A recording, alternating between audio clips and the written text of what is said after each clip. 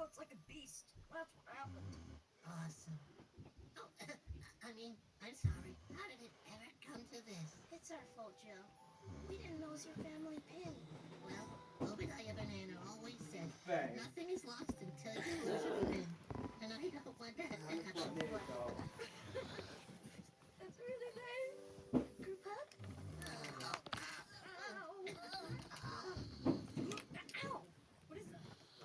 Oh, hey, darling, here's your pen. What? Your pen. Look, it's got your initials on it. Great. Oh, man. You know what this means? It means the pin you lent Joe was my pin, not yours. And I was the one who chewed it. I always chew my pin. All this fighting for nothing. When I had the pin in my pocket the whole time. Pretty fun, I guess. Guys?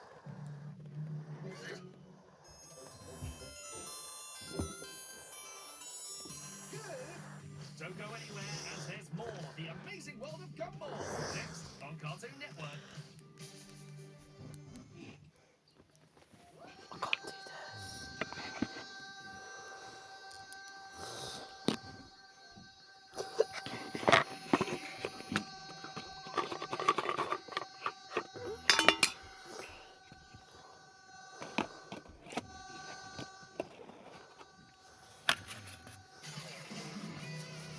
Regular show on Cartoon Network.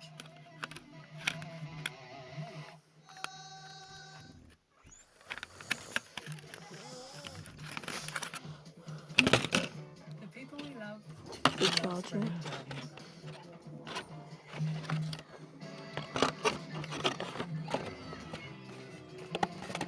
they bring them home when they don't. What I need. Regular detergents leave germs behind. Add Dettol laundry sanitizer. Do I need? Better. Spread the love, not the I'm germs. not gonna do it now. Because everyone is charged.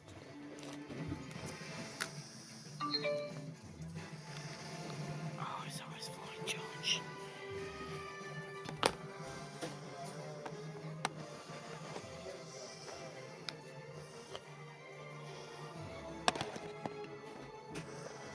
Step into Disney Adventure World at Disneyland Paris.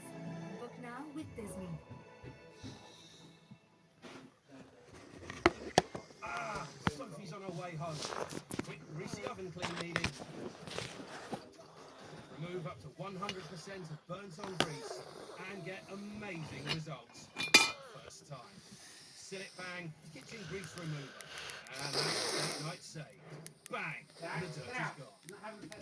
Dear Grandma, you've moved to a Christmas home. This is the magic faraway tree. I wish I had someone else's voice. I wonder if it worked. New Paw Patrol search and rescue vehicles. Let's go. Chase to the rescue. Dog and save. Pull back Sky for takeoff. Fly and save. Let's rescue all the animals with Bubbles and the whole party. We did it. New Paw Patrol search and rescue vehicles, each sold separately. Meet I don't my touch new my Beach iPhone. Fabric Refresher. Thank you very I much. use this every day all around my home to fight odors and enjoy freshness. Its new 2-time action formula really fights odors and freshens fabrics. After I make the bed, after I catch my dog on the couch. It even makes shoes smell fresh, providing up to 24 hours of freshness on fabrics. Breathe happy with new Febreze Fabric Refresher.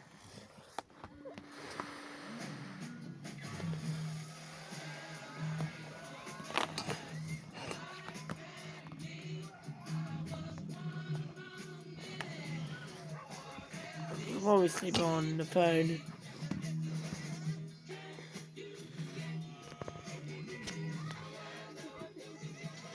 More beaches, more pools, more activities. Enjoy so much more for so much less at Haven. Your happy place can become unhappy when bad odors wait at home. Use Febreze plug-in. Just insert the refill and plug it into the socket.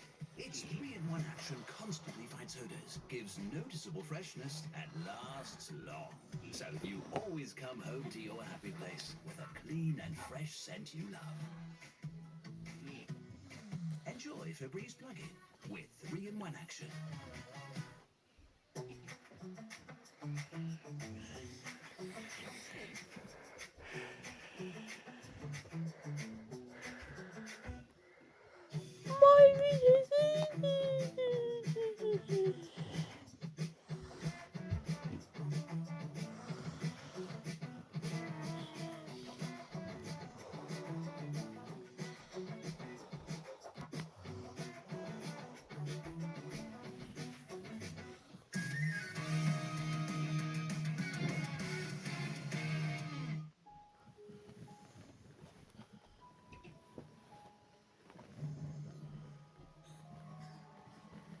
Mom, wake up!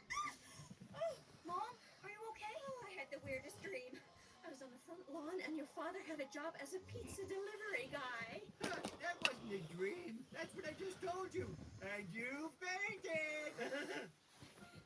I guess I was just overcome with a strange new feeling. What do you mean? I think I'm I think I'm Claire. I think I'm proud of you, Richard. Yes, I think so. It's just I'm not used to saying that word much, particularly to describe your father. Oh, I think I need to go lie down. Something about this is not right. Please follow him and make sure nothing goes wrong. I gotta say, Dad, I never thought you were gonna get a job. Neither did I. I found a number for Fervitus Pizza Delivery, but I didn't realize it was a job application. I should have known it was strangely one of my social security numbers. But look at me now. I am an Italian food distribution engineer. Your mother is proud of me, and best of all, I can eat as much pizza as I like. They give you free pizza? Technically, no. But what I do is... Step 1. Remove a slice from the center of the pizza. Step 2. Eat the pizza slice. Step 3. Push the remaining halves of the pizza back together and cover your tracks. Step 4. Put the pizza in its box. Step 5. Enjoy how clever you are. Step 6. Repeat. Well, these pizzas aren't going to deliver themselves.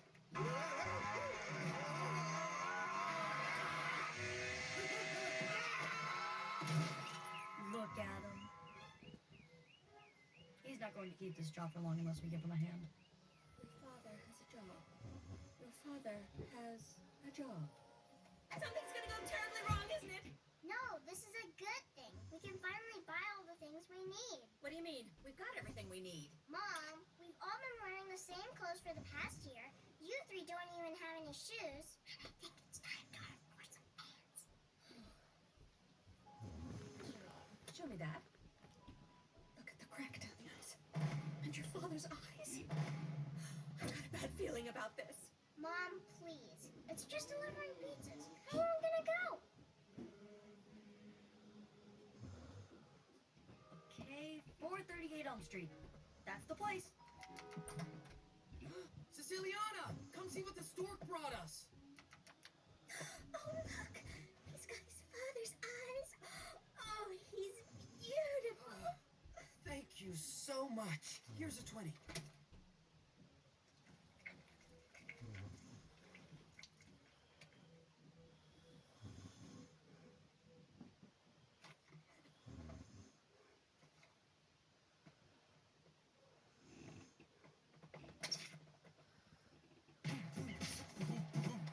Here I am. I got a J-O-B. Earning plenty of dough for my family. Yeah, Richard Watterson, employee. So have some R-E-S-P. Security key. I got a pizza in the bucket, got a cola in the bottle, and I get it to your place when I'm putting on the throttle.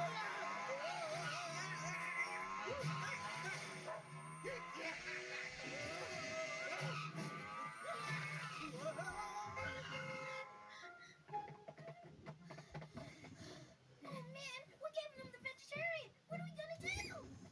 Improvise. Are you sure this is going to work? Because right now, it kind of looks like a load of grass and dirt. Yeah, it just needs some mozzarella. There. Oh, finally. I've been on this Tibetan diet where you're supposed to eat nothing but sunlight, but it's been really cloudy. I think I need to eat something that actually exists. Oh, that's disgusting. At least it was organic. Dude, I think he stopped breathing.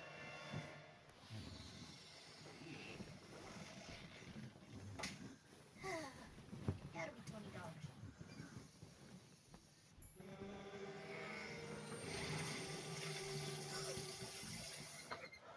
Anais, did you see that? See what?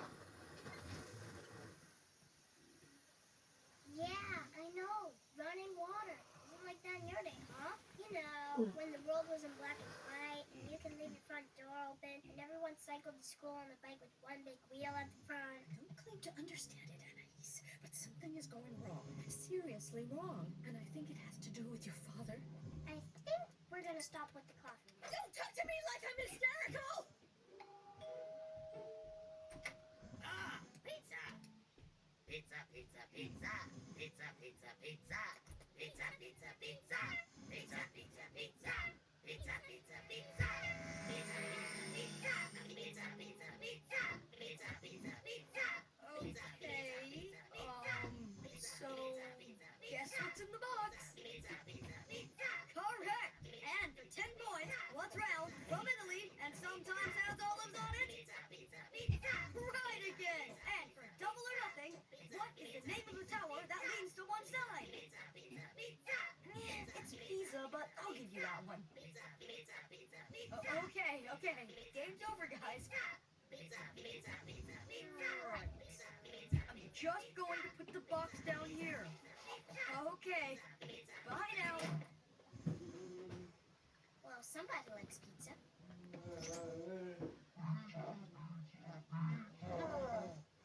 That's one creepy bunch of bananas, man. Mom, when you say Dad having a job has upset the fundamental balance of the universe, are you sure you don't just mean he's changed the balance of power in the house, and that upsets you because you're a little bit of a control freak? No. Well, maybe. I don't know anymore. Boys, what's going on with your father? Has something terrible happened? He dropped a few pizzas, so we delivered them. That's about it. Maybe I should just try to forget about this. Reports of strange occurrences all around Elmore. Have food and stuff. It's been nighttime all day. It's supposed to be noon.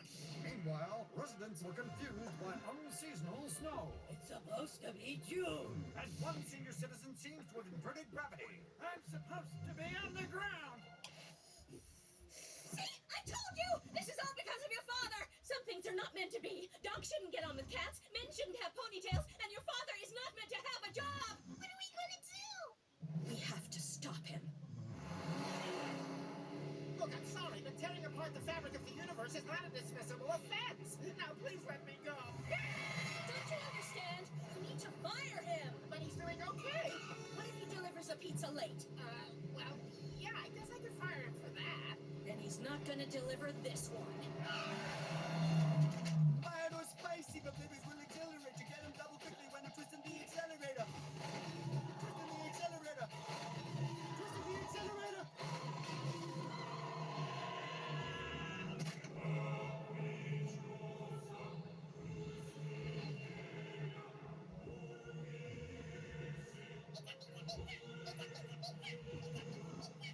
We must be getting close.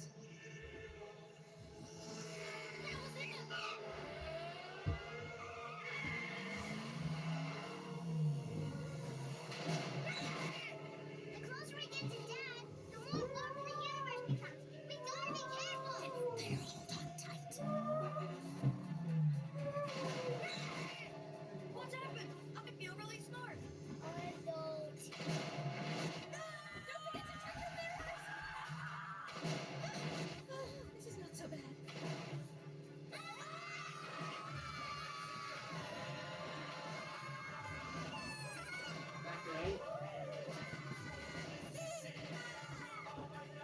I think the worst is over.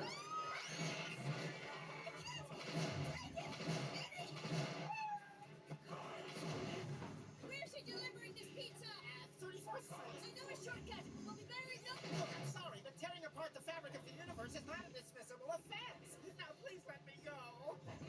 What the? Oh, man, we went back in time. We'll never catch up with him. We'll see about that.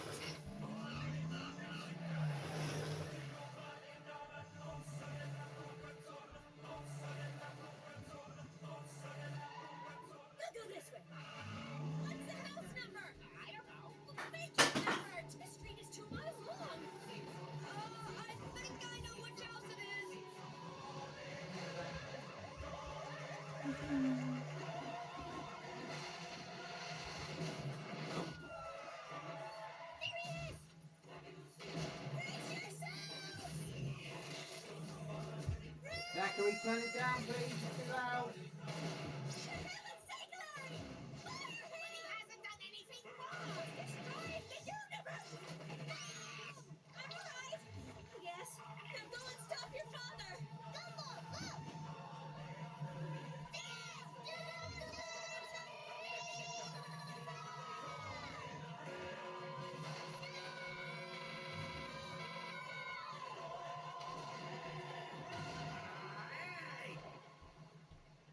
Have you been eating this pizza? Just a little bit from the middle. Watterson, in accordance with Article 34 of the Firminous Pizza Handbook. Fire thee.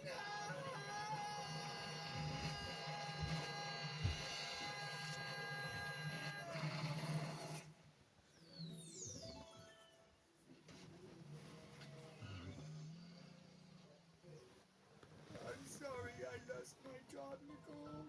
I know you were really proud of me. It's alright, honey. Don't worry, I'll get another one.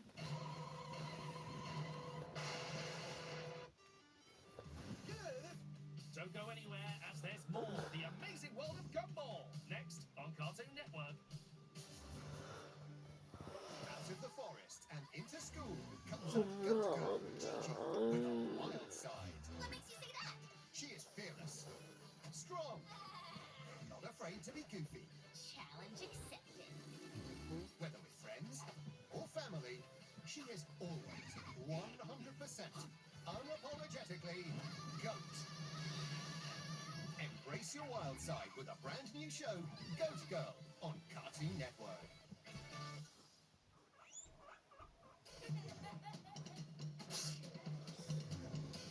The people we love spreading germs.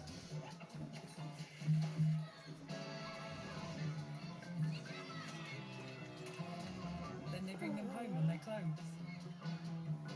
Regular detergents leave germs behind. Add Dettol laundry sanitizer to kill them. Even on a cold wash. Dettol, spread the love, not the germs. Kilopartisis.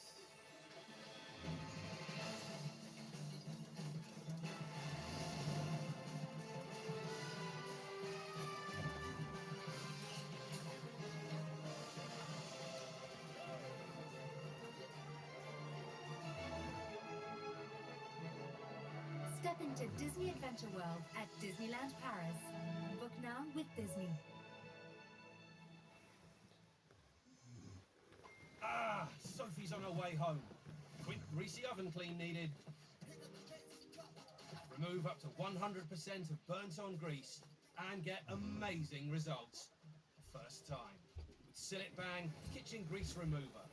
And that's date night saved. Bang! And the dirt is gone. What is this place? The magic faraway tree. What's a bad land among them, apart from the land of Dame Snap? Okay. It might be amazing. Some folks say it's enchanted. The Magic Faraway Tree in cinemas March 27th. New Paw Patrol search and rescue vehicles. Let's go! Chase to the rescue. Look and save. Pull back Sky for takeoff. Fly and save. Let's rescue all the animals with Rubble and the whole park team. We did it! New Paw Patrol search and rescue vehicles, each sold separately.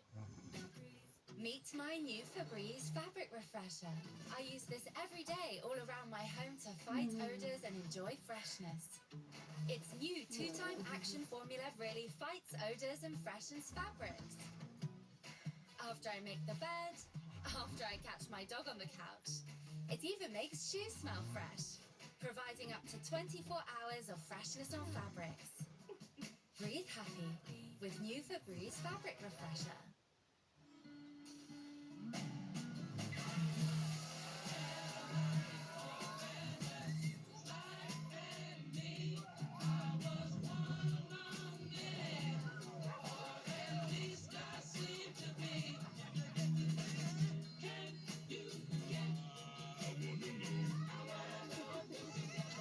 More beaches, more pools, more activities. Enjoy so much more for so much less at Haven. Your happy place can become unhappy when bad odors wait at home. Use Febreze plug-in. Just insert the refill and plug it into the socket. Its 3-in-1 action constantly fights odors, gives noticeable freshness, and lasts long. So you always come home to your happy place with a clean and fresh scent you love. Enjoy Febreze plug-in with 3-in-1 action.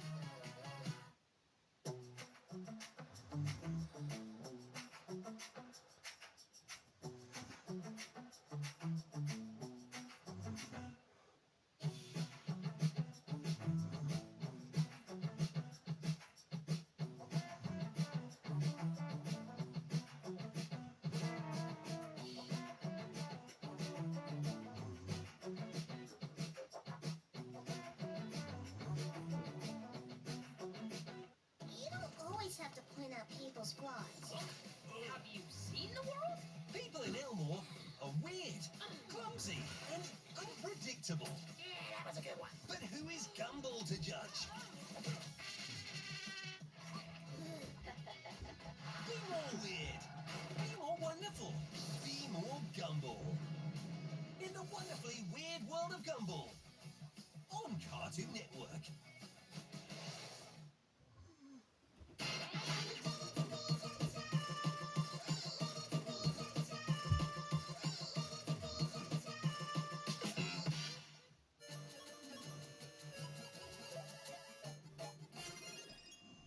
Camera! Alarm clock! Laptop! You sure we won't need it anymore? Of course not. What is all this? We have everything we need in one state-of-the-art little package. I don't understand what all the fuss is about. We never needed a cell phone before. What are you talking about? I don't know how we ever managed to live without it. Okay, where's the camera? No camera. Alarm clock? No. Please tell me we have the internet. Dude, I think this manual is printed BI. Before internet. I know that one day I'll feel regret about the many things we have lost today. But right now I don't care because... Who's got a phone? We got a phone. I said, who's got a phone? We got a phone. Wow, that's right. Dude, I think I know why we haven't received any calls yet. Is it because you look like a dork with your brick phone hands-free headset? No, it's because no one's got our number. Ah! Hey, Ocho, here's our number. 0110000 1101 111 011 011 110 110 That spells poop in binary code. What are you doing? Not Ocho. What? Why not me? Cause you're nuts. What was that? Nothing. It's just that occasionally you can get a little intense. Oh yeah? Is this intense? Is this intense? Is this intense? No, that's a perfectly normal level of intensity. That's a relief. I just want to make sure I don't scare anybody. Thanks for the number. Dude, be more careful. We can't just go around giving our number to anyone. Hey, everybody! We got a cell phone! Who wants our number? Oh, come on. Ring already! Dude, I think you're getting a little too hooked on this phone. Shh, I don't want to miss a call. Hello, Gumball speaking. Please be quick. I'm a very busy man. Hello?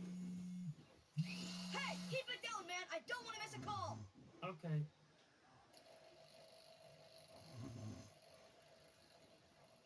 Gonna take like 3 weeks to drill this hole now. I don't care!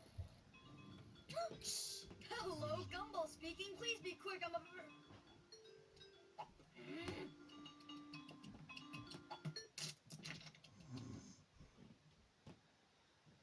I'm not addicted. Hello? Just take it. I don't want to see it anymore. Hello? Oh, hey, how's it going? What? Hold on. Do you mind? This is for me. Sorry, what? Oh, nobody important. Oh, I don't think you're nuts, dude. Maybe going to the cafeteria was a little... Never liked a stupid phone anyway. This is the moment of truth, my friend. Final level. 1 life left. It is time for the combo breaker. 3, 2, 1. Go, go, go, go, go, go, go, go, combo breaker! I should probably give that. Leave it, dude. Focus. If we lose here, we'll have to start the whole game again. And I can't go through that. But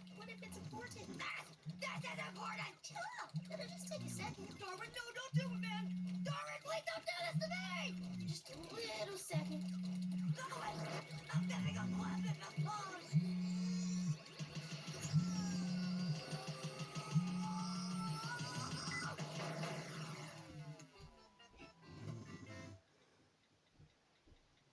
How do you spell low?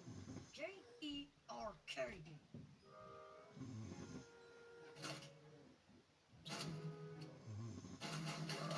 OMG! OMG! U-N-2-H-L-P. Dude, texting is for phones. We use real words when we talk with our mouths. Phone. I was texting in the library and Mrs. Small confiscated it. You have to get it back. I'm sorry, Darwin, but maybe it's for the best.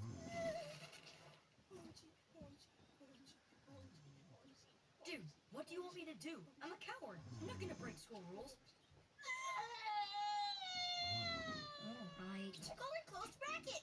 What's that?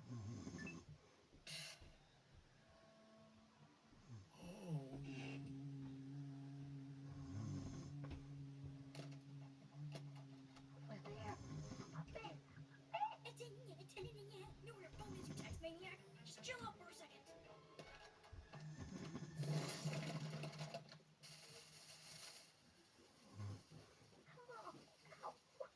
Will you be quiet?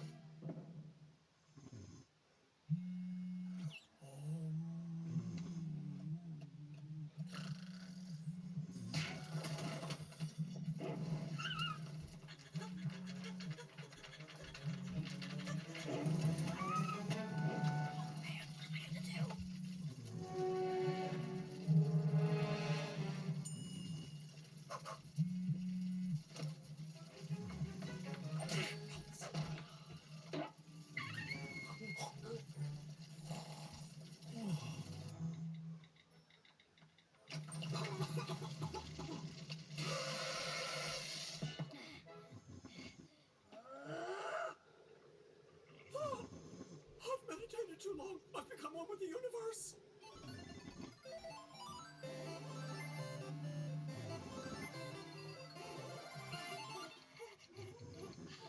Darwin, we need to talk. Yeah. You know, I love you, man. Uh-huh. But I think you have a problem with that phone. Yeah. So I've arranged for your butt to be surgically grafted onto your face. Yeah. Yeah, sure, great. You're not even listening! Why don't you text me? Give me that! Give me it! Give me it! Look at what this thing has done to you! Your right spin is worn down to a stump from all that texting. The left side of your head is burning from all that radiation. And worst of all, your tail is falling off! What? Seriously? No, I just added that for dramatic effect. But you get the point! This has to stop! I'm sorry, but Darwin isn't available right now, or ever again. Please, get a life, stop texting, and never call again after the beep! Beep! You're right. Ocho and I are phone addicts. Please don't tell me that was Ocho I just spoke to. Who do you think was calling me all the time?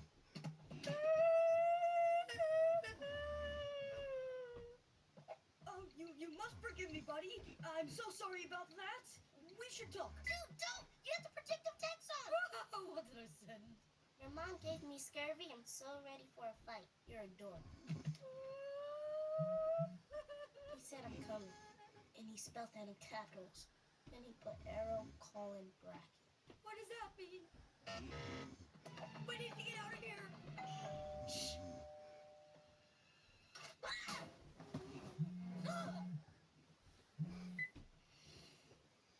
Hello? I know you're behind the door. No, no door here. Bye. Dude,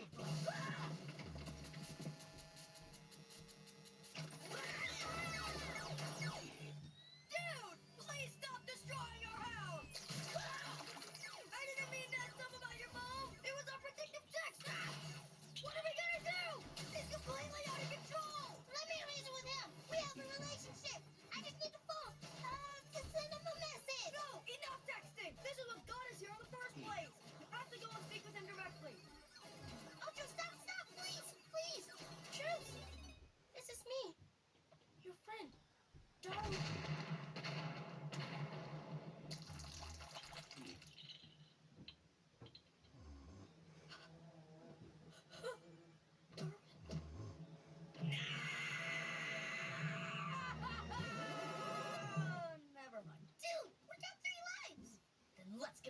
of his own medicine.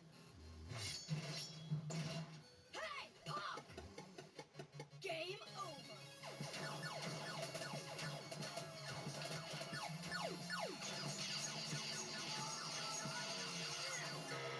We got him! Really? Nice shooting, noob. It's the trash lid that's defective. Typical, blame the controller.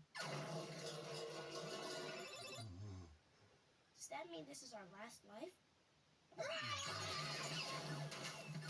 Gumball, we need to call the police! We can't! Why? I lost the phone! Where? Let me get in! Do it! This is our last life, and you're gonna waste it on some stupid phone! You asked for this! Oh, gross! Go away! Well, it still looks like a brick to me.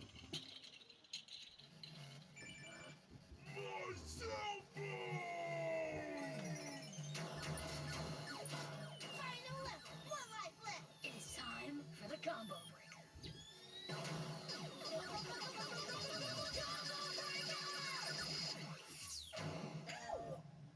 Ocho, what are you doing? You're not fighting again, I hope. Oh gosh, did I get a little too intense again? Nah, totally normal level of intensity. Are you sure? Yeah. Are you sure? Yes, yeah. Are you sure? Yes, please go home now. Oh, that's good. He can get a little carried away at times. Come on, Ocho. Dinner's ready. See you tomorrow, guys. Nice in the front, Mom.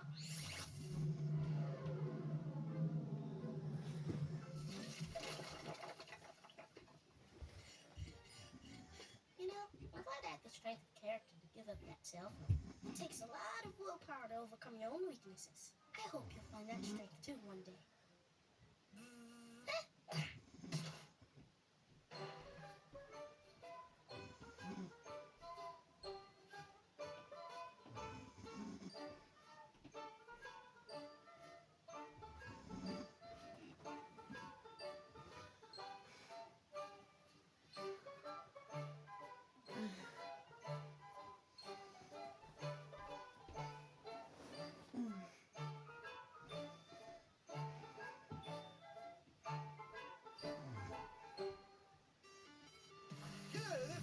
Don't go anywhere, as there's more The Amazing World of Gumball next on Cartoon Network.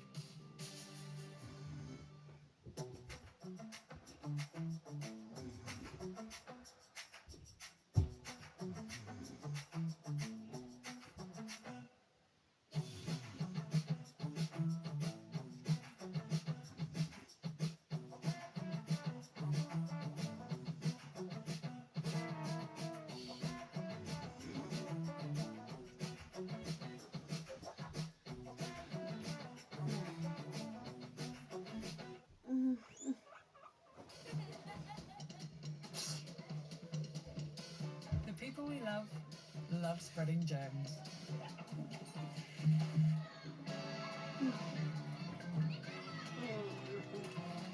Then they bring them home on their clothes. Regular detergents leave germs behind. Add Dettol laundry sanitizer to kill them. Even on a cold wash. Dettol, spread the love, not the germs.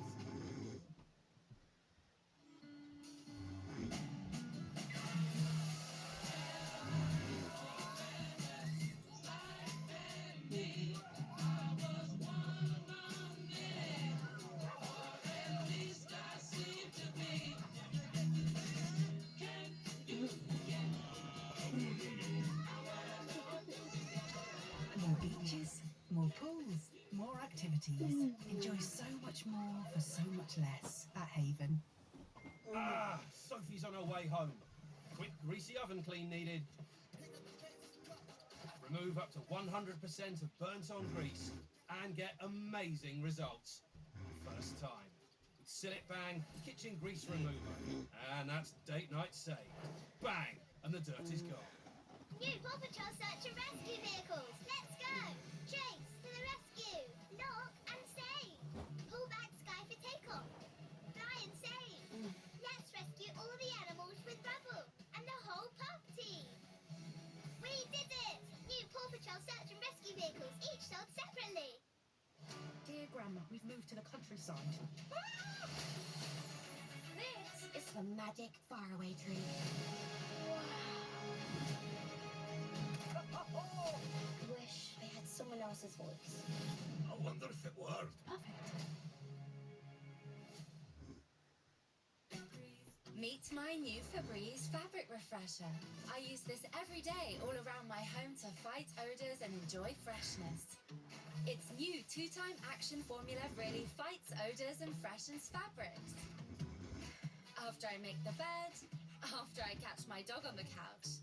It even makes shoes smell fresh, providing up to 24 hours of freshness on fabrics.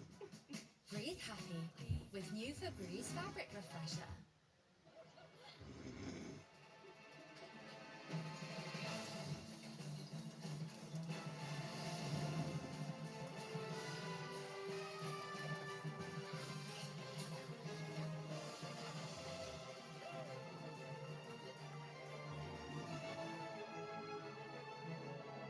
Step into Disney Adventure World at Disneyland Paris. Book now with Disney. Your happy place can become unhappy when bad odors wait at home. Use Febreze plug-in. Just insert the refill and plug it into the socket. Its 3-in-1 action constantly fights odors, gives noticeable freshness, and lasts long. So you always come home to your happy place with a clean and fresh scent you love. Enjoy Febreze plug-in with 3-in-1 action. A good imagination can transport you anywhere. Jungle. Yes, even the jungle. Swinging on jungle vines. To the big city. Hello, city. So, where should we go next? In new adventures of Silly Sundays on Cartoonito. Out of the forest and into school comes a goat girl, Gigi, with a wild side. What makes you say that? She is fearless, strong, not afraid to be goofy. Challenge accepted. Whether with friends or family, she is always 100% unapologetically goat. Embrace your wild side with a brand new show, Goat Girl, on Cartoon Network.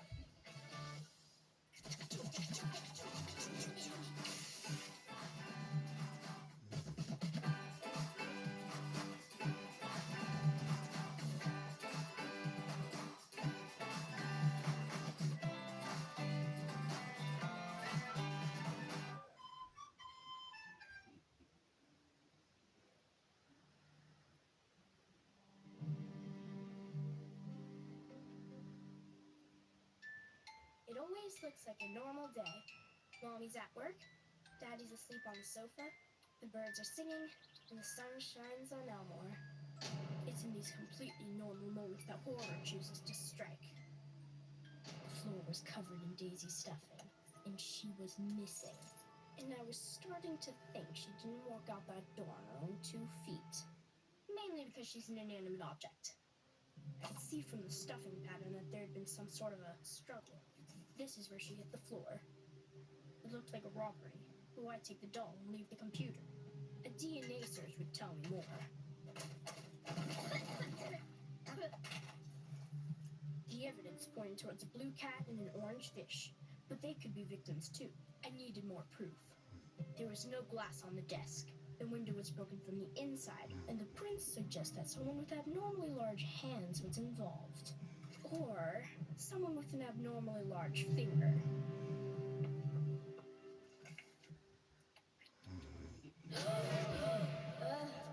There was enough sugar in that bowl to turn their brains to jelly.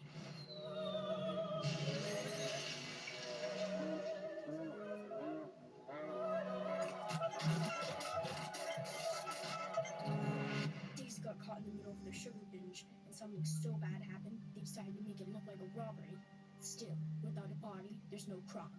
I needed a witness. Yeah. What's that? What does it look like? Police tape. Why is it 8 inches off the floor? Because my arms are too short to... I'm the one asking questions here. Are you playing good cop, bad cop? No, this isn't a trash 80s cop show. This is quality subscription television, mysteriously mumbly Southern detective. Yeah, here is where it come from this here room this morning. weird coming from this room this morning. No, but there was a strange noise coming from the bathroom. Sounded like... Kind of like a slice of ham caught in a desk fan? No, wetter. You mean like a cafeteria lady being slapped in the back with a fish? A little less wet, a little more fluffy. A watermelon hitting a sofa bed? In June? In Kentucky? More like fabric being ripped by tiny fingers. The next thing I knew, the boys ran out of the house in a panic. Thank you, sir. That'll be all. What are you gonna do? Don't hurt my boys! Them's my boys here! My boys! The man wasn't lying. The boys did something terrible. He stood there sweating. Another small-town yokel who wasn't enough of a man to prevent his son's... Hey! Did I say that out loud? Sorry, it was meant to be internal monologue. Well, you better be nice with your monologues, young lady. Sorry, Dad. Another decent man whose sons went off the rails and were beyond his control. That's more like it. Two boys high on sugar and a sweet doll caught in the middle. I was scared to discover what happened to her. Could I even open the door to that bathroom?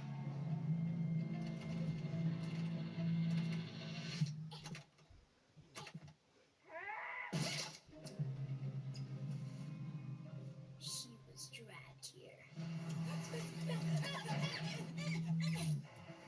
No, she's not responding! We're too late! It's never too late. Okay, now it's too late. Seems like there was a lot of movement. We went from here to here to there. Were they fighting? More like Irish dancing. No, they were panicking. There are droplets on the floor. What are they? Saliva? That would suggest an argument. Whenever he's losing an argument, Gumball always resorts to a raspberry. Or are they tears? Maybe Darwin lost the argument. But what were they arguing about? Scissors? Oh no. Let's do it! It's the only way to get rid of the evidence! I can't! But she won't flush in one piece! She might, but you have to eat her first. No, they wouldn't be that stupid. The garbage bag is gone, and toiletries, and their toothbrushes. It's not gonna work. We need another way to get rid of her. What are you doing? I say we run. We've already gone too far. No, we haven't. We're still here. That was a metaphor. If we run, we're goners, Darwin. But who's to say the police will take us down? Sorry, that one wasn't a metaphor. I literally can't run. I'd croak 30 meters from the house. We need to deal with this here and now. Darwin. I'm sorry. No, wait! The only way to find Daisy is to find Gumball. But this is where the trail goes cold. And the best... Are you done yet? Yeah, sorry. I continued my search, but all I found was myself, going in circles. Put your helmet on, sweetie.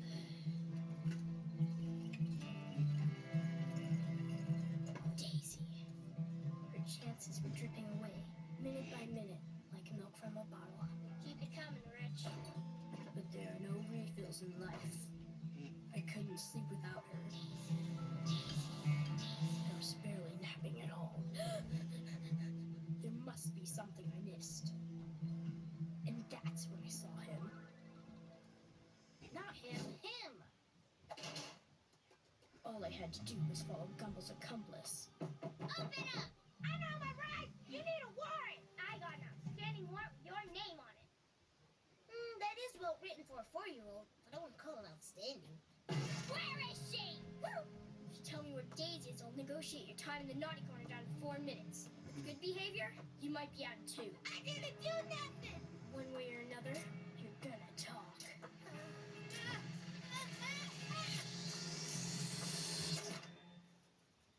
Thank goodness. I thought you were gonna hurt me with that. No, that's what these are for. Okay. I'll talk.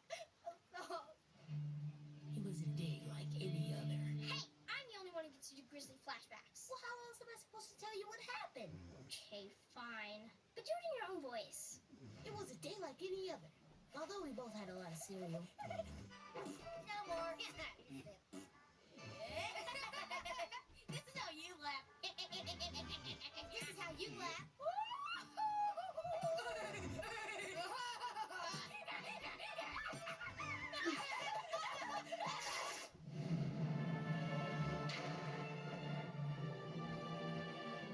We were just kids having fun. It was an accident. I told him we should confess, but he wouldn't let me. Then we went to the bathroom and... I know what he tried to make you do to her. I know. But where's he now? If it's just a split seam, maybe we can still save her. Save her? The cellar! That's where he took her. And just one more thing. Why did he need the trash bag? What? Oh, of course, for Daisy. Somehow it always ends up at the bottom of a cellar. This is where we abandon our darkest mistakes. Between the treadmill and the fat-free grilling machine. But I wasn't gonna let the darkness take her, not Daisy. Freeze! Don't! Don't wait. I said don't away! Get on the ground! I didn't do nothing! It wasn't my fault! Then why are you digging a hole? I was gonna go underground! That's not what that means! I realize that now! Please, don't make a pew-pew sound with your mouth!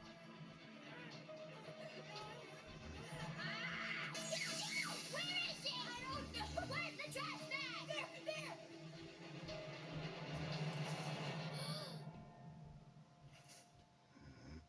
What? It was Gumball who ran away.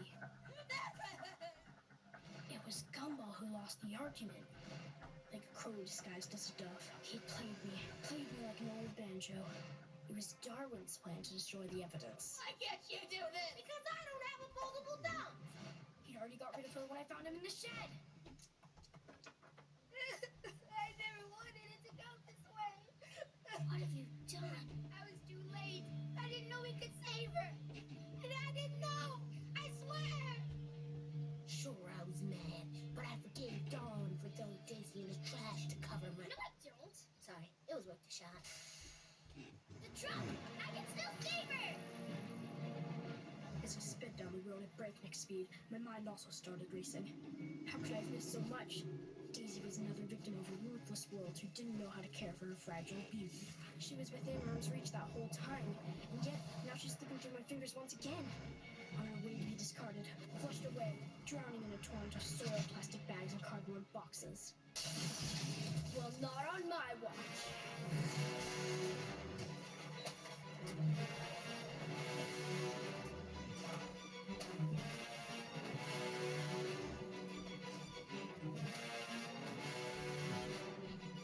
I'd given my all, and it still wasn't enough. I had failed her. That's when they arrived.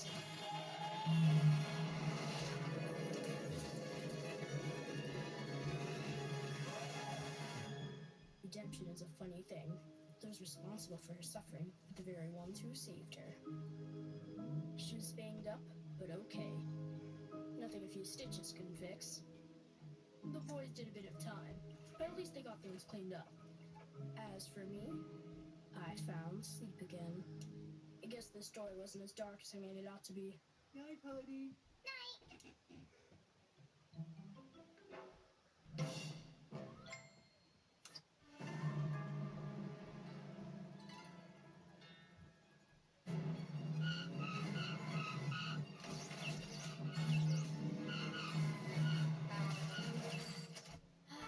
That's better. Come on, we're gonna be late!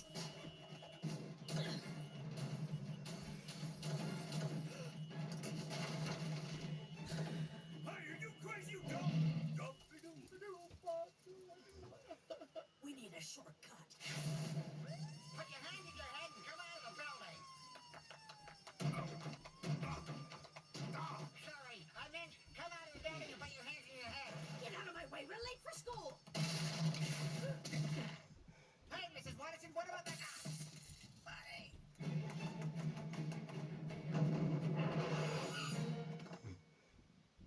What? We travel faster than the speed of sound. Give it a second.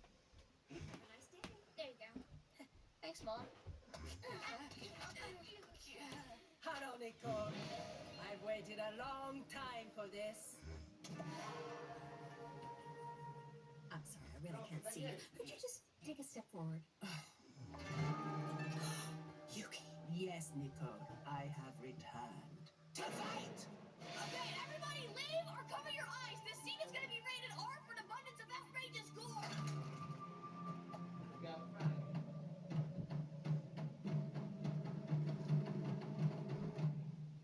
I'm sorry, Yuki. You win. I don't want any trouble.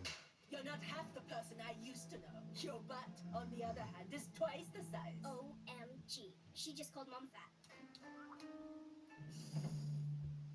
It was nice seeing you, Yuki. Come on! Where is your honor? Fight me! Fight me! What? The actual what? I can't believe Mrs. Mom just walked away. Maybe she walked to that woman's house and ate her pets. No, that was weird. She looked like she'd seen a ghost. Maybe Mom is afraid. Weird. I never thought I'd hear the words mom and afraid in the same sentence. Unless the sentence was, I'm really afraid of your mom. Or, you should be afraid of our mom. Or, the test results just came back. I'm afraid your mom isn't 90% water. She's 90% anger. So what happened? Oh, nothing. She was just an old school friend. I meant what happened to the car. Oh, that. Oh, it's just a scratch. Seatbelts, please. Here we go.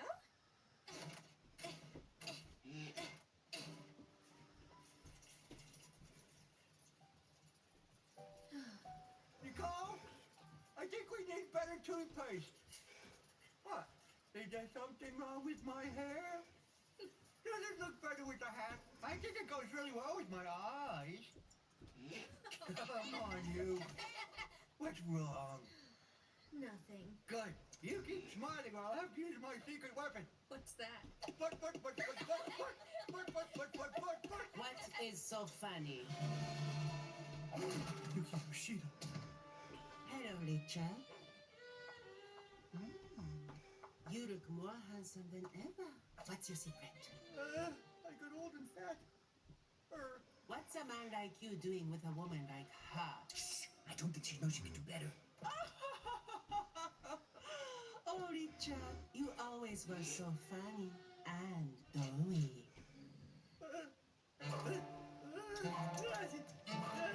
Somebody pinch me, I must be dreaming. Oh, sorry. I thought you said punch, not pinch. There is no point, Yuki. I refuse to fight you. What kind of woman would do nothing in the face of such dishonor? Mom, can we go, please?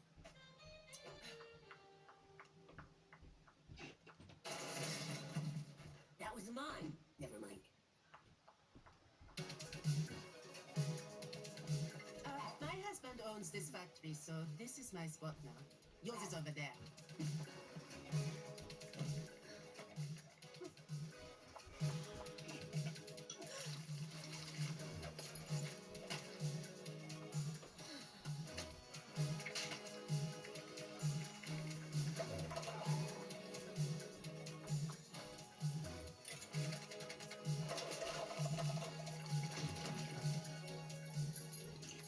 To be honest, compared to the rest of the stuff you've been doing, this is pretty tame.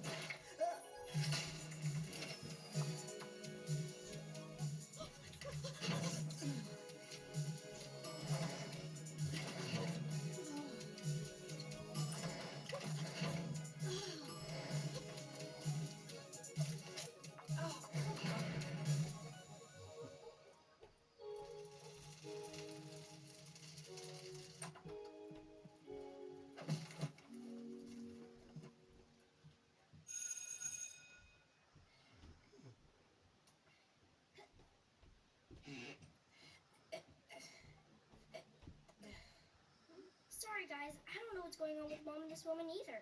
I do. They have history. Once upon a time, Nicole and my mother were friends, studying karate under my grandfather. Separately, they were strong, but together, there was nothing they could not do. Until the Elmore Kumite, a ruthless martial arts tournament. Nicole was mother's kohai, her protege. But as the tournament progressed, they had to face each other in the final fight. My mother should have won easily, but your mother's fighting spirit allowed her to triumph. Dishonored before her sensei, my mother left America in shame. Nicole gave up the way of the Bushido out of sadness for losing her friend. Back in Japan, my mother trained all these years for her next fight. And now, she's back to regain her honor.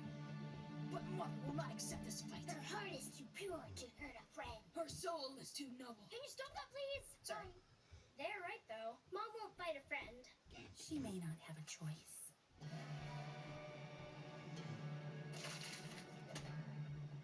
Your Mother has to take care of some unfinished business. Don't follow me, it's too dangerous. There's leftover ham in the fridge and some tater tots in the oven. Do not microwave them, they'll go soggy.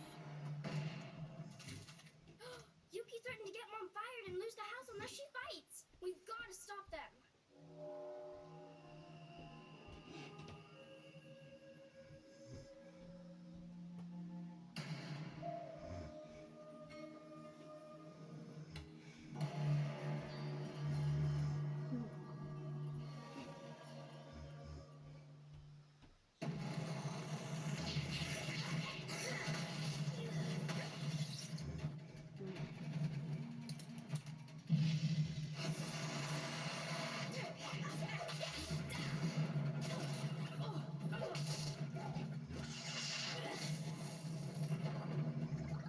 What took you guys so long? Takes ages to get anywhere with these legs. Are you also here to stop the fight? Yeah, but then I realized I'd probably get annihilated trying.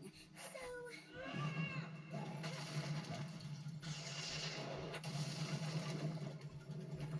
You fought well, Nicole-san, but I've been training my whole life for this moment. Let me show you what I've learned.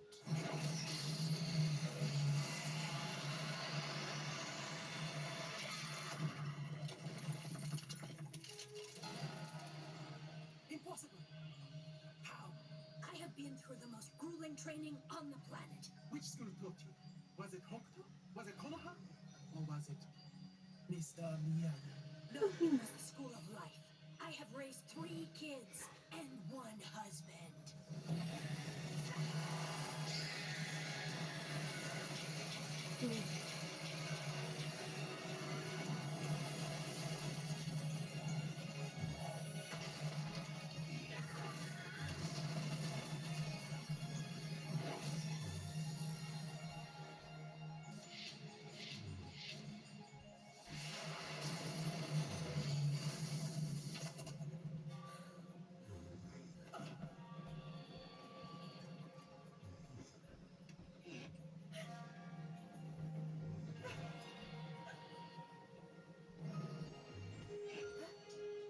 Let's just be friends. I don't need your pity!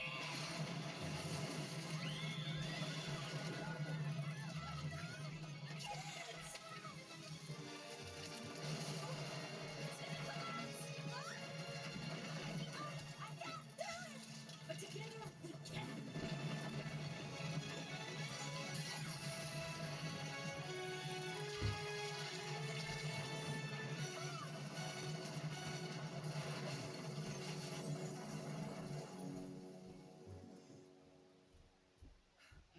I'm sorry, Nicole.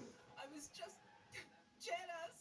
Well, you shouldn't be. You always have the best hair and house and car and butler and ponies and pony butlers. I can't believe I tried to annihilate you. I tried to annihilate you first. Don't worry about it. I missed you. I missed you too.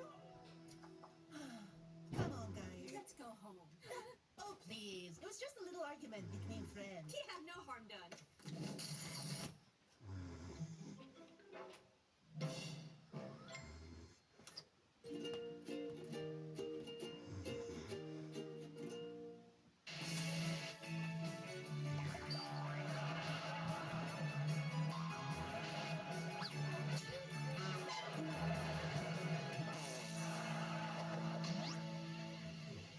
Ma'am, do you find the new speed bumps in your neighborhood a nuisance? Yes, I believe these imported speed bumps do not fit the regulation standards.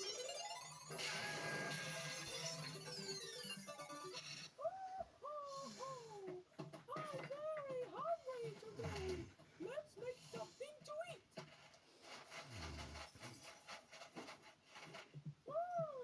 This looks delicious. It's backflip time. 1, 2, 3.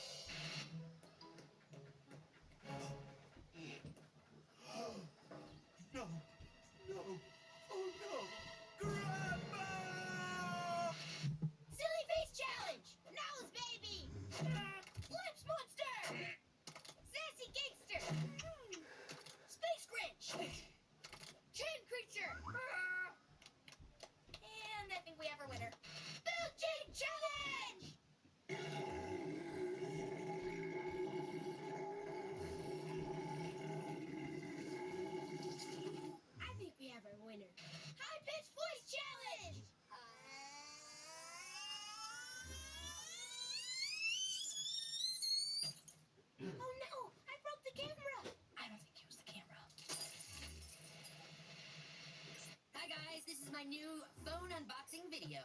My old phone told me it needed an update, so I followed its advice, threw it away, and my dad bought me a new one. Here comes the moment of truth.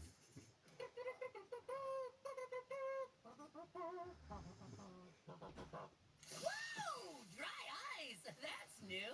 They really know how to make it spectacular. And here it is, the new... What is that? Okay, so yeah, after a little research, I discovered what happened to my package. Looks like it was dispatched to the wrong address. Well, good day.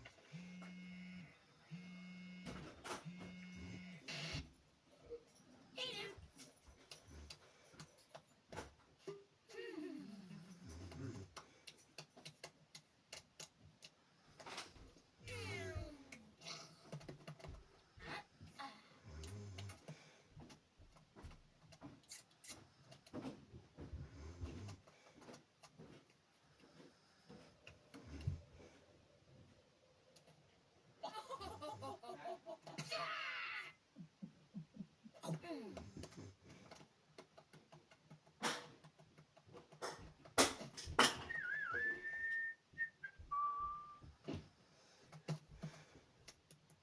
Gotcha. All right, bye. See you later. I love butter, but science claims the body is not designed to consume only butter. Well, man has been known to overcome every great obstacle in his existence. We've been on the moon and proved the Earth is flat, and Albert Einstein brought a guy named Frank back from the grave. So I'll tell you what, real science is not taking no for an answer. Ladies and gentlemen, I give you Butter Smear! It's the combined taste of all the essential food groups. Burgers, bacon, sausages, fries, bacon, burritos, curries, bacon, bacon, bacon, all in one healthy yet delicious yellow spread. I've eaten Butter Smear every meal for 11 days now, and I feel no ill side effects at all. In fact, I've lost feeling in my entire body. Pledged today to help me push mankind one step further. Butter Smear makes everything taste a little bit butter. If you're watching this video, please call an ambulance. Alright, everyone, let me show you how you can go from this to this. First, let's get this heart pumping. Start with squats. It's gonna go fast, so just try to follow my moves. And 1, and 2, and 3, and 4. Feel the burn. That's right. Now for some sit-ups. And 1, and 2, and 3, and 4. Let's keep going. Push-ups. And 1, and 2. Now you're working. And 3. And 4. Well done, everyone. In my next video, we'll be going into more acrobatic exercises. Here's a little teaser. Backflip. This was 4 steps to get in shape with Coach Russo. Warning, not for the faint-hearted. You are about to see the first real footage from a last episode called Logarithing. Most people who have watched it have never been seen again. Logarithing contains scenes that some viewers may find extremely upsetting. The amazing world of Gumball cannot and will not accept any responsibility for the effects of what you're about to see. You have been warned.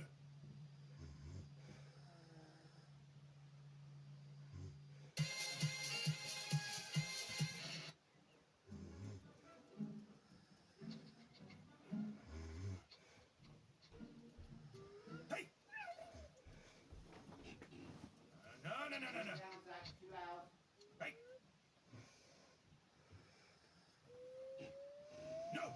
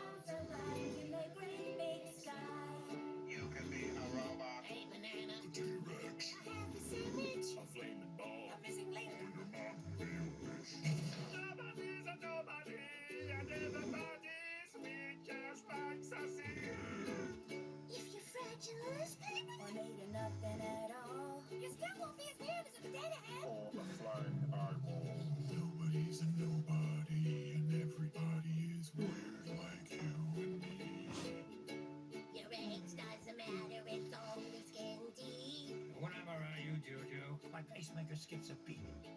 Nobody's a nobody, but everybody is weird like you and me. So don't be scared to come out of your shell too. There's always someone out there to love the real you. Nobody's a nobody, and everybody is weird like you and me. You can walk, cross, single, possible high. If you go in different ways, you're my kind of guy. Difference doesn't matter if nobody's the same. Snakes fill every star in the great big sky.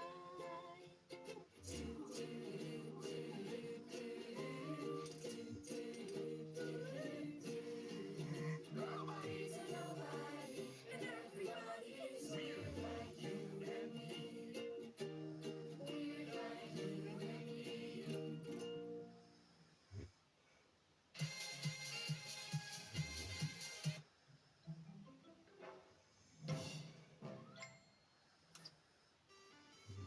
Good. Don't go anywhere, as there's more. The Amazing World of Gumball. Next on Cartoon Network. Out of the forest and into school comes a goat girl, Gigi, with a wild side. What makes you say that? She is fearless, strong, not afraid to be goofy. Challenge accepted. Whether with friends or family, she is always 100% unapologetically goat. Embrace your wild side with a brand new show, Goat Girl, on Cartoon Network. Wake up! For brand new Mr. Bean! Hello. He's been busy. Helping? Morning. The only way he knows how. Find out what he's been up to in Mr. Bean Takeover Month with brand new Mr. Bean all this month on Boomerang. A good imagination can transport you anywhere. Jungle. Yes, even the jungle. Swinging on jungle vines. To the big city. Hello, city. On a sea adventure. Or way above the clouds. Birdie flying. So, where should we go next? So many choices. The new adventures of Silly Sunday. On Cartoonito. You don't always have to point out people's flaws. Have you seen the world? People in Elmore are weird, clumsy, and unpredictable. Yeah, that was a good one. But who is Gumball to judge? Be more weird. Be more wonderful. Be more Gumball. In the wonderfully weird world of Gumball. On Cartoon Network. Adventure time!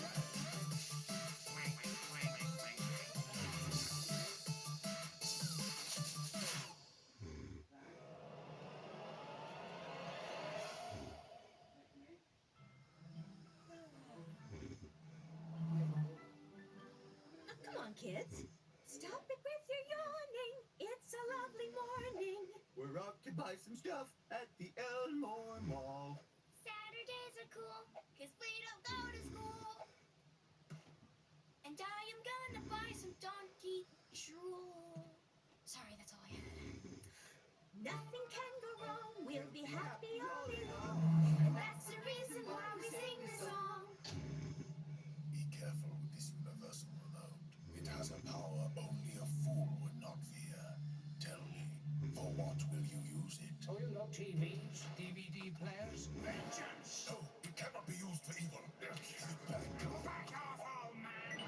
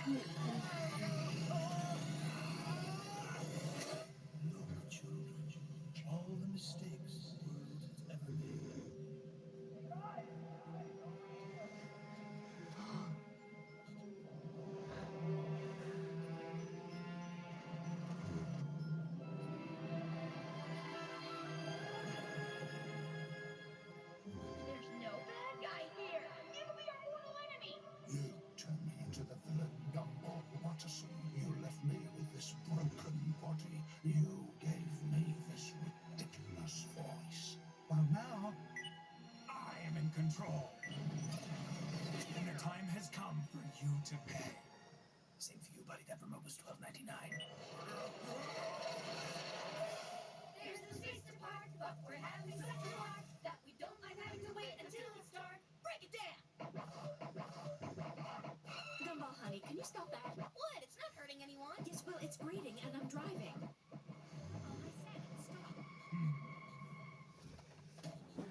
Prepare to suffer. No, I won't ask you again, but I'm just playing.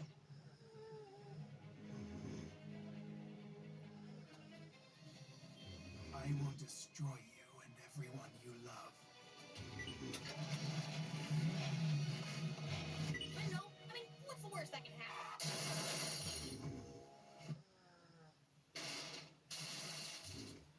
Everyone is happy because they realize it wasn't my fault, and even if it was, I wouldn't have done it on purpose, and therefore they forgive. I told you to stop playing with that window, but you never listen. Talking to you could be like trying to comb the skin of a kiwi fruit. What? This is gonna cost a fortune. You think money grows on trees? I guess it does because it's made of paper. But that's not the point. I'm cutting off your allowance for broken up as it is. I'm so angry I can't think of words, so I'm just gonna make sounds.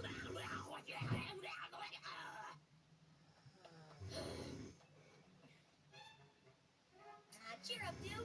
Look, we still got $2. We can buy a game from here. Everyone knows the bargain bin is a grandma Christmas trap. Extreme tractor racing. The review says here's a cheat code. Go left forward, forward, right forward, back to the store where you bought it, and ask for a refund. Then you see the donkey, the video game. If boredom then puts you into a coma during the show, then this game will finish the job. Hey, look! They have a new Legend of Zelmore! Wait, what? The Tale of Zolmore? For Collie Station? There's not even a disc inside. It's painted on the box. It's a knockoff. Now prepare to lose your brother. Now we have nothing to play for the whole summer. If we hadn't adopted him, we would have enough money. Are you serious? Huh? What do you mean, isn't it obvious? Am I stupid? Dude, what's wrong with you? Apart from the fact you're a glorified pet that looks like a tiny orange sausage? Ow! Dude! Dude! Hey, wait! What's going on?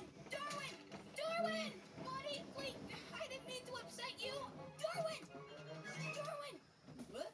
You thought I was the hot dog guy, right? No, I thought you were my brother Darwin. Oh, that's a nice shape. Mom! Dad! Don't worry, sweetie, we'll find him. of course we understand you when you're making no sense. We're your family. I think I mistranslated a word, though. When you said, did you really mean equal magic subtitles? And now it's time for you to lose your parents. Parental filter off. Okay, Nicole, here's the plan. You sort out this mess, and I'll get a box of donuts and eat away the stress this family keeps dumping on me. Honey, I know it's difficult because it's so prominent, but could you please forget your stomach for a minute? It's your nagging voice. I wish I could forget. Well, I wish I could forget you forgetting our anniversary. Sorry, kids. Could you just cover your ears for a sec?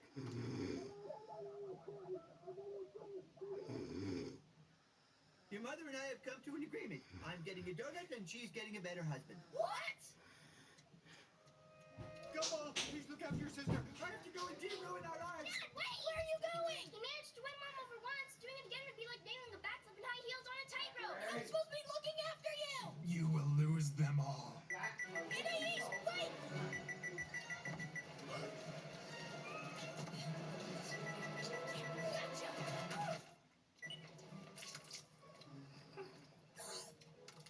I know there's no way to make this look okay, but I'm gonna try anyway. Danny，有人話咗我成日，而家就好似我呃緊你咁。我知道你會呃我，不過用呢個語言就好似同你鬧交咁啊，所以我而家好唔開心。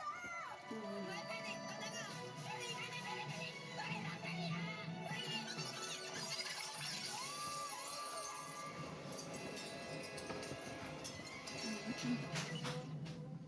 ！Huh? What is this? What's going on? I did warn you. I said I would destroy you and everyone you love. You! It was you who did all this! My arch nemesis, Roy! No, my name isn't. My name is Rob. Gosh darn it! Oh, I'm sorry. But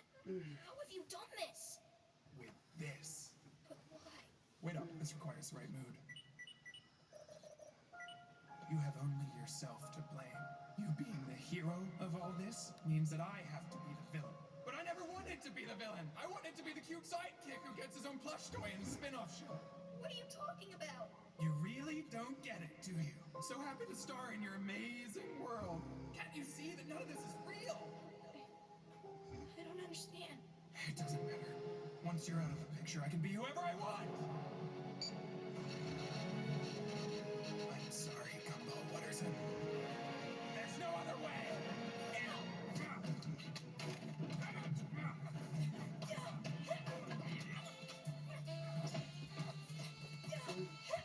Is it me, or does this music have a whole different vibe to the situation? Yeah, hold on.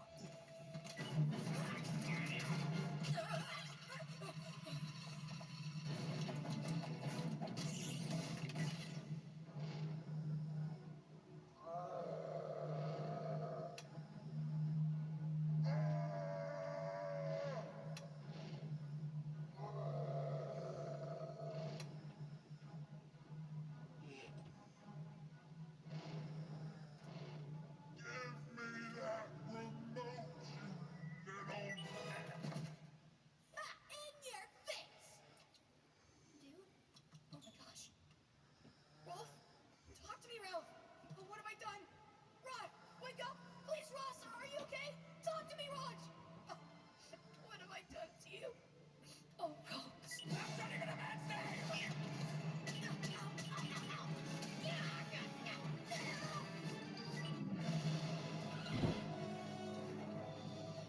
Time to eject you, once and for all.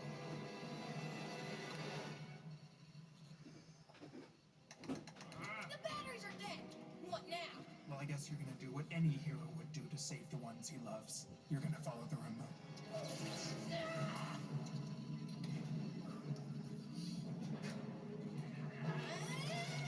It's pretty high. Maybe just...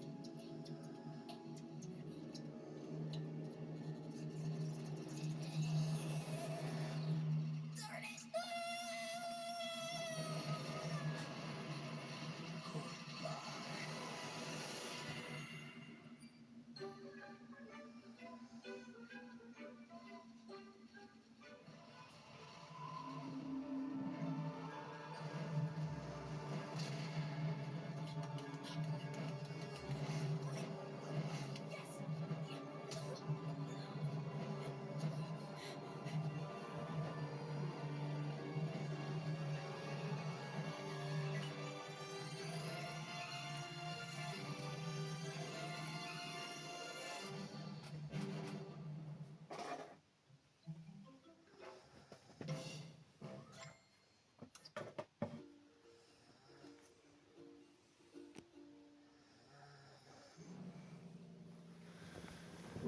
Hurry up! We're running out of time! That gate was unlocked! I don't care! We only have 2 minutes to get there! You do know there's a sidewalk, right? Don't touch this place! We have to keep moving!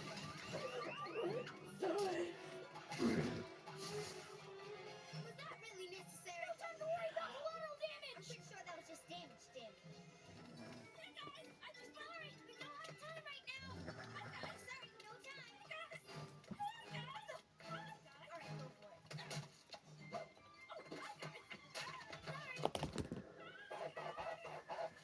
Just go home, okay?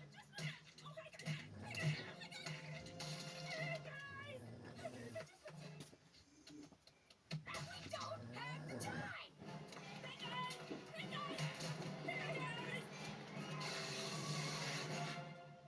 Oh, hey, guys. What? I just wanted to say it's nice to see you. Look, Sarah, we don't have time for this. Yeah, we have to... Why are we running again?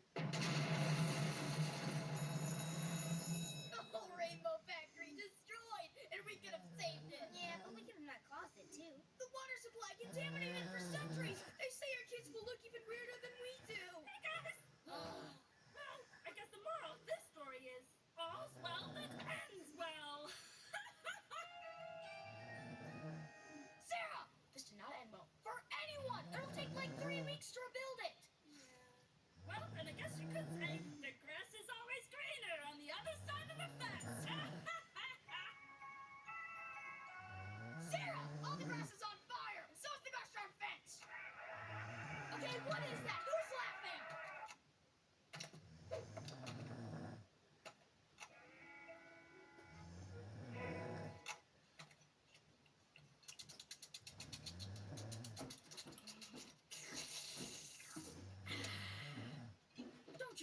play noisily? Because I do. I'm so like you in that way. Hey, we should totally go on an adventure where we like tell people off for their bad habits, but learn that everyone should be themselves, and then we hug. Hey, me and my BFFs Gumball and Darwin think that maybe you should stop mouth breathing. It's not very dignified and it's making the cafeteria moist, but we forgive you because it's important for you to be you. How about we just have lunch? Yeah, sure, no problem. Can I sit here at your table? Yeah, whatever. So, now we sit together at lunch. I guess we need to work out our dynamic. What? Yeah, since I moved school to be near you guys, I haven't figured out where I fit in here. Because am I like the kooky one? Kooky, kooky, kooky, kooky, kooky, kooky, kooky, koo. No? Okay, so maybe I'm like the nerdy, insecure one. But then I take my glasses off, and I'm like super cute. Huh? Or maybe I'm just the girl next door who's always been there for you, but you're too foolish to realize is perfect for you. But you don't live next door. And of course I couldn't do that because then you both have to fight over me. Well, at the moment, you're more like the insanely obsessive one. The insanely obsessive one! I can totally do that.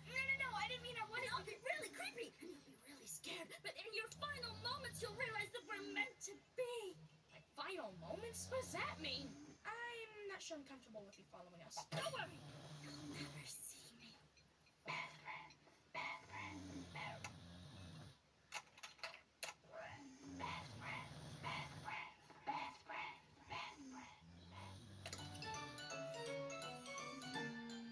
For a very long time, I've watched you from afar, hunched in your closet or strapped beneath your car. I treasured all the stories the three of us share. Wherever you are, I'll always be there. When you were alone, I was there too, behind the shower curtain that you never knew. I dressed in your clothes and breathed in your air. I watched you both sleep and nuzzled your hair. It helps that your bedroom has places to hide, and the windows don't block, so I can get inside. I've waited so long to be a part of your life, and one day one of you will call me his wife.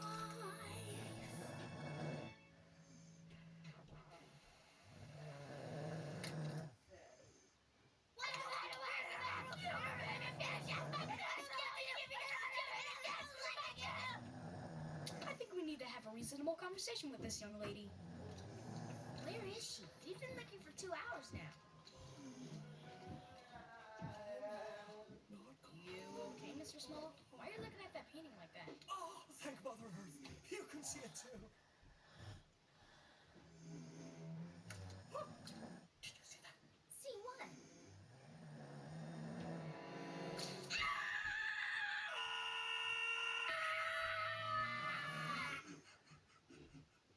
Sarah, wait!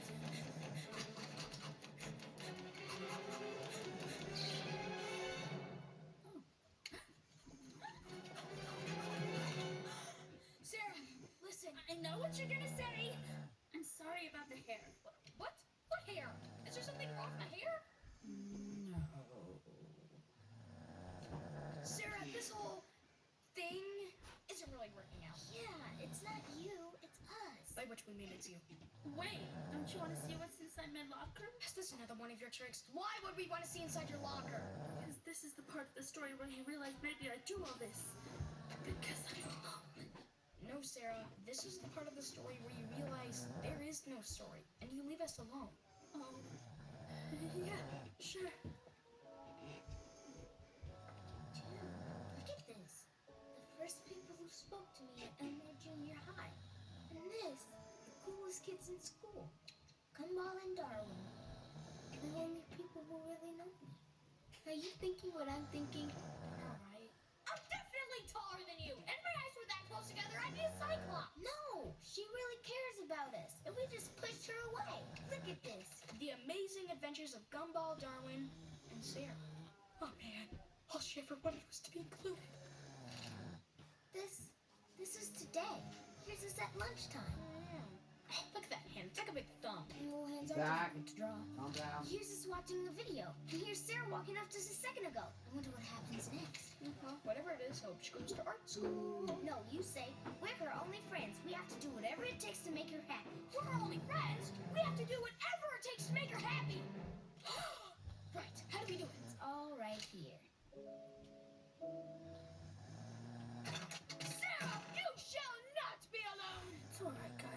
have to do this. Yes, I do, Sarah! I have been touched by the beauty of your art. And now, I think I love you. No, you cannot love her, for I love her more. She's beautiful and yellow and running and funny. Forget it, guys. Oh, come on. Come on. Come on. Come on. Come on. Come on. Come on. Come on. Come on. Please don't fight over me. There is no other way. You are too beautiful to be shared.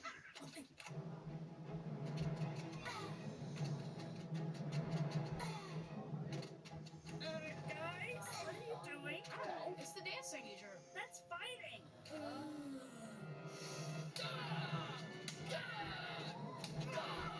You only love her because she's beautiful. I love her because her light shines like diamonds.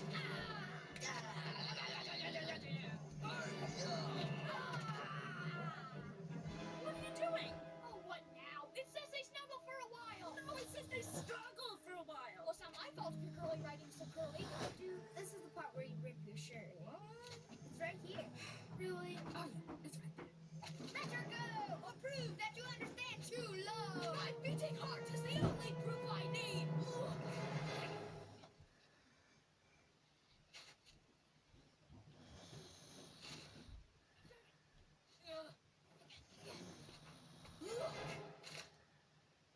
That'll have to do. Now do your line. You don't know how long I've waited for you. I don't know which path to choose.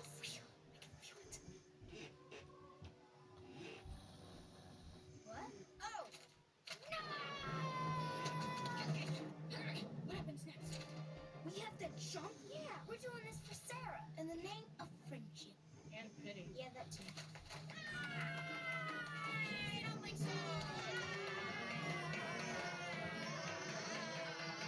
This might save her. Stop! Don't hurt yourselves for me. You okay? Yeah, it scratched my knee, but I'm okay. Good. You have to choose between us. I can't. I love you both. Then one of us must go. Hold on, I got a track for this. Goodbye, my brother. I'm sorry it had to end this way. It's not the end, because my love will live on forever. Goodbye. Okay, you're supposed to intervene here. I can't take a step. The music won't stop. What do we do then? Yeah, you just keep going. I'll be a sec. Are you kidding me? Do something. Just almost got it.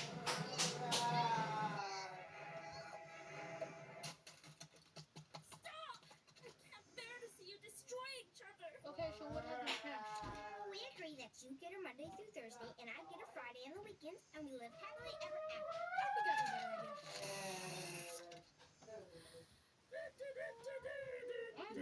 What is that? What are you doing?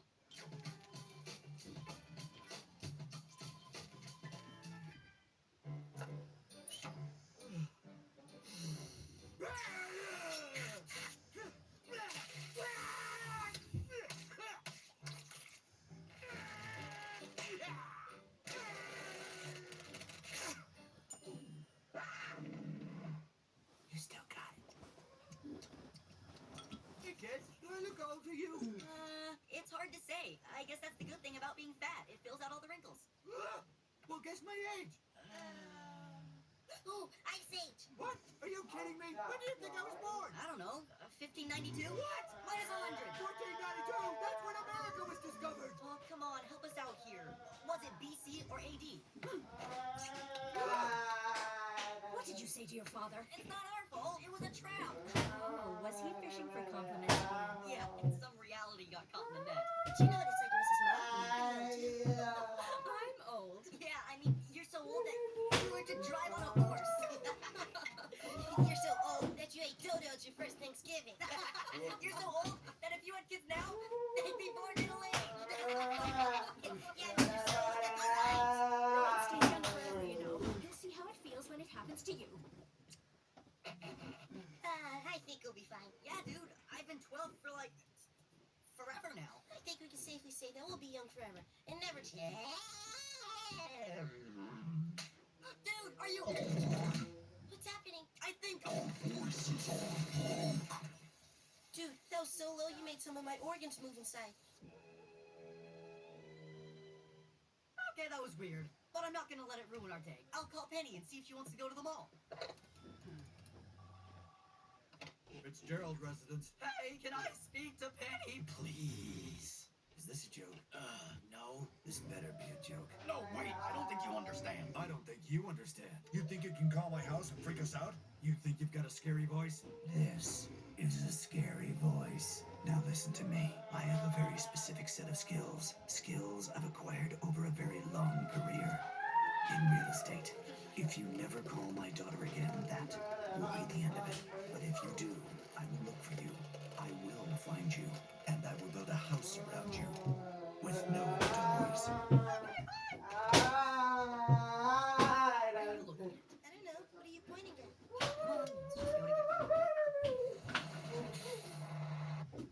Hello, two kids. Surprise. Tickets, please. Disgust me. Wait, what? Where is your pride? Where is your beard? Where is your axe? Wait, why are you driving with an axe? Oh, I use it to push the pedals. Sir, I think you're confused. We're not what you Your think. manly warrior voices gave you away. Our people wrought wonders in the mines of Israel. And here you are, pretending to be children to scrounge a bus fare. Shame on you. Dude, we're not cheating anyone. We're kids. I should report you to the Council of Elders. You don't need a discount. Your mountains are full of gold and mithril. How can someone be so ill and yet so evil?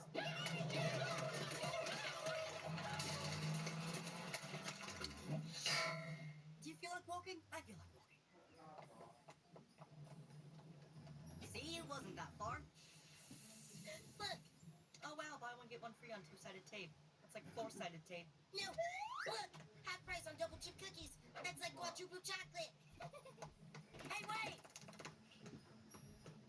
Really cookies.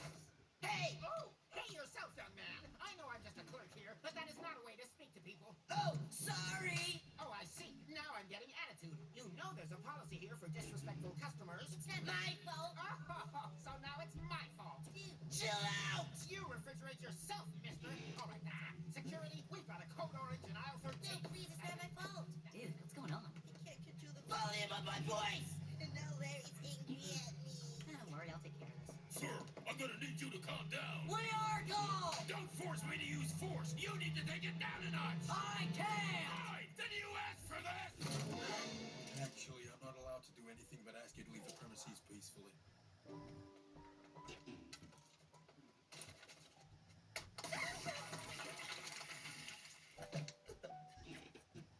Maybe I'll just call Dad for a ride home. So? He didn't understand a word I said and told me he doesn't speak fax machine. Ah, stupid voice!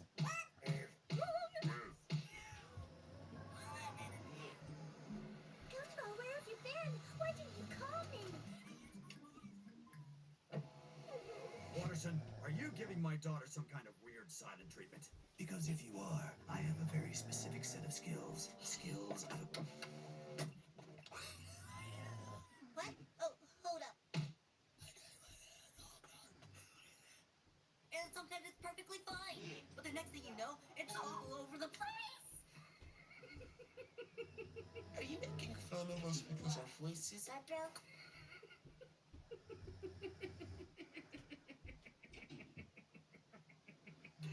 Your voices are not broken. They're breaking. It means you're growing up. Did you really think you would stay kids forever? Yeah, kinda. Isn't there something you can do? No. Only a small percentage of the world doesn't age. Mostly people on TV. Oh, come on. Growing up isn't that bad. Soon you'll be strong and handsome. Like your dad.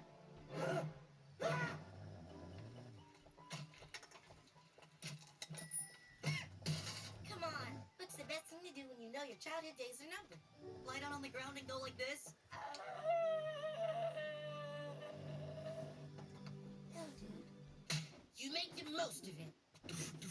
We enjoy it while we can. We enjoy it while we're kids. We enjoy it while there's still time to make the most of it. We go around the block and we loiter by the mall. The people think we're thugs, so they give the cops a call. Police get away with it 'cause it's a public space. Turns out we were loitering just standing in one place.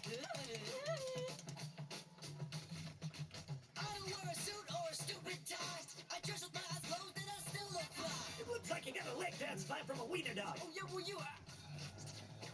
And when I don't have a comeback, I can always cry. We enjoy it while we can. We enjoy it while we're kids. We enjoy it while there's still time to make the most of it. I don't need candy. It's okay to be chubby. It's called baby fat.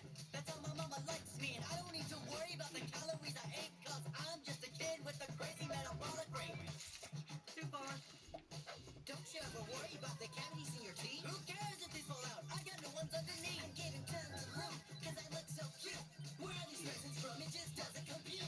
We don't have to worry about making ends meet. We just throw things in the buggy that we like to eat. Cause when you're still a kid, everything is magic. You don't know it yet, life can get pretty tragic. We enjoy it while we can. We enjoy it while we're kids. We enjoy it while there's still time to make the most of it. We don't have to worry, Cause we don't have jobs. We can sit around all day and hang out just like slobs. We don't freak out about resumes and skills, cause we don't have either. We got no bills. We got all the time that we wanna kill. What time is it? It's time to chill. What do you think you're doing? just enjoying not having a job. Wait, you can't stay here. Why? Because the sight of our freedom hurts your adult feelings? No, kid, you're gonna have to move because... When you're still a kid, being sick is cool. Mom gives you hugs and you don't have to go to school. Stay at home, watch TV all day, slacking off. If someone checks on you, just give them a little cough. Are you alright? It's not my fault if I behave like a dummy. I do a lot of stupid things cause I find it funny. We don't need an excuse cause we got imagination. We're using it right now to escape the situation. Because when you're a kid, you dream of many things. Like being a ninja dentist or a wizard cop with wings. We can fight a shark bear gator with a sword made of swords. Be the best at everything and win awesomeness awards. See an underwater castle in the seawalls made of crystal. Saving mermaids from some people using golden laser pistols. Under the universe in our power spaceship. Go back in time to teach cavemen how to kick flip. Don't need to worry about our future plans to college. Superpowers, robot arms, that's a substitute for knowledge. It's okay for me to dream that I'm a cowboy from the west. And for me to keep hoping that there's still a chance to grow. Just We enjoy it while we can. We enjoy it while we're kids. We enjoy it while there's still time to make the most of it. Come on, let's try it again. We enjoy it while we can. We enjoy it while we're kids. Mother, what are those two short men doing? I believe they're pretending to still be young and cool, dear.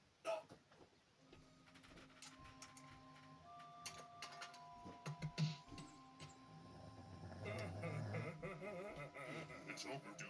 If my voice went any lower, it would be on the ground. We're not kids anymore.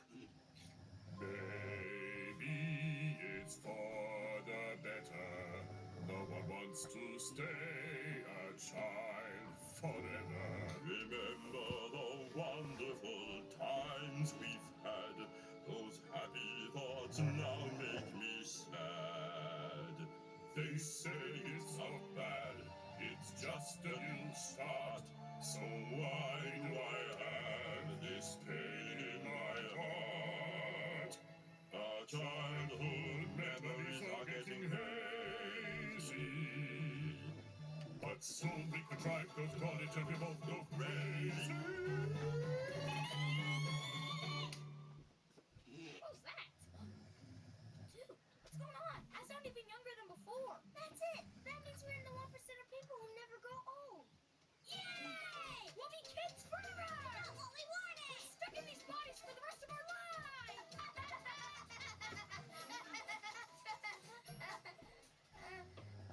Yay!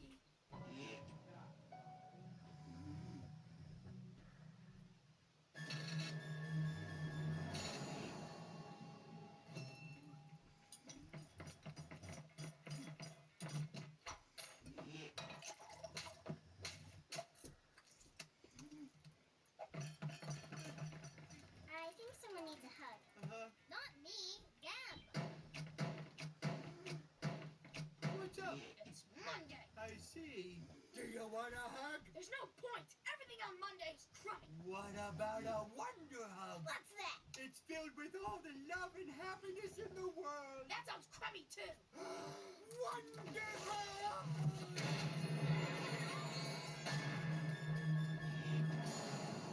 It was a good hug, but I still feel good. Why are you smiling? I don't know. Why are you heel clicking? Yeah, I don't know. You better run! You're late for class! You're running in the halls! Commander unachievable. Assessing personal level of utility, 0%. System obsolete. Engaging self-destruct. Just go.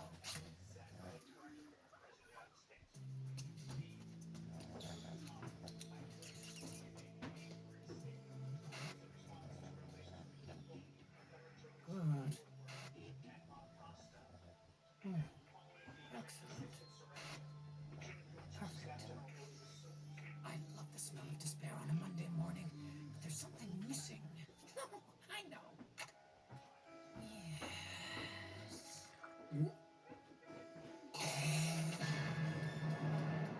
Dude, stop smiling. I can feel her eyes spreading the back of my head. It's not my fault. My cheeks are begging me to stop. But my heart says keep smiling on me. How dare you sing in my class? I'm sorry, but since this morning, I think there might be something strange with us, maybe. What is wrong with you? If your life this is wrong, then gosh darn it, I don't want to feel right, baby. How can you be in such a good mood on a Monday morning in the middle of a surprise test? I don't understand it myself, miss. I just feel so happy.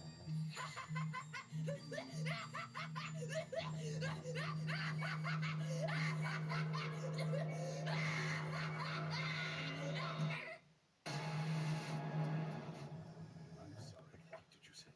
Young man, I'll have you know I'm not in the school. I'll let it slide for this time. Or maybe I'll just...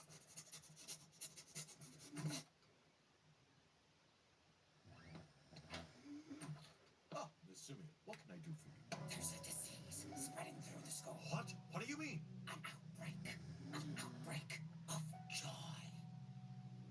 Right. Now, I'm not implying that what you just said sounds crazy. It sounds more like...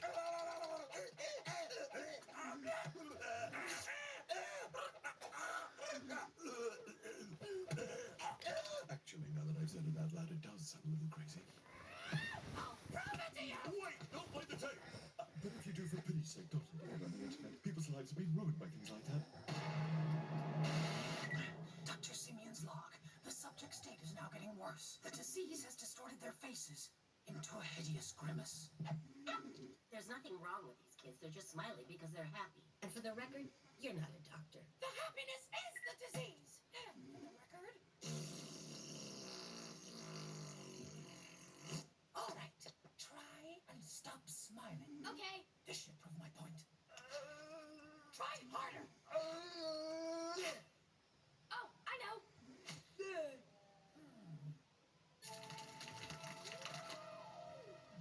See, this is proof that these children are diseased. It's scientific. That was a lot of things ending in ick. It was graphic, it was idiotic, it was sick. One could even say it was horrific. But it certainly wasn't scientific. I thought that was fantastic. The subjects seem to be getting worse, yet still, no one takes me seriously. Maybe that's because you're full of it. Professor Simeon, signing out. You're not a professor. Look at their eyes.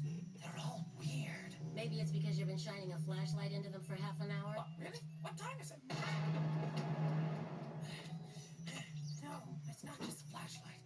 Look at those faces. Hello? Hello? Is anyone there? Can you see what I see? The cuddle monkey says it wants a kiss. No. Stop that. No, don't do that. Let's give it no familiarities. No, step back. No. What are you doing? There are more of them. That's not what. It's cough syrup. And that's not how you treat students.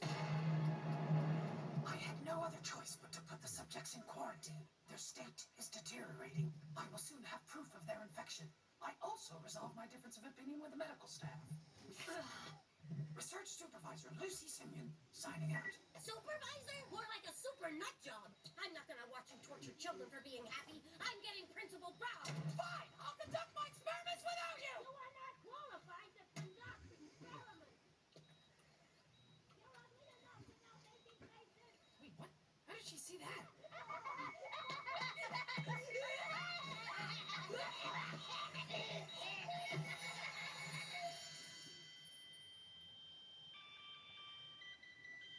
Oh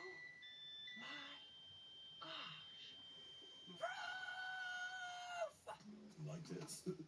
No, more like this. And she's giving herself all these titles. I mean, what is a senior mega consultant super virologist anyway? And your face! Told you they were ill! Look at them! Oh my goodness. The children! Sylvia, do you realize what this means? Oh, yes! It means you were wrong, and you were wrong, and I was right!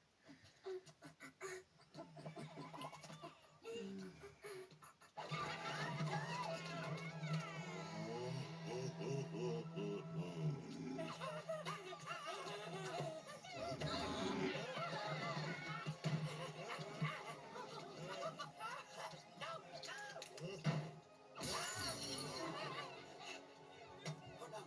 It's spreading! It's spreading! It really works!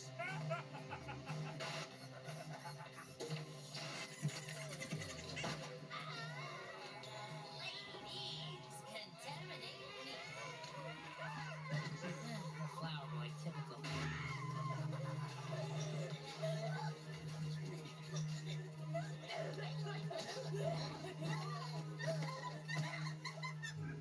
It's infected everyone!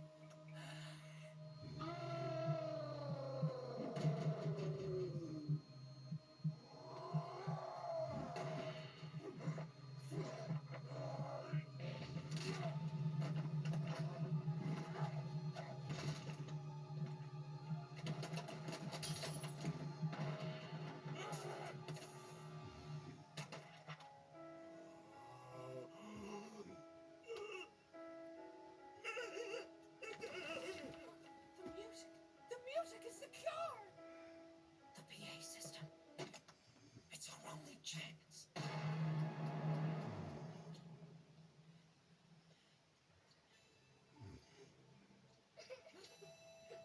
Hey, kid. Kid, stop crying. I'm not infected. Just look at this face.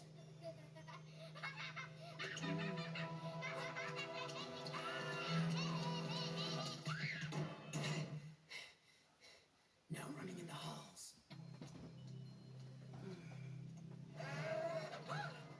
There's no other way.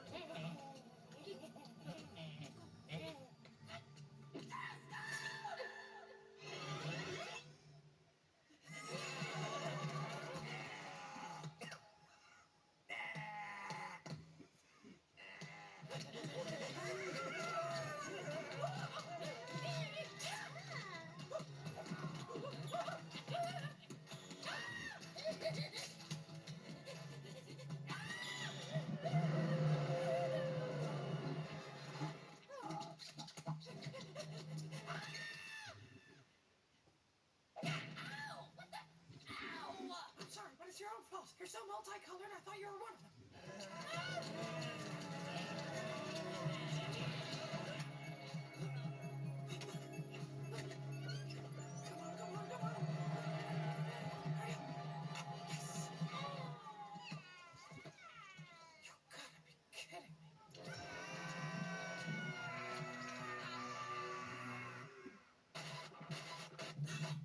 The joy, it's starting to get to me.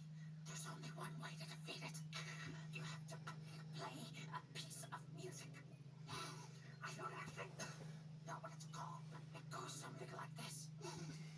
I'm sorry, I'm not much of a singer. I'm sorry. I've let you down. The story came to a happy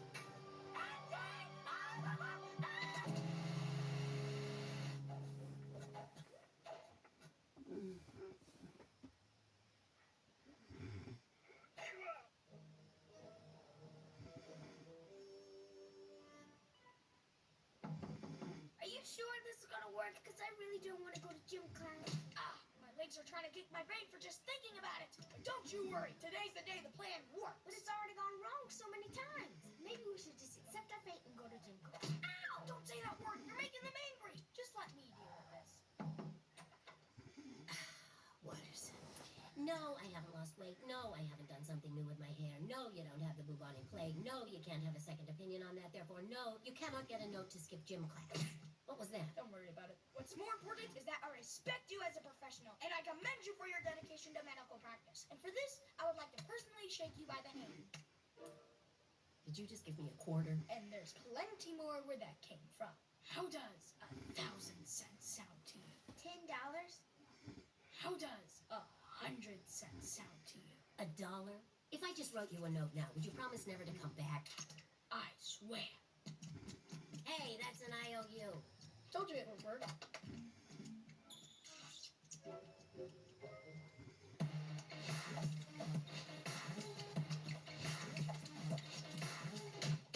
Why are you kids not in gym class? We got a sick note. Where is this sick note exactly? I think it's in there somewhere. How convenient. You don't look very sick to me, and you look at me in the eye when I'm talking to you. Sure. Let me just take a step back. What's going on here? You don't seem to be getting any further away. Oh, there you go. Hi, Miss. You can call me Coach. Now get to gym class.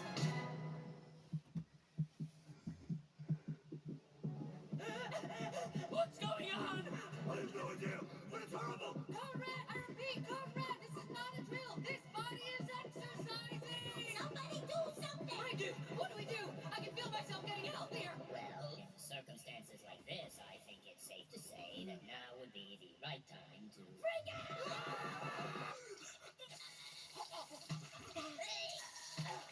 Hey, Watterson, if your sweat reaches me, I'm gonna invite you to a pain party where the only guests are you, me, and my fists. It's not sweat. It's my organs crying. Come on, Watterson. If you can't manage a simple push-up, how are you ever gonna do a cartwheel? Why would I ever want to do a cartwheel? Because everything you learn in gym class can make a difference in your life one day. What possible use could I have for knowing how to do a cartwheel, apart from physically replacing the wheel on the cart? Maybe the day you want to win gold in the 1986 Olympics. That's not a cartwheel. That's just a photo of you upside down. Yeah, well, that still doesn't prove it's useful. Oh, really? Jamie, you're running being chased by a pack of angry dogs, but oh no, you've dropped your pen. Now, do you let those dogs have that hard-earned pen, or do you cartwheel your way out of it like a boss? Statistically, that is quite unlikely. But in that highly illogical and incredibly specific situation, I guess you do have a point. But what about that stuff? Let me paint you a picture. You're being chased by another pack of angry dogs. You've reached a ravine with only asymmetric bars allowing you to reach the other side. They want your pen. What do you do? Oh, I guess I just turn on my jetpack, fly over the ravine, land in my flying car, and drive to space. That's completely unrealistic. Jamie, come here and show Watterson how you would do it.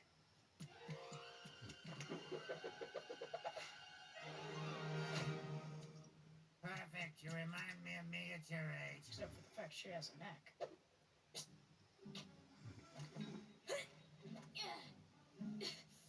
Faster, that's not how you take gold at the 96 Olympics.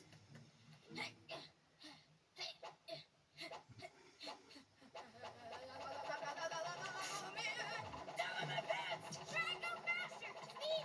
Lower your ceiling fans. I'm at full speed. Do something. Anything. Hold on. I'm gonna try and put them back on. In 3, 2. Okay, so you just been to the mall, but suddenly in the car park you see a pack of angry dogs who... Yeah, why don't we just let Jamie show us how to do it?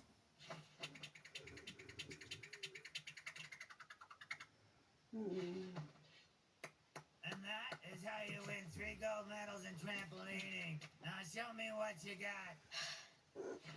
Higher. Higher. Higher. Angry Dogs 3, Watterson nil. Lesson over. How am I gonna eat? Coach worked all my muscle groups. Even my tongue head.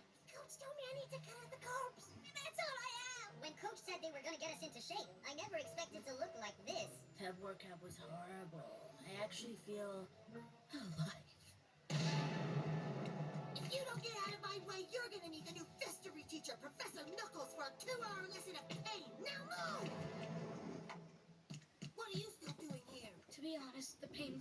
would be worse than the pain from your fists, so just go ahead.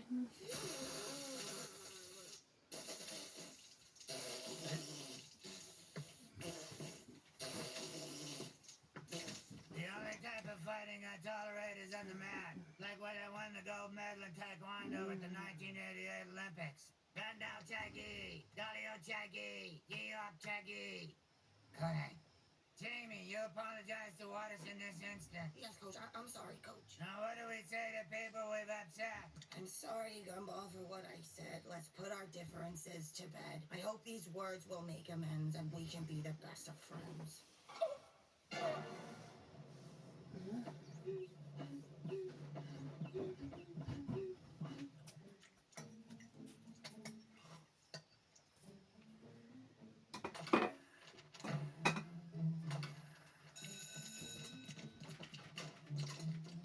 What? Yeah, apologize. Yeah, whatever. You better shut up if you don't want Mr. and Mrs. Payne to invite you to dinner. They only serve filet-o-fish. It's okay, Jamie. You can let that anger go. You touched our hearts yesterday. Oh, I'll touch your heart with my fist. That's quite a vivid image. But understand, you don't have to be a bully anymore. Coach saw what we were all too blind to see.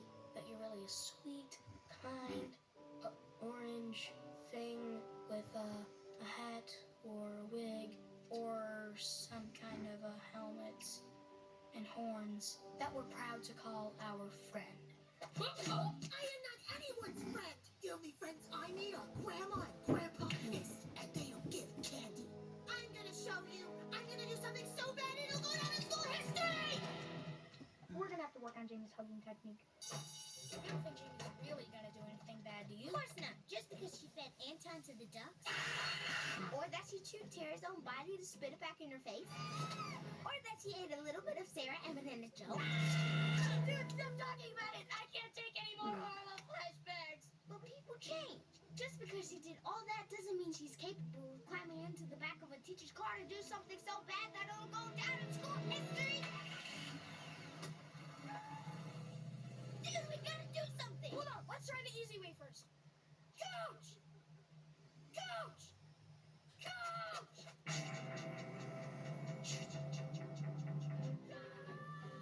Behind you! Go! Watch out, Coach! Go! Dude, stop it. It's pretty clear the coach can't hear you. You're right. Jamie! Jamie! No! We need a shortcut. There! Here we go! All we gotta do is get across that west cement using those asymmetric scaffolding poles. But how? Because everything you learn in gym class can make a difference in your life one day. Coach, you gotta pull over! Jamie's in the back of your car and is about to do terrible things to you. Kid, I'm a vision, not a phone. Okay, just imagine there's a pack of dogs doing some stuff and you've got to get to the other side of that.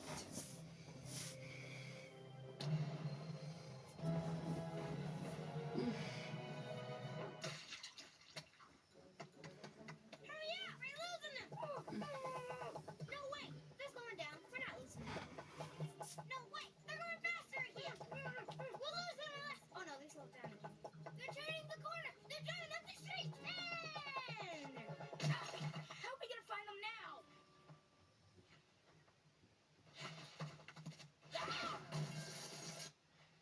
I can't hear them yet!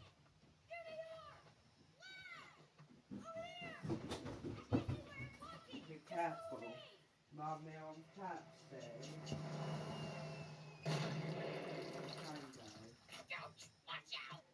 How come you look so good? I walked around the block. Look how the cycle jumps over 3 streets. Yeah, I was just in the moment, I guess. Come on, let's cut through this backyard and catch them on the other side. Angry dogs, and I've got a pen in my pocket. What do we do? We cartwheel our way out of here like a boss.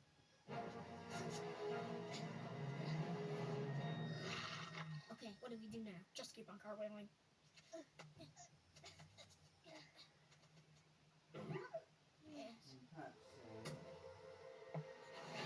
There they are!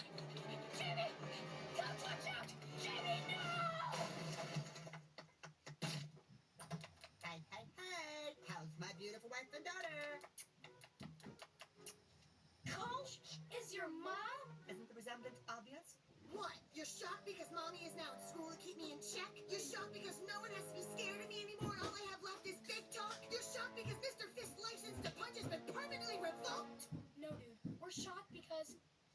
She's a woman?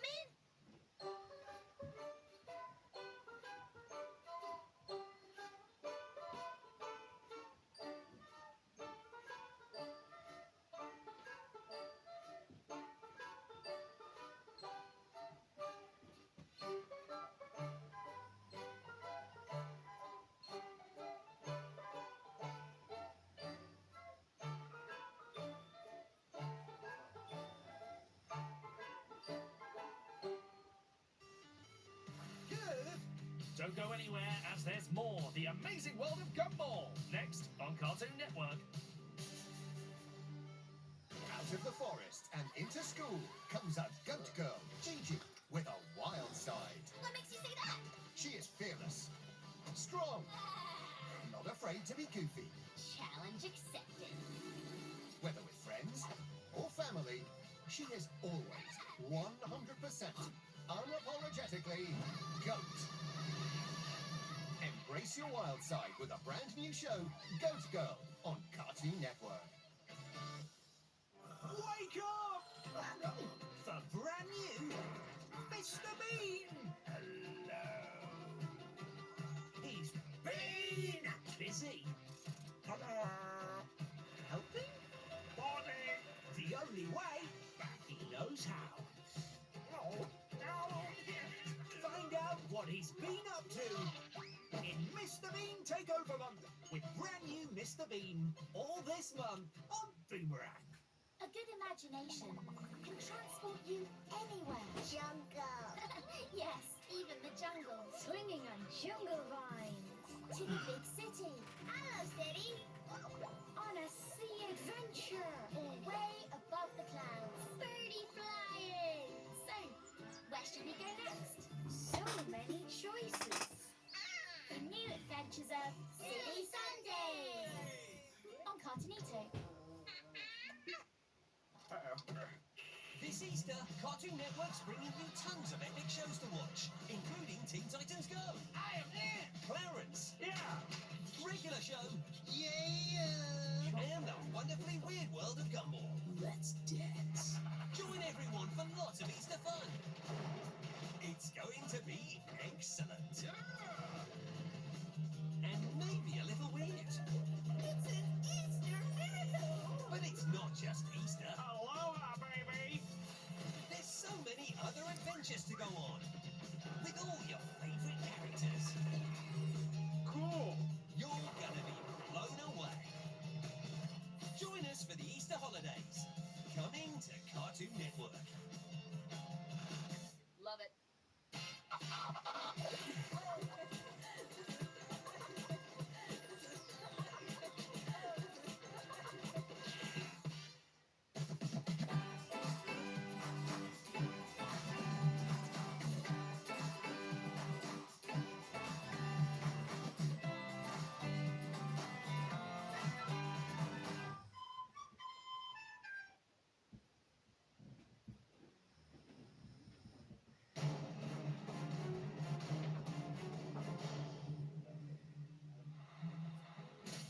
Hey guys! Oh, why the long face? Feeling gloomy? One, his face is long because he tried to stretch his skin to make it look like he's too old to go to school. Two, no, Mom didn't buy it. And 3, yes, I'm feeling gloomy. Oh man, I don't know how you guys do it. It's not that difficult to stretch your face. There's an online tutorial for everything nowadays. So did you finish it? No, I mean, I don't know how you go to school every day. Rocky, you drive us there. Well, I don't have to. Really? Yeah, we're on a bus. We could go anywhere. Like under the sea, or outer space, or up a rainbow? Well, anywhere with a road. But not up steep hills.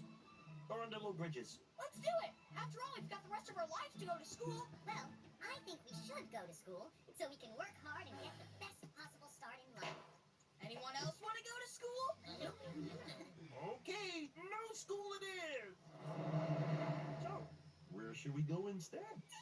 The beach. The school bus. Party on the school bus. What about the water park? Aw, the beach. Alrighty, we just gotta make one more stop. Is that all of you? Mr. Pink? Almost. Looks like Mr. Yellow didn't make it.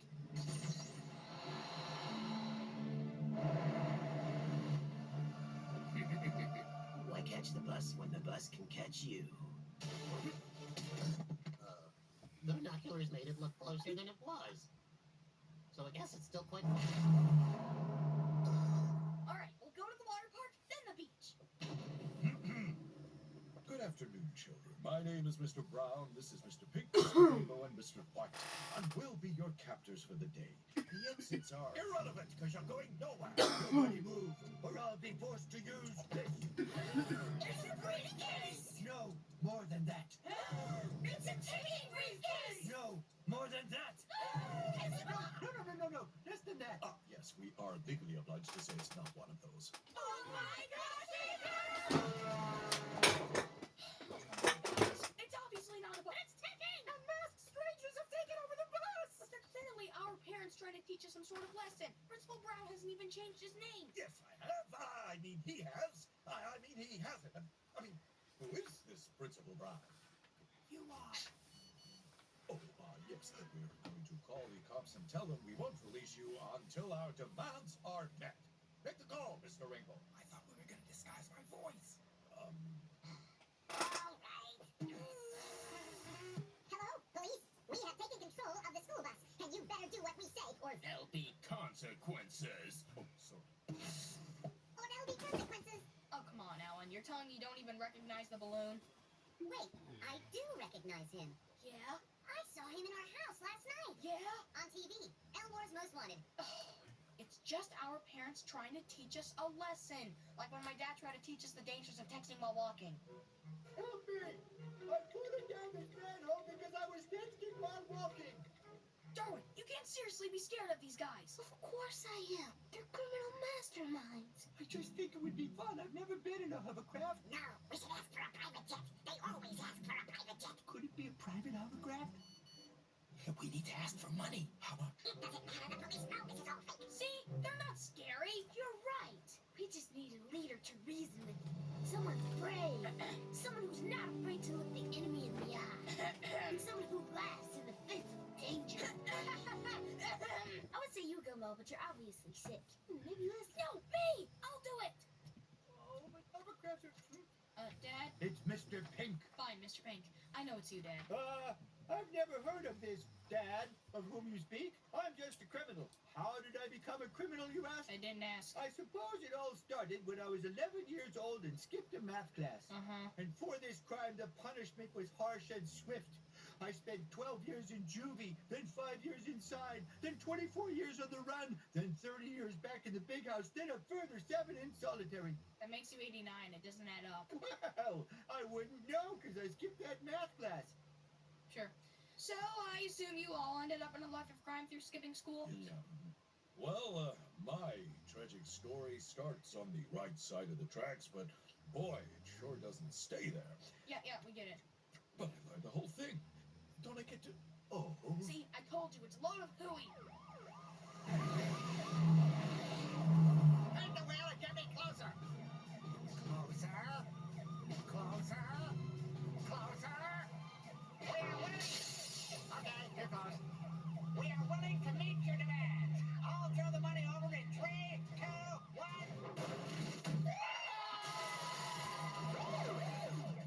That one's gonna hurt the taxpayer. Control, we need another $1 million. They doubled their demands? Yeah, they doubled their demands. Wow, you're really going big on this. If only they responded this fast to real crimes. Where do you want the money? Leave the $1 million of unmasked bulls on the cold desert tow. Oh, sorry, autocorrect. Leave the $1 million of unmarked bills on the old desert road. Our units fall back ahead of second drop-off. Any sign of him, Chief? I'm cooking out here. They're on their way. Make the drop. Okay, you hold on to me, and I'll reach out and grab the briefcase. Maybe we should switch.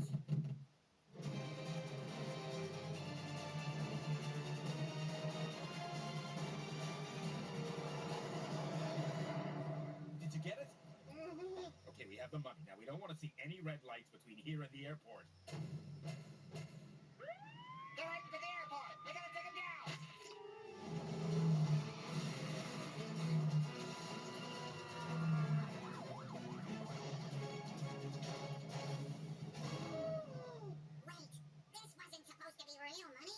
just a trick to teach the kids a lesson. Well, I guess the lesson you've actually taught us that crime does pay. Well done, chaps. You've done good. Get out! We got 'em! Kinda. And now to reveal their true identity. They were our parents all along? Really? You got me. It's true. I am Richard Watterson. Sable twin brother. Give it up, Dad. We just wanted to teach you that skipping school isn't cool or exciting. By involving us in $1 million high-speed police chase, which is probably the most cool or exciting thing we've ever done. Yes, but we thought it was all going to be pretend. Hang on. If the money's genuine and the cops are for real, does that mean this is a real... Whose insane idea was this? Stick to the plan or everyone dies. Darn autocorrect. Stupid thing never works. Rob? Oh, now you remember my name. It's Dr. Wrecker to you, and yes, this whole thing was my idea. All I had to do was suggest the plan to Principal Brown, make sure the police thought it was real, and switch the briefcase for something a little more, shall we say, explosive. But why? Because I am your nemesis! And also for the money. Sorry, it's kind of hard to keep your eyes on the road when there's a crucial plot twist happening in the back of the wall.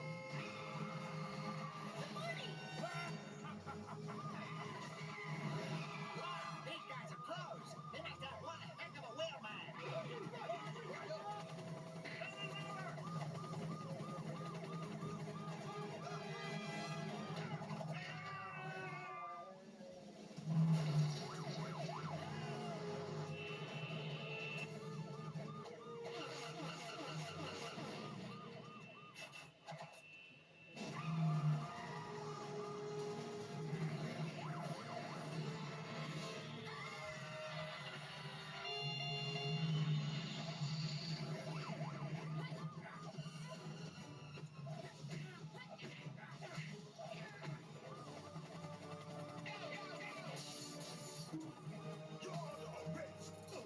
Wasn't us, it was him!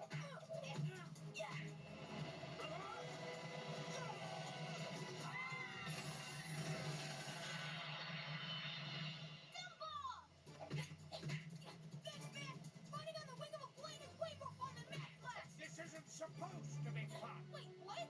Then why are you doing this? Because I'm a villain! What choice do I have? All I've got on my resume is laughing maniacally, monologuing about evil plans that are major in Canadian history. I can't exactly go into catering!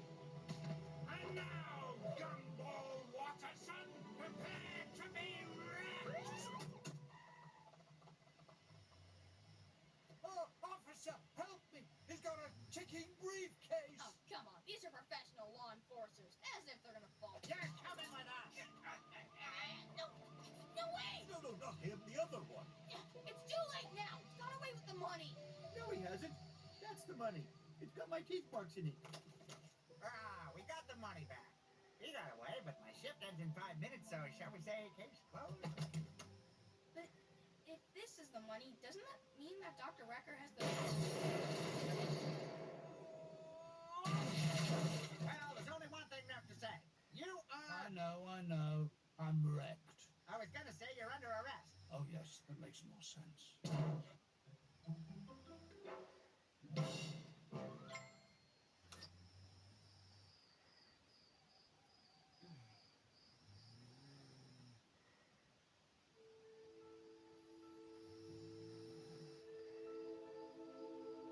When darkness falls across the town, the people start to settle down, and into bed they gently drift, unless they're on the nighttime shift, when everyone has hit the sack, and Richard's eaten his nighttime snack. Nonetheless, when everything is tired and bleary, they spoon together snug but weary.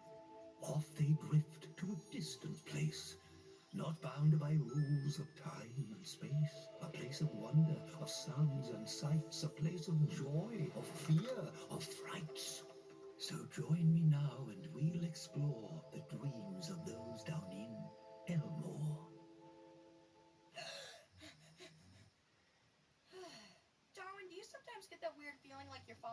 want to sleep. Oh,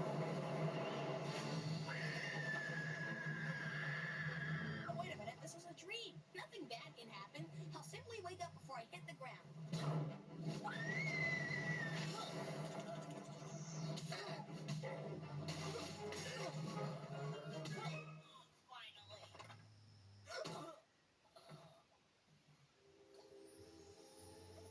Ah, the land of slumber.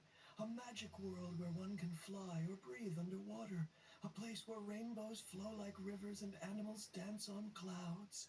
A place with no limits. Where, oh where, shall my wondrous imagination take me this time?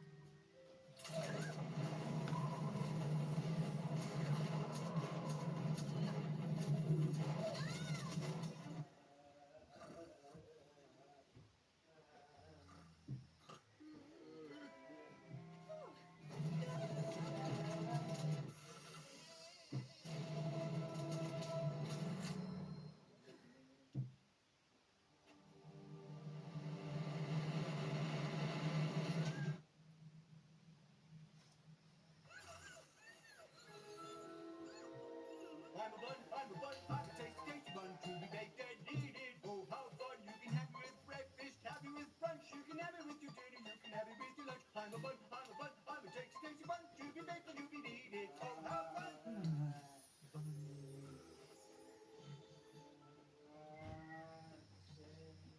350 Fahrenheit into Celsius.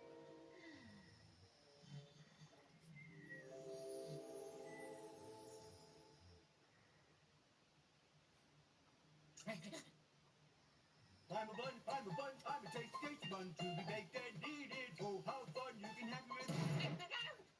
No dozing on the job, Needlemeyer. Business doesn't sleep. Not a very convenient location for a convenience store. You have wasted your life. What?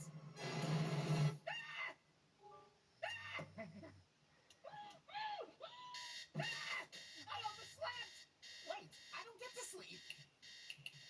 Hey, Larry, wake up! So, like I said, 1 grande cappuccino, but with the milk, the coffee, the foam, and the cup on the side. Wait, what? 3 donuts with extra cheese and 4 hot dogs without the skin on them.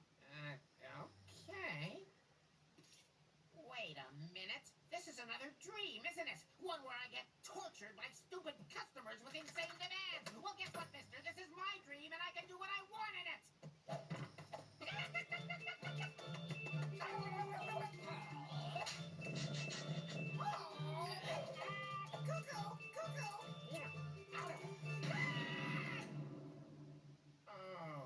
Okay, I'll probably wake up soon. In 3, 2, 1. What? No pixie dust?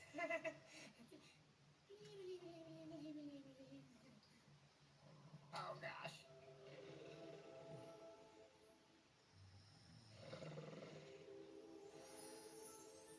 Huh? Yay! I'm not tired anymore! I can do everything the regular people do! Woohoo! I just danced and I didn't destroy the whole neighborhood! Woohoo! I can hug people without hospitalizing them! I can take the bus! Woohoo!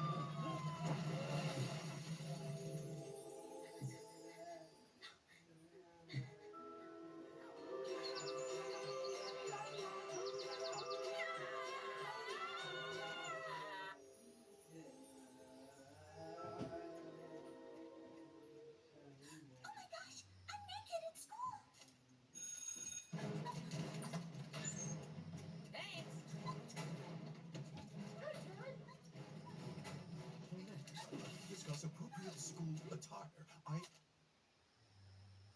So where were we?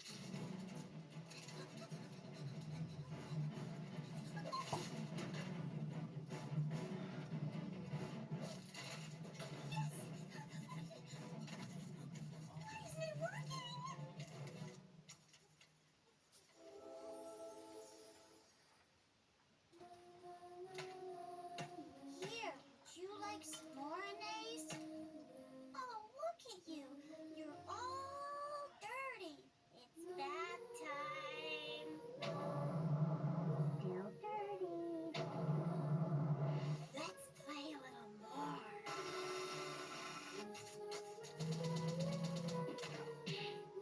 You're my best friend, Nice. Do you like me too? Never. That was my dream.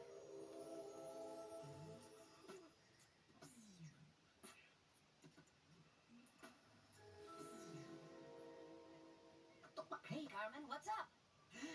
Dude, I can talk. I can communicate again. Guys, let's have a conversation right now.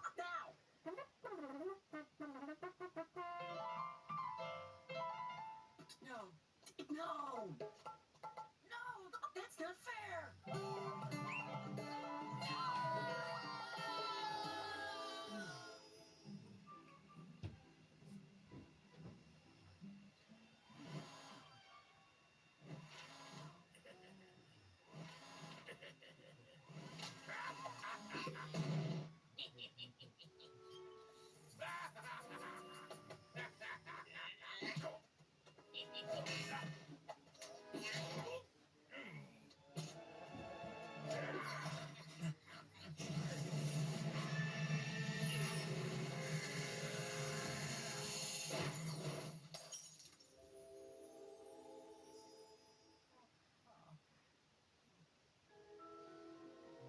Okay, cut. And that's a wrap. All right, thanks everybody. What's going on?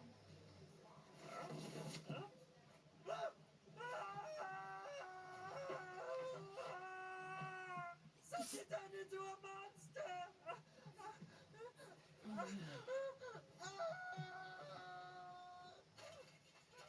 Somebody go check on her. Is she okay?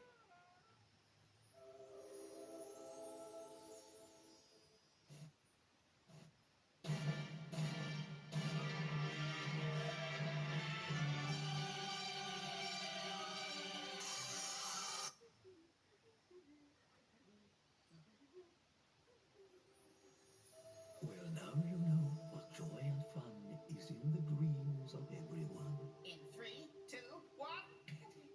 Well, almost everyone.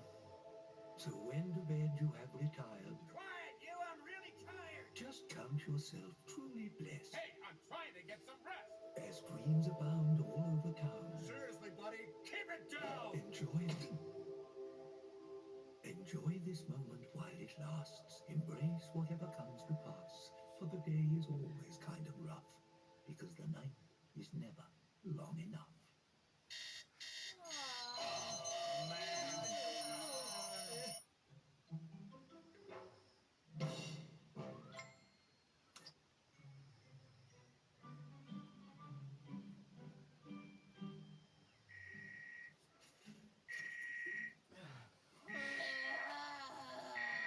Yes. Gumball, are you coming or what? But I thought you said we were going to meet at dinner. Yeah, we're having lunch at dinner. The new diner that's just opened.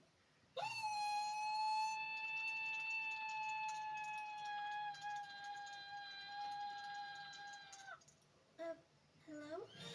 Yeah, sorry. I thought you said we were going to meet at the mall, not your house. I am at the mall. What? Me too. I can't see you, though. Really? Where are you? You know, right by that place. That's the one that sells good stuff. Gumball, you do realize I called you on your home phone. Of course. I mean, this is a voice message I left for you in case you called. Please leave your message after the beep. Beep. I'll be there in 10. Dude, look! I learned how to wiggle my ears. Check it out. Is it happening? Are they wiggling?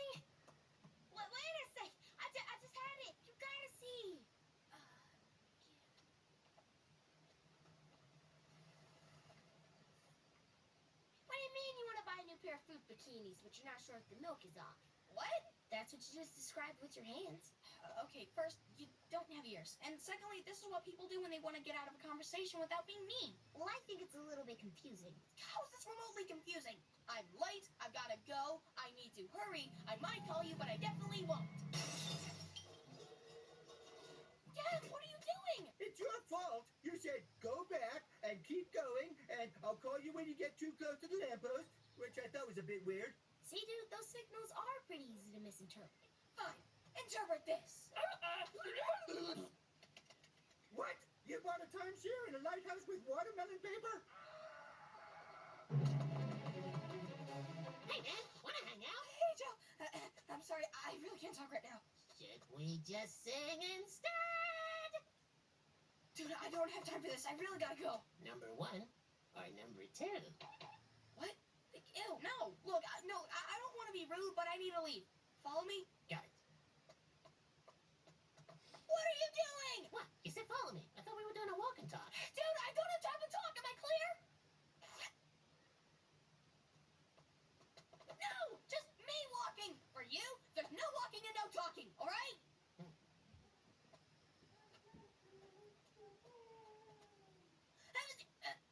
Actually, that was too impressive for me to be mad. But I'm gonna be as specific as I possibly can.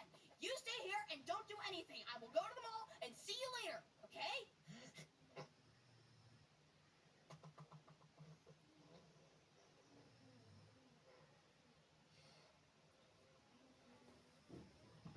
You can breathe, though. Excuse me. Oh, sorry, I don't want any money. All I want is a moment of your time. Sorry, time is the one thing I don't have today. Got any money then? For what? To get my yacht waxed, of course. What? Just kidding. It's for new gold faucets in my mansion. No, still joking. It's for cosmetic surgery. I want fuller lips. It's for food, obviously. I'm sorry, I've got $10, but I need to buy lunch for my friend. Oh, I see. Clearly we're not friends, huh? Well, no, not really. Look at you, my lord, with your big ears and your pants. Wait, are you saying you're only wearing a trench coat right now? I don't know. Am I? I see sarcasm. Look, don't be angry. We can still be friends. But not lunch friends. Look, I don't have the time right now, but I promise I'll buy you some food later at dinner. And how's that? It's a date. Are you being sarcastic again? Can't you tell?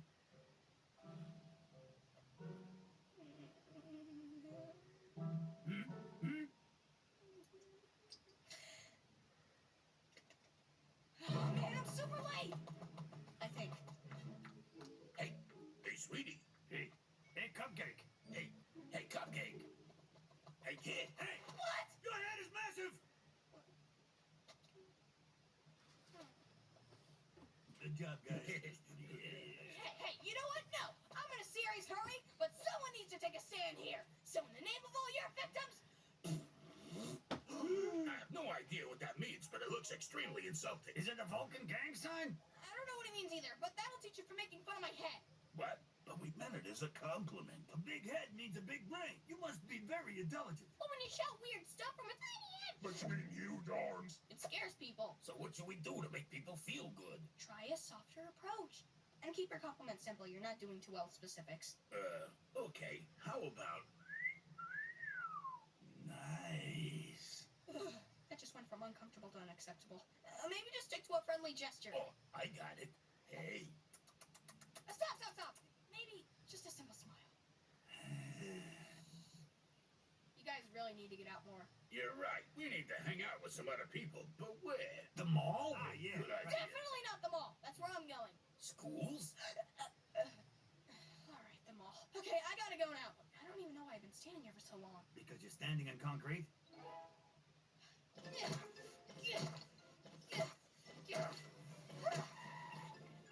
You need to remember, your mom sent me to the store to buy one thing. We're out of fruit. Just get the fruit and you won't get in trouble, she said. Just remember, Richard, buy the fruit. Perfect. Can you drive to the mall? It's on the way to the grocery store. Sure can. Watch me go.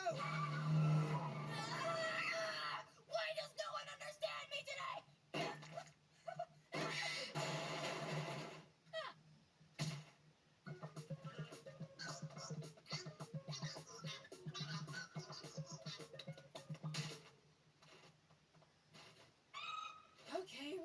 it too.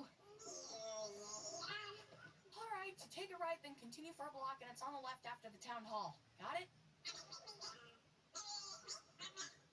Take that right. Continue for a block. And it's on the left after the town hall. Okay. I'm late for my date, so good luck.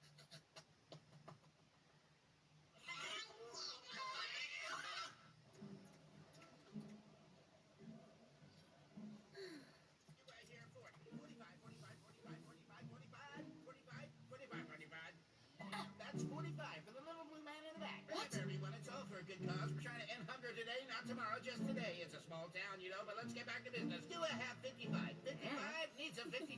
55 for the little blue man. And now I've got 65. 65. You have it in mind. Little blue man. Now, come on, we need 100. Need 100. A very slight move of the head. That's 100 for the little blue man. Going once, going twice. Sold for 100 cents. That's $1. Well done, everyone. $1. What was that? I'm so sorry. It's just everyone is being completely useless today. It's impossible to communicate. It's Hi. Oh, just a second. What are you doing here? You said I will go to the mall and see you later. So here I am. Just order something. I'll be right there. Okay, 2 pizzas and a milkshake to share, please. Not you! Gosh darn it! Are you kidding me? What do you want? You told us to come to the mall. Yeah, and we thought about what you said before, and you were right. It was pretty creepy, but we've changed our ways. How's this to brighten your day? Your face is perfect. Your eyes are full of life. Your fur is so soft. Your tail. Right? That sounds like the last thing the victim hears in a horror movie. Why don't you guys just find someone as weird as you to practice on? Someone who... No, wait a minute.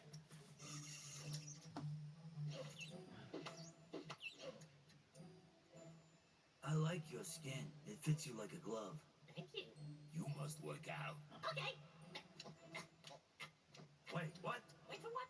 What? What? The what before the what? What?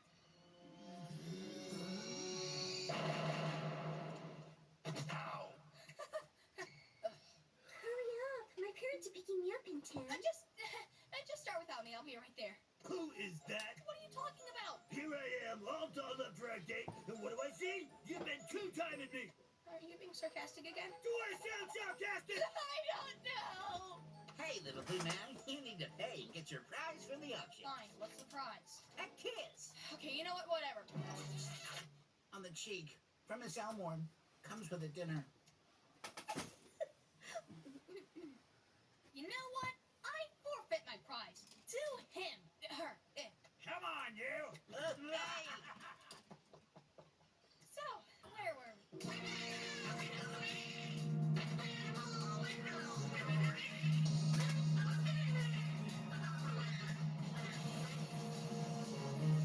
What? Sorry, son. I don't have time to buy that fruit for you. Your mother said I had to drive the car to the mall. No, Dad. It was the other way around. Oh, right. People are being so confusing today. I know, right?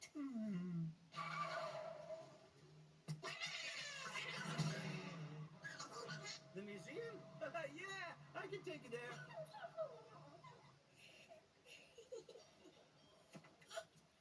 Hey, sorry I'm so late. Oh, you gotta go? Your parents have arrived? It's funny, because just this morning, Darwin completely misunderstood that. Yeah, that. See, I love the fact that you and I just get each other. Anyway, you run now.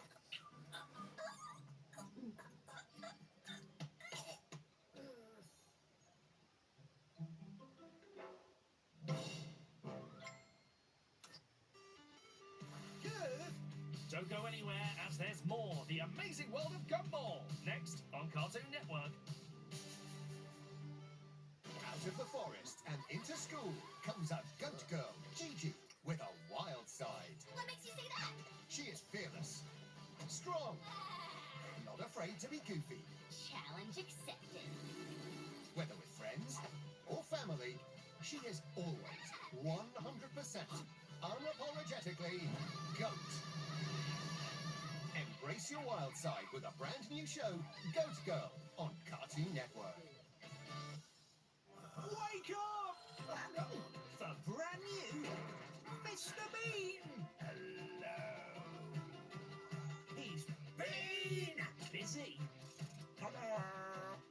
Helping? The only way, but he knows how. Find out what he's been up to in Mr. Bean Takeover Month with brand new Mr. Bean all this month on Boomerang. A good imagination can transport you anywhere. Jungle. Yes, even the jungle. Swinging on jungle vines. To the big city.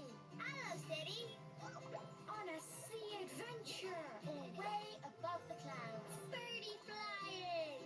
So, where should we go next? So many choices.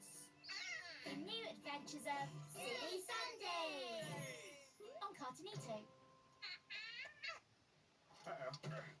This Easter, Cartoon Network's bringing you tons of epic shows to watch, including Teen Titans Go. I am there. Clarence. Yeah. Regular Show. Yeah. And the wonderfully weird world of Gumball. Let's dance. Join everyone for lots of Easter fun. It's going to be excellent. And maybe a little weird. It's an Easter miracle. But it's not just Easter. Aloha, baby. There's so many other adventures to go on. With all your favorite characters. Cool. You're gonna be blown away. Join us for the Easter holidays. Coming to Cartoon Network. Love it.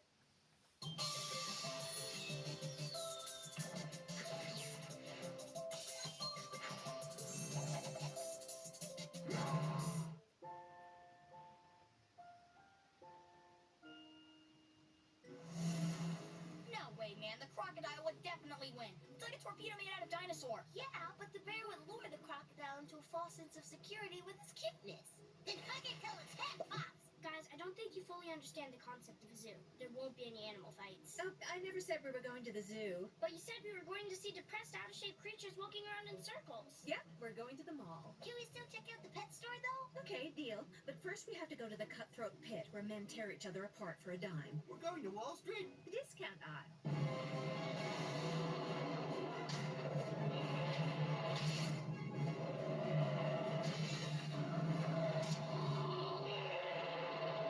Well, now we know, I guess. Crocodile wins.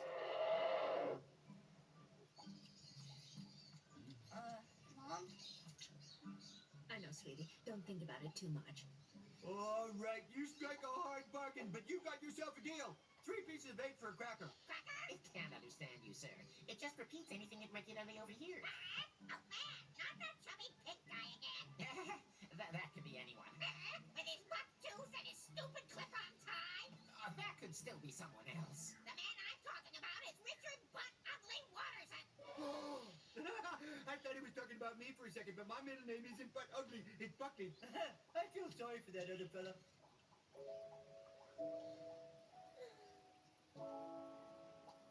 Are you okay, sweetheart? Oh, I'm fine, Mrs. Mom.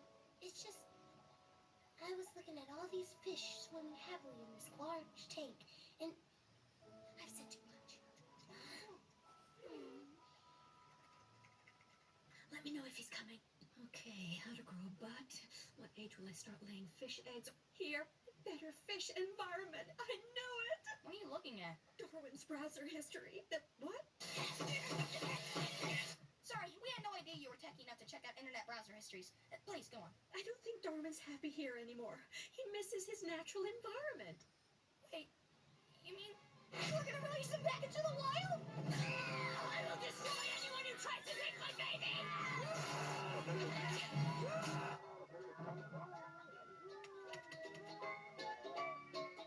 Okay, sorry, it just sounded like the rational solution. You are rational. Okay. It's not what I want from either. Let's just try some irrational solutions first. I'm listening. Well, if we can't take him back to his world, let's bring his world to him. Why? It's a special treat for my favorite little guppy. Come on, dig in, look. It's delicious. We got some other stuff if you don't like worms. How about fish hooks? Not hungry?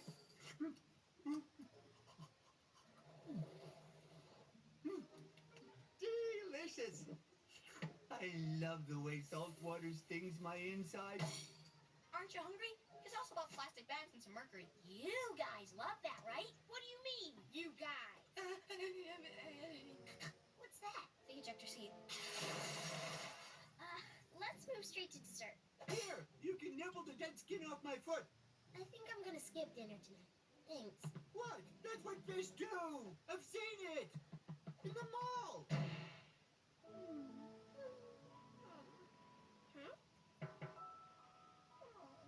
Right. According to this book, Connecting with Your Roots, step 1 is to provide the appropriate amount of sunlight for your loved one, which means they shouldn't be kept in your bedroom. So that's why I threw Darwin out last night. I'm pretty sure that book's about plants. Well, that makes sense, because part 2 is covered with fertilizer. Anyway, step 3 is dress appropriately. So, what kind of fish wear we got going on? Mom, what's that? Treasure chest. What are you wearing? Mermaid outfit. Why do you ask? Because it looks very wrong. You're right. Maybe we need to rethink this and take a long, hard look at ourselves in the mirror.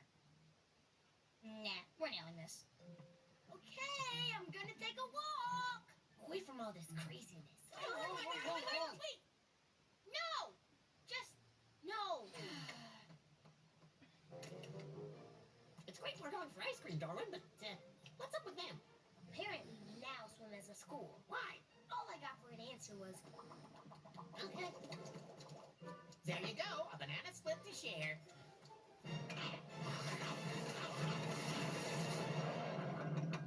Right. See you later. Could you please? Stop that! So, you're not digging the whole show thing? No! I don't like the suckerfish cleaning like you think either! I'll be in my bowl. Oh, it's not working. He's even more unhappy than he was before. I don't think we can ever act like real fish. Yes, we can. All we have to do is forget everything every 3 seconds. All we have to do is forget everything every 3 seconds. All we have to... Listen, to make him feel included, we need to keep talking to him. But we just have to use words he can understand. Hey there, buddy. What's going on? But, you've been giving us a lot of carp about this whole fish thing, and I eel you, no trapped. I'm your soul brother after all, know what I mean? We don't want you to feel orca word. We're just trying to help you. I have literally no idea what any of you are talking about. We just hate to see you like this. Know what I'm salmon? We could do better if you let us fry. Here's some whale song to make you reel at home. Wow, it's beautiful. If only we could understand what they're saying.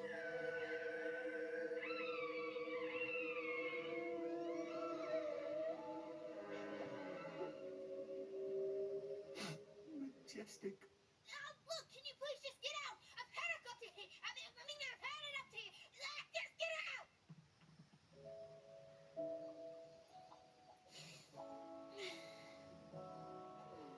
What can we do? I think we should keep them away from the sea and rivers and swimming pools and just water altogether. And other fish, also mirrors, and fish-related things like ship slip surgery in Japan. And daylight in general, so we can't see anything else I didn't think of. Well, we might as well lock him inside a box and bury him in the basement. Yes, that's exactly what we should do. Dad! Do you have any solutions that won't break our hearts? I'm afraid we're going to have to be rational. We have to release him back into his natural habitat. Why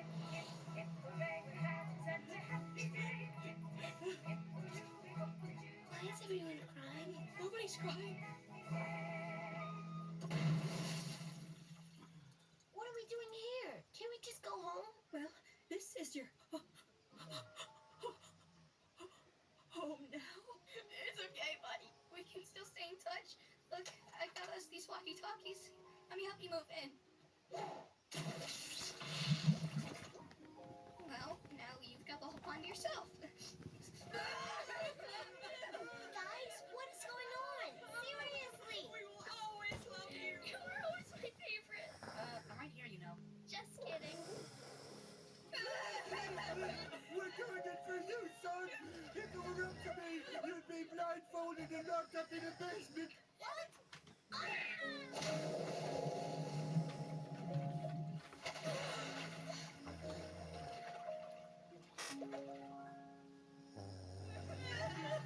You all saw him at the pet store. This is what he really wanted. What do you think you're doing? This is a big turning point in his life.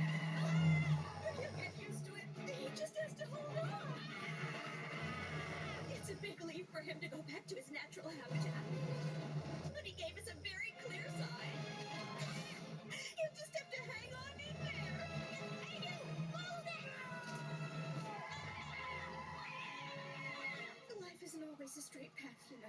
And sometimes things just come to a dead end.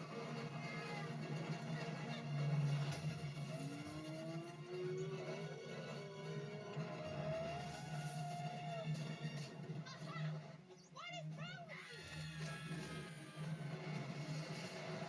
you? Look, I know we're all upset, but how about some ice cream to cheer us all up, huh?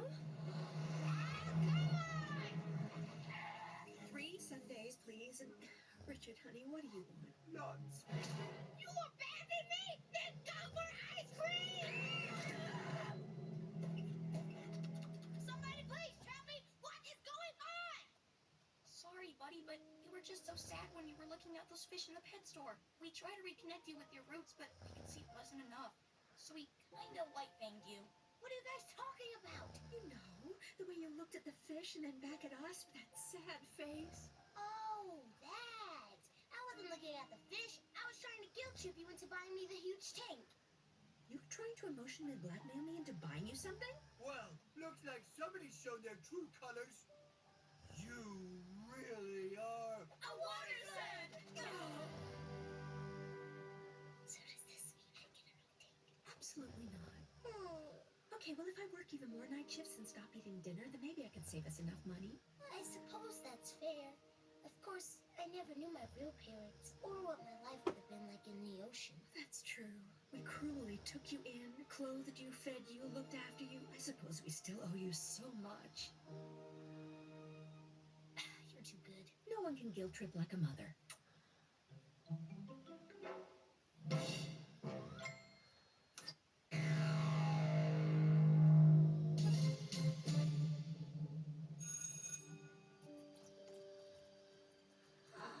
Even in this brutal digital world, the children of today still find solace in books. Truly, the pen is mightier than the sword. Hey, did you hear that? Equip the pen! Okay! Nope, turns out the bazooka is mightier than the pen. And the sword. Hey, Tobias, stop camping! Use alt fire! Respawn!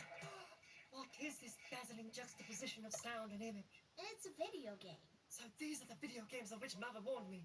How do they function? See this dude with the muscles of a bodybuilder and the haircut of a Korean pop star? It's me, and I have to blast these monsters over here to say... stuff. Here, try it. But is it not dangerous? Mother always says that video games can make one lose contact with reality, that they encourage loose behavior and violent tendencies, much like rock and roll music, long hair, and vaccinations. No, they're just fun. Well, I suppose there's no harm in trying it once. In the name of science, of course. Wow! This is amazing! Ah! Come on! It's too much! It's too much! I can't take it!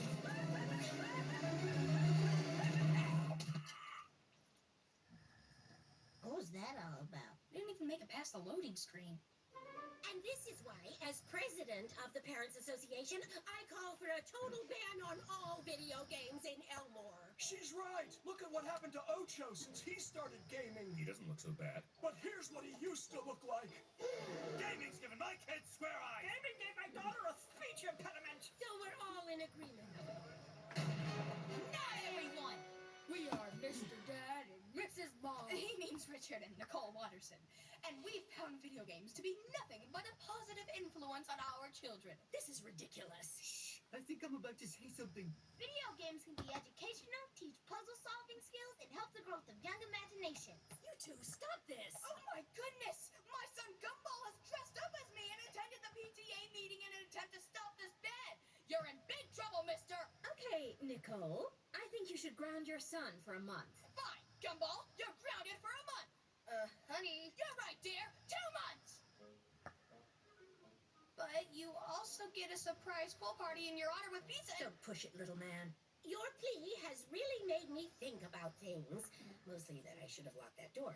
However, I admire your determination.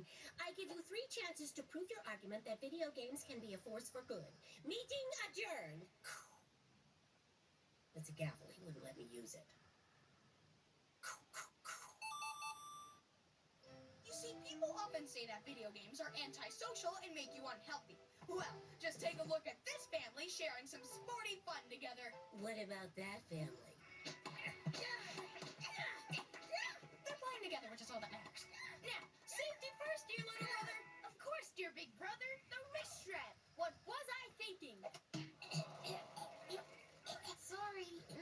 at the end of the wrist. Come on, Anise! We can't lose to these slugs! This one doesn't look very healthy at all. Hey, this is the body of a world-class gamer. You're lucky we're not online right now, or I'd be saying things I'd never say to your face. Anise, take the shot! Come on!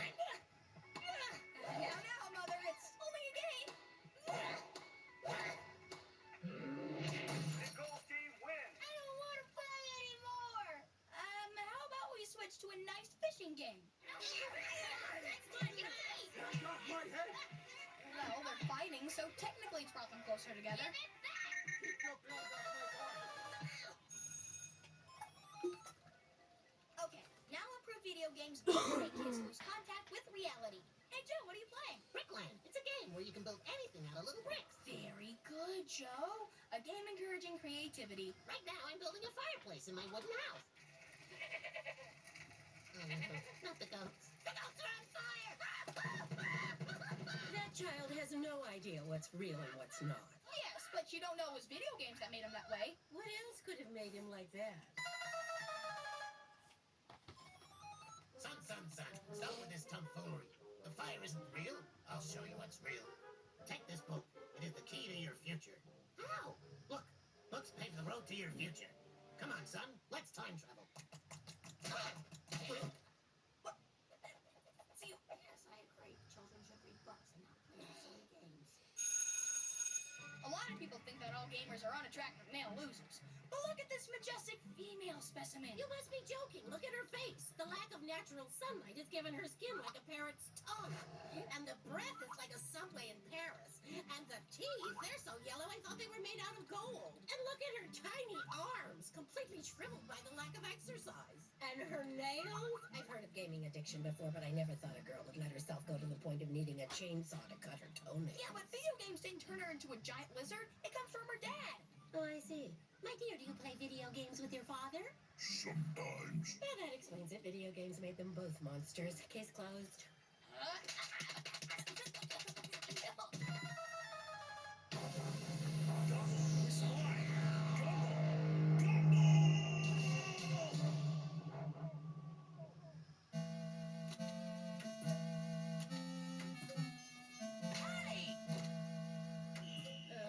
That wasn't a video game. But how are we supposed to entertain ourselves? You are surrounded by all the greatest classics of literature. That's all you need. This is more boring than having to listen to your friend's band rehearsal. Or having to look at people's baby pictures. Or like edutainment. Okay, maybe not edutainment. Wait a minute, I got it! The answer was right under our noses! We read! Discover making gross noises with their armpits!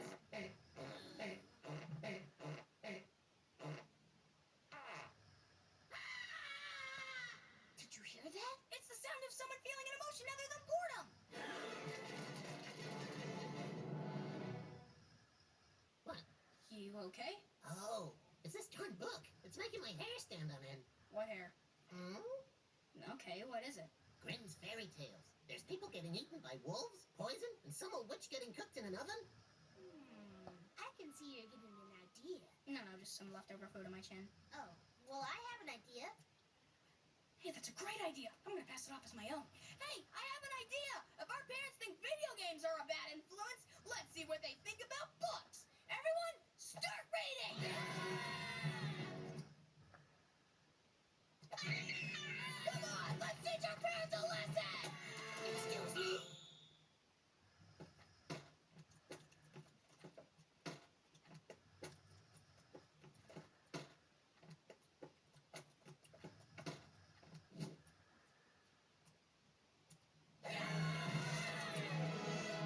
And now that we've banned video games, let's move on to the next blight on our culture.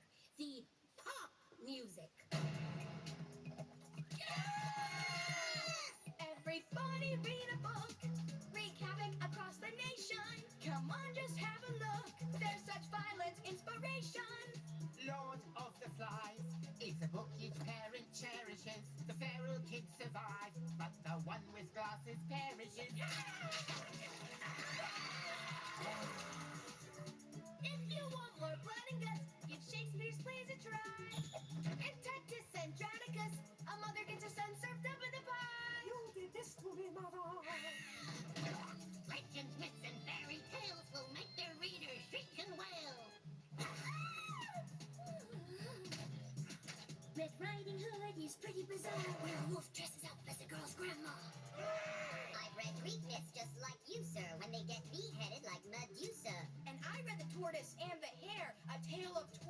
and despair. What? You haven't read that one, have you? No. If you read Dickens' Oliver Twist, you'd shut the library door and lock it. It's all about these homeless kids who learn how to pickpocket. Okay, I get it. That's enough. Fiction should be banned. But history books are just as bad. Perhaps a rap will help you understand. Shoot, hit it. It's a sports.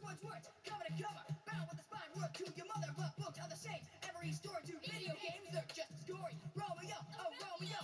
Romeo is your homeo. To be or not to be? That's the question for a G. Huck Finn's Adventures by Mark Twain. All these books are just me insane. So who should really get the blame? Are books as bad as video games?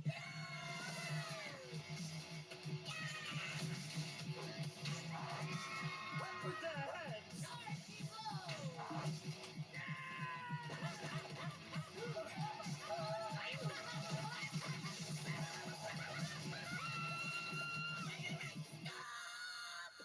What exactly are you trying to say here?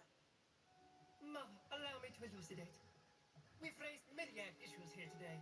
Censorship, parenting, making gross noises with one's armpit. But the nub of the argument is thus. Video games are shouldering the burden of a deeper problem. It is not the material that's to blame, but how parents teach their children to respond to it. My gosh, Billy, you're right. Books can be as dangerous as video games. There's only one reasonable thing to do. Become better parents and look after our children in a sensible way. No.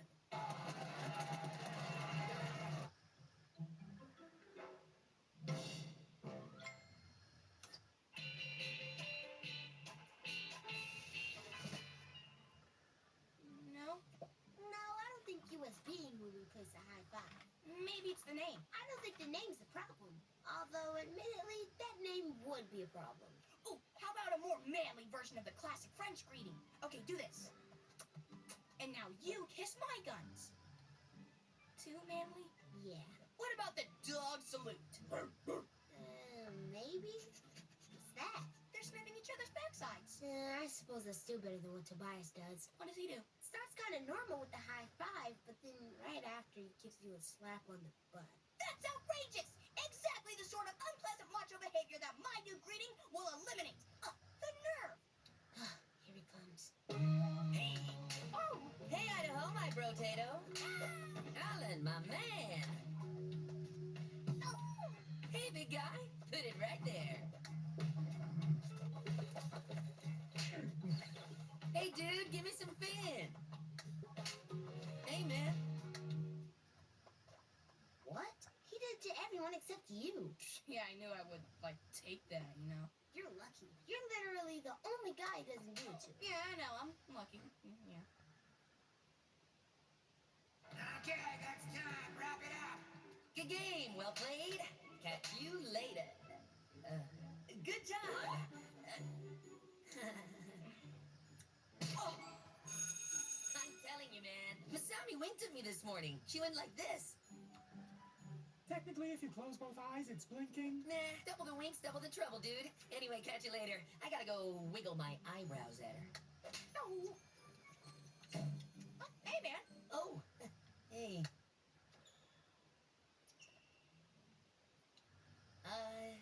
Yeah. Gotta go. We'll slap my butt today, Tobias Wilson, even if it's the last thing you do before the end of school. Hey. Hey. Again.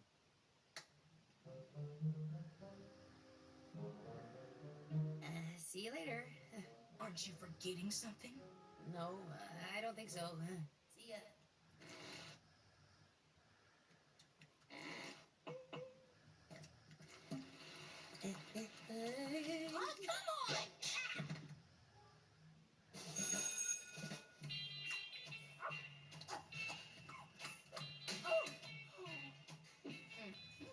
Oh, come on! Help! Come on. I got this.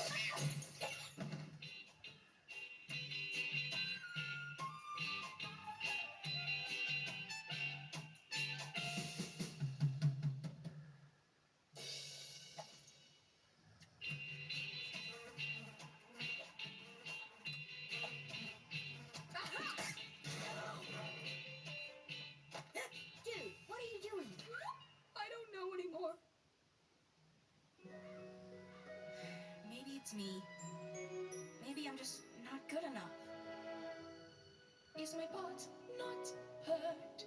Is it not inviting? And is that the reason for Tobias's lighting? I only want a pet, just a tiny bum. A casual little hey there for my lonely room. I feel I have a duty to defend my sad behind. It's not the finest booty, but it has feelings, so do I. I don't wanna sound whiny, but I feel bad for my hiney. I just needed someone here who would gently touch my rear. To be friendly, to be fair, to respect my dairy. I'll just give up and cry. My lonely backside and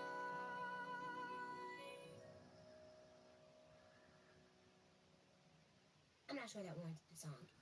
Look, maybe you should just let it slide for once. I know it's not easy, but you've still got me. I'm here to help. Thanks, dude. I knew I could rely on you. When I said help, I didn't mean help you trick Tobias into slapping your butt. Here he comes. So, when he goes to give you the slap, you jump out of the way, and I get it. Dude, do you really... Hey, what's happening, Darwizzle?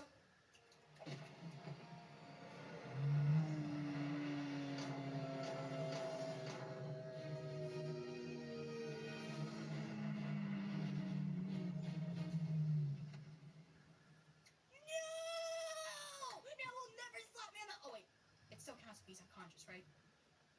Yeah, it counts. And I just realized this is wrong on so many levels. If it means so much to you, why don't you ask Tobias directly? Hey, I'm not a beggar. I'm a chooser. Maybe he thinks you guys aren't friends enough for this kind of contact. So, you're telling me I need to lure this hopeless fool into the deadly web of my friendship? You're making it sound creepy. How about you just be nice to him? Yes, gain his confidence, then stab him in the heart with the burning blade of my friendship. Yeah, that sounds even worse. Infiltrate his tender heart, or lay his hand on You know what? Let's just skip to the moment when you fail. You failed. Have some of my dessert. Let me look good. Look, buddy, if you don't back off, I'm gonna have to get physical. Yes, use your anger and...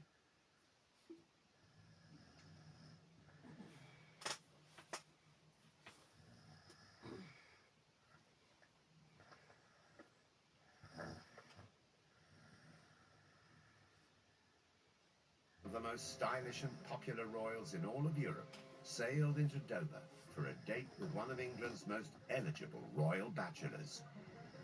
She was such a figure of fascination, and really, people were just desperate to see her. It was a moment of great excitement when she arrived. The British public had been eagerly looking forward to seeing this beautiful Greek princess. The interest in the princess had reached fever pitch when it was announced that she was engaged to Prince George, who in 1934 was fifth in line to the throne. When she arrived, she struck everybody with her beauty and glamour. She dressed extraordinarily well, you see. She was immensely chic. And Prince George was, I think, probably the best. He was the best looking of the princes. And together they made an extraordinarily glamorous couple. And the British public absolutely loved this. Marina was a modern princess because she was much more engaged with ordinary people.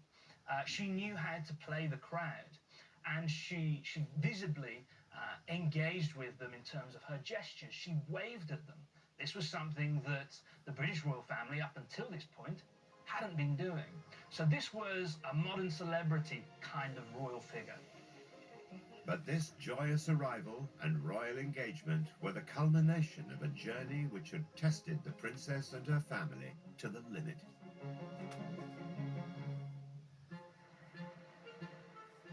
Marina was born into a life of royal luxury in Athens on December the 13th, 1906, the youngest of three girls. Princess Marina had really, for the first few years of her life, she had an idyllic childhood in Greece. She had an English Norland nanny who she adored, who kept them firmly in order. but also allowed them great freedom. She did go eventually to finishing school. She was soon proficient in 4 languages: English, German, French, and Italian. She was also very keenly interested in art and painting, something that she had inherited from her father, Prince Nicholas. Her lineage was more royal than royal. Her mother was a Russian Grand Duchess, so she was part of this bigger royal cousinhood which dominated Europe in the late 19th and early 20th century. Princess Marina was royal to her fingertips and very well aware of it. She was related to practically every princeling or Grand Duke in Europe. Despite her privileged upbringing, Marina's world was about to be rocked because of changes across Europe at the outset of World War I. The Greek royal family became increasingly unpopular. There were rebellions and uprisings against them, military rebellions, and when Marina was 11, she and the family had to flee to Paris to live in exile. A princess with more royal blood than most in the aristocracy found herself living in relative poverty. They weren't as poor as some because they had managed to take some kind of jewels and things out with them, but also her father was quite kind of wily, and the Nicholas Palace, which was their palace, he'd managed to let that out, so they did have an income from that. Moving from a Greek palace to hotel suites and modest Parisian apartments grounded the teenage Marina and gave her an appreciation of life quite outside the experience of a conventional European princess. Her life has been turned upside down, and I think it transforms the way that she thinks about what it is to be a modern royal. Princess Marina had been brought up to respect tradition. Indeed, she was deeply religious, and as part of that outlook, her mother tried to imbibe in her a sense of looking after those less fortunate. She worked with her mother to help, for instance, the large number of Russian emigres who were settled in and around Paris. This kind of gives you a relatability, an understanding, and an empathy of what it's like to be on the ground floor, if you like. And also there's a greater sense of freedom. You have to be more flexible, more pragmatic, and just think very, very differently. So I think this would have given her a completely different perspective on life. So she had that royalty, now she has the reality. She developed a very powerful common touch. She understood and knew how to engage with ordinary people. Marina longed for her family's status as high-ranking royalty to be fully restored. They were known, in fact, as the poor relations of Europe. They lived small, but they had quite a social life because of all their connections. They would go to England quite often, where she and her sisters were welcomed by the royal family. At 27, Marina was strikingly beautiful and had developed a Parisian flair for fashion. It caught the attention of the king's youngest son, Prince George. Marina and George were, of course, related. They were second cousins. So they had known each other, but it was only in 1932 when they met at a party in London, in the Claridge's Hotel, that we begin to see a romantic involvement of George and Marina. He would have definitely been drawn to her elegance and her beauty, who wouldn't have been. And I suppose, having been in exile, she would have had a much freer time as a young woman than most of the kind of German princesses or whatever that might have been presented to him. So an element of independence would, I'm sure, be part of what he would have liked in her. A marriage to Prince George would help Marina claw back the stability and social standing she had craved since her childhood exile. But could their relationship survive his infidelities? Prince George had the reputation of being the playboy prince. He was a bad boy. You know, I mean, he was known to be rampantly bisexual.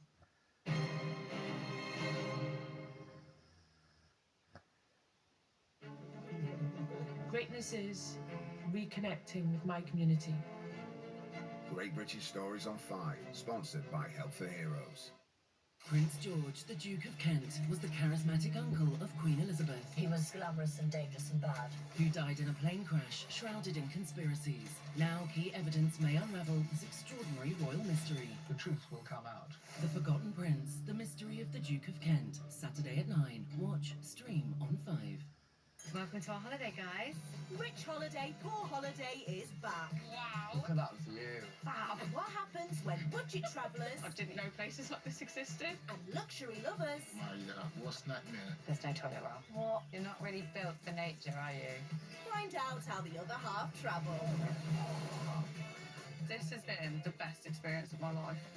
Rich holiday, poor holiday. Continue Sunday at 8 or stream first Sunday morning on 5.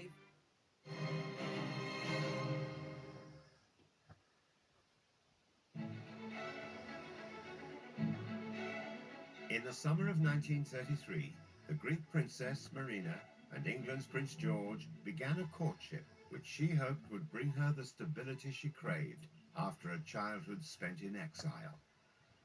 George liked Marina's no-nonsense approach to royal life.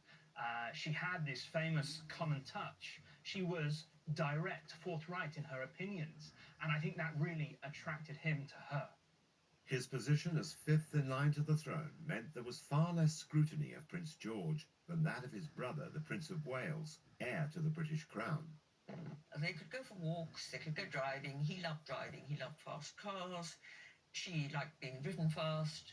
So they had got to know each other quite a bit without the searchlight of the public gaze on them. They were kindred spirits. They shared lots of things in common, including, and this is essential when people are falling in love, they laughed a lot together. Prince George was encouraged in the relationship by his older brother David, the Prince of Wales, who would one day become King Edward VIII. There was a great desire in the royal family for George to settle down. He had led really quite a loose life. There was a famous occasion when he really got hooked on drugs. One of his girlfriends, she was known as the girl with the silver syringe, Kiki, had really got him hooked. He couldn't get rid of these addictions, and it wasn't until the Prince of Wales intervened and nursed him back to health, made him go cold turkey, so to speak, that George was able to kick his drug addictions. And also, there were rumours about possible bisexual relationships during this period. Biographies of Prince George outline these rumours, with stories of various same-sex relationships throughout his life. There were things that had to be covered up. There was rumoured to be some boy in a nightclub that was trying to blackmail him that had to be bought off. Here you have with George and Marina two very attractive people who, the evidence points to were deeply in love with one another. But also I wonder whether for him there might have been this duality. She's beautiful, I'm attracted to her, I'm in love with her, and also I wonder whether she will be the perfect wife for me to do away with all these rumours that are rumbling around in the background. It wasn't just George for whom the affair offered a chance at redemption. The relationship was also crucial to the standing of the Greek royal family after years of exile from their homeland. George would have been seen, certainly by Prince and Princess Nicholas, as a catch. He was just absolutely right for their daughter. Marina knew he was absolutely right for her.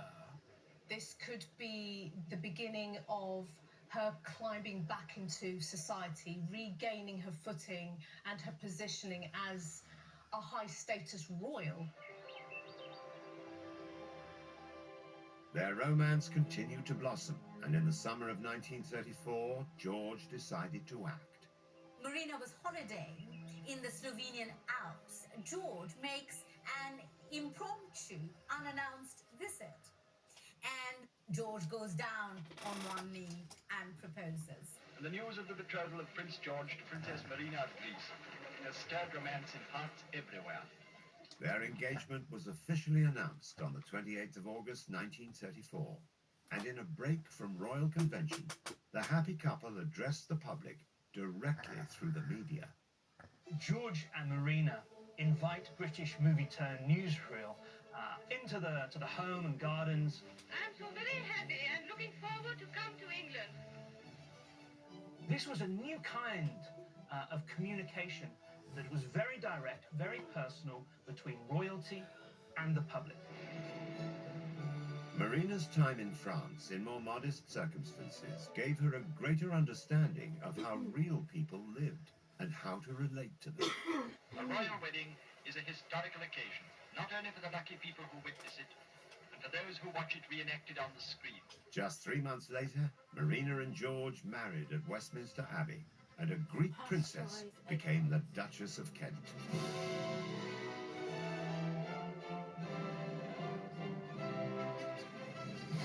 What a reception is given to their Royal Highnesses of Kent all along the route.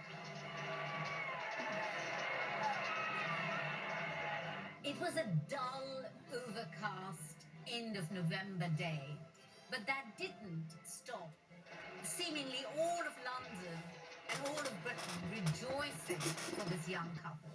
Nearly 500,000 turned up on the streets of London. As the Duke and Duchess of Kent appear on the balcony, they are joined by the King and Queen and members of both bride and bridegroom's families, including little Princess Elizabeth, the smallest bridesmaid.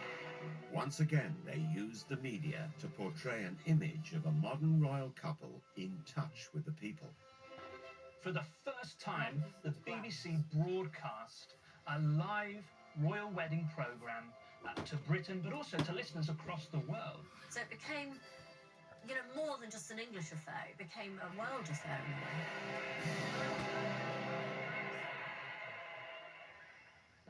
The Imperial Airways liner Horatius lands at Croydon from Paris, and the Duke of Kent, followed by the Duchess, alights.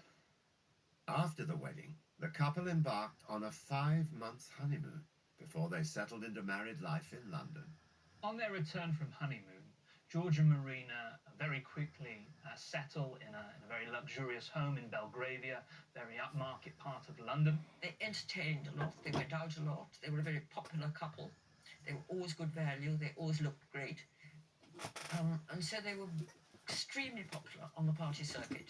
They were the style couple, the power couple. They were the best dressed couple in town.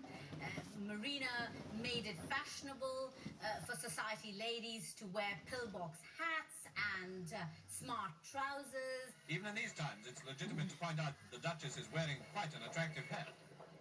Because of her background, Marina realised that royal families were only going to exist so long as they commanded popular support. So they needed to connect with the public.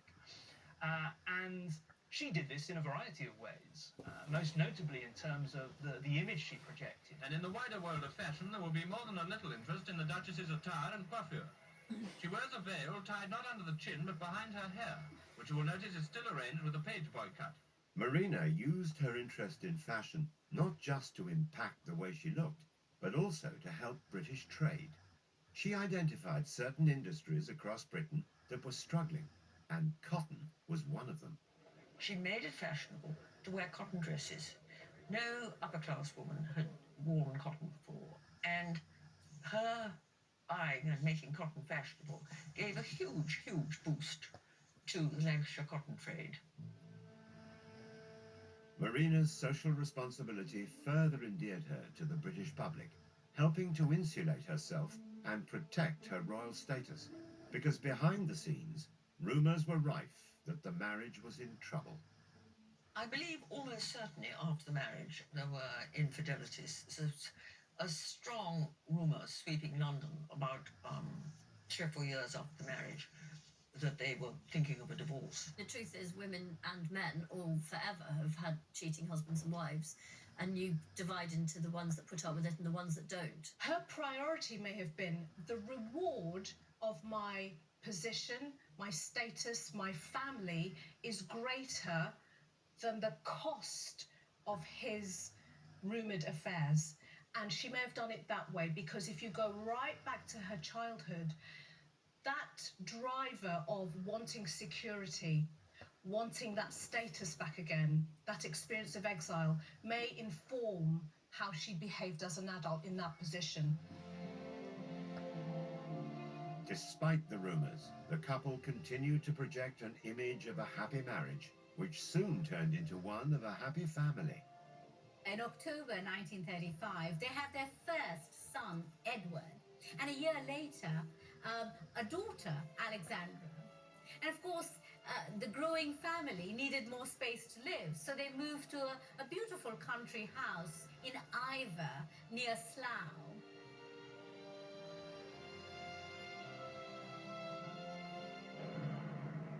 But the outbreak of World War II would mean changes for the young family. Whilst George was focusing on the RAF, Marina had her sights set on the Wrens. The Duchess of Kent boards a launch at the embankment for a visit to the Royal Naval College. She was appointed Commodore of the Women's Royal Naval Service, otherwise known as the Wrens. And this was something that she embraced wholeheartedly. I feel sure that there are still many women who would like to do their bit by serving the Royal Navy, the traditional service of the Empire. She puts herself forward as the face, the recruiting poster girl for the Wrens. And she's phenomenally successful in terms of the sheer numbers of those who volunteer and join the Wrens. Inspections and recruitment drives, while symbolically important, were not enough for Marina. She wanted to help the war effort in a more practical way. Marina almost immediately realizes that it is her duty to volunteer and serve Britain in her hour of need. And she decides to undertake a 3-month course incognito in nursing. The Duchess of Kent, at a hospital in the country, herself assists in the making of splints and bandages. Like other royals during the war, Marina rolled up her sleeves to help boost morale. But she went even further, immersing herself in the role so she could do the job properly. She would really work. She would do everything all the other nurses did. You know, sweep the floors, empty bedpans, wrap up bandages, that kind of thing. This was part and parcel of the young Marina. You know, everything that she'd learned through her mother. This was the Marina as an adult. You know, it was the little girl who'd become the woman with the same standards and with the same idea of duty and responsibility, but doing all of this, of course, because this was what she wanted to do. Nobody made her do it. This was the woman that she was. Amidst the chaos of war, in 1942, Marina and George celebrated the arrival of their third child, Michael. But their lives were about to be turned upside down at the worst possible moment. Those around her said that she stopped talking at all, and she just stared for hours out of the window, lost in her own private grief.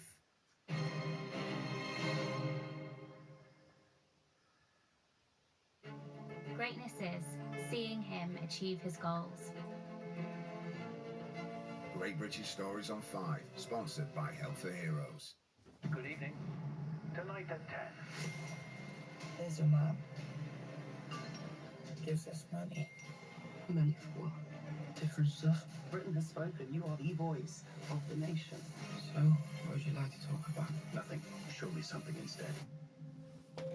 Just tell me what you want. I want more. Brand new original drama, Power, The Downfall of Hugh Edwards. Tuesday at 9 on 5. With unprecedented access to the Royal Navy. We're heading towards the coast of Iran. Witness the challenges facing the crew aboard Britain's biggest warship. We are going inside the weapon engagement zone. That's it. That's where you're going to have to get off. Warship, life on the front line, next Wednesday at 9. Watch, stream on 5. Welcome to India. This is a land of staggering contrasts. Every step, so impressive. Feel the pulse of a nation and a people on the verge of something big. Alexander Armstrong in India continues Thursday at 8. Watch, stream on 5.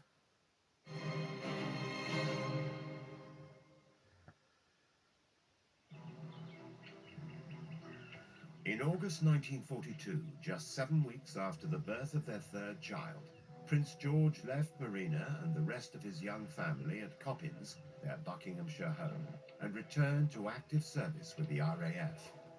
George was flying from Scotland to Iceland on what was called a Sunderland flying boat. And the day was awful. Visibility was poor to non-existent. The plane was flying far too low. A farmer from Berrydale and his son remembered how they could hear this aircraft flying. They couldn't see it, but they heard it flying over. And very shortly afterwards was this almighty crash as the Sunderland flew into a rising hillside, and 2,500 gallons of aviation fuel went up. The entire crew, 15-man crew, they all died apart from one who was thrown clear, and George was dead at 39. This was a shocking moment. This was the first royal to die on active service for, over 450 years. News of her husband's death hit Princess Marina hard. Marina's old nanny, who was at this point looking after her own children, picked up the phone, learnt of George's death, and then went downstairs and told Marina that her husband had been killed. Those around her said that she stopped talking at all, and she just stared for hours out of the window, lost in her own private grief. This was a woman who was broken. The body of the Duke of Kent, draped with the Union Jack and his personal standard, reaches London on the way to Windsor Castle, where it will rest prior to the private funeral in St. George's Chapel. In the weeks and months after George's death, Princess Marina was left to cope with a complex mix of emotions. Not only does she lose her husband and is now a widow with 3 young children, the youngest of whom is 7 weeks old, she may have also felt an increasing sense of isolation because her own family weren't around her to support her. And that psychological sense of isolation would have had a big impact on her as well. The simple service over, the Duchess, together with her lady-in-waiting, Lady Herbert, leave the parish church for her home nearby. So she may have felt a sense of, I've lost the love of my life, I'm losing my sense of security, and I feel isolated. That's an awful lot of emotional weight and burden to carry at such a difficult time. Marina's own family was scattered across the globe, but her mother-in-law, Queen Mary, was on hand to offer advice and support. She said to Marina, you've got to keep going. You've got to carry on. You've got to do this because this is what other women across the country are doing. And you've really got to set an example. You've got to show that you're going to carry on with your role. I don't know if Queen Mary needed to say that to her because, she'd been so brought up in how to be a princess. I don't think it would have occurred to her not to, really. I think duty was very important to her. Following her husband's death in an air crash in 1942, Princess Marina continued to take her share of royal duties. She found that the press response to her and the public support for her was even more now because they could feel that she too was suffering like so many mothers and wives and sisters in the country were suffering.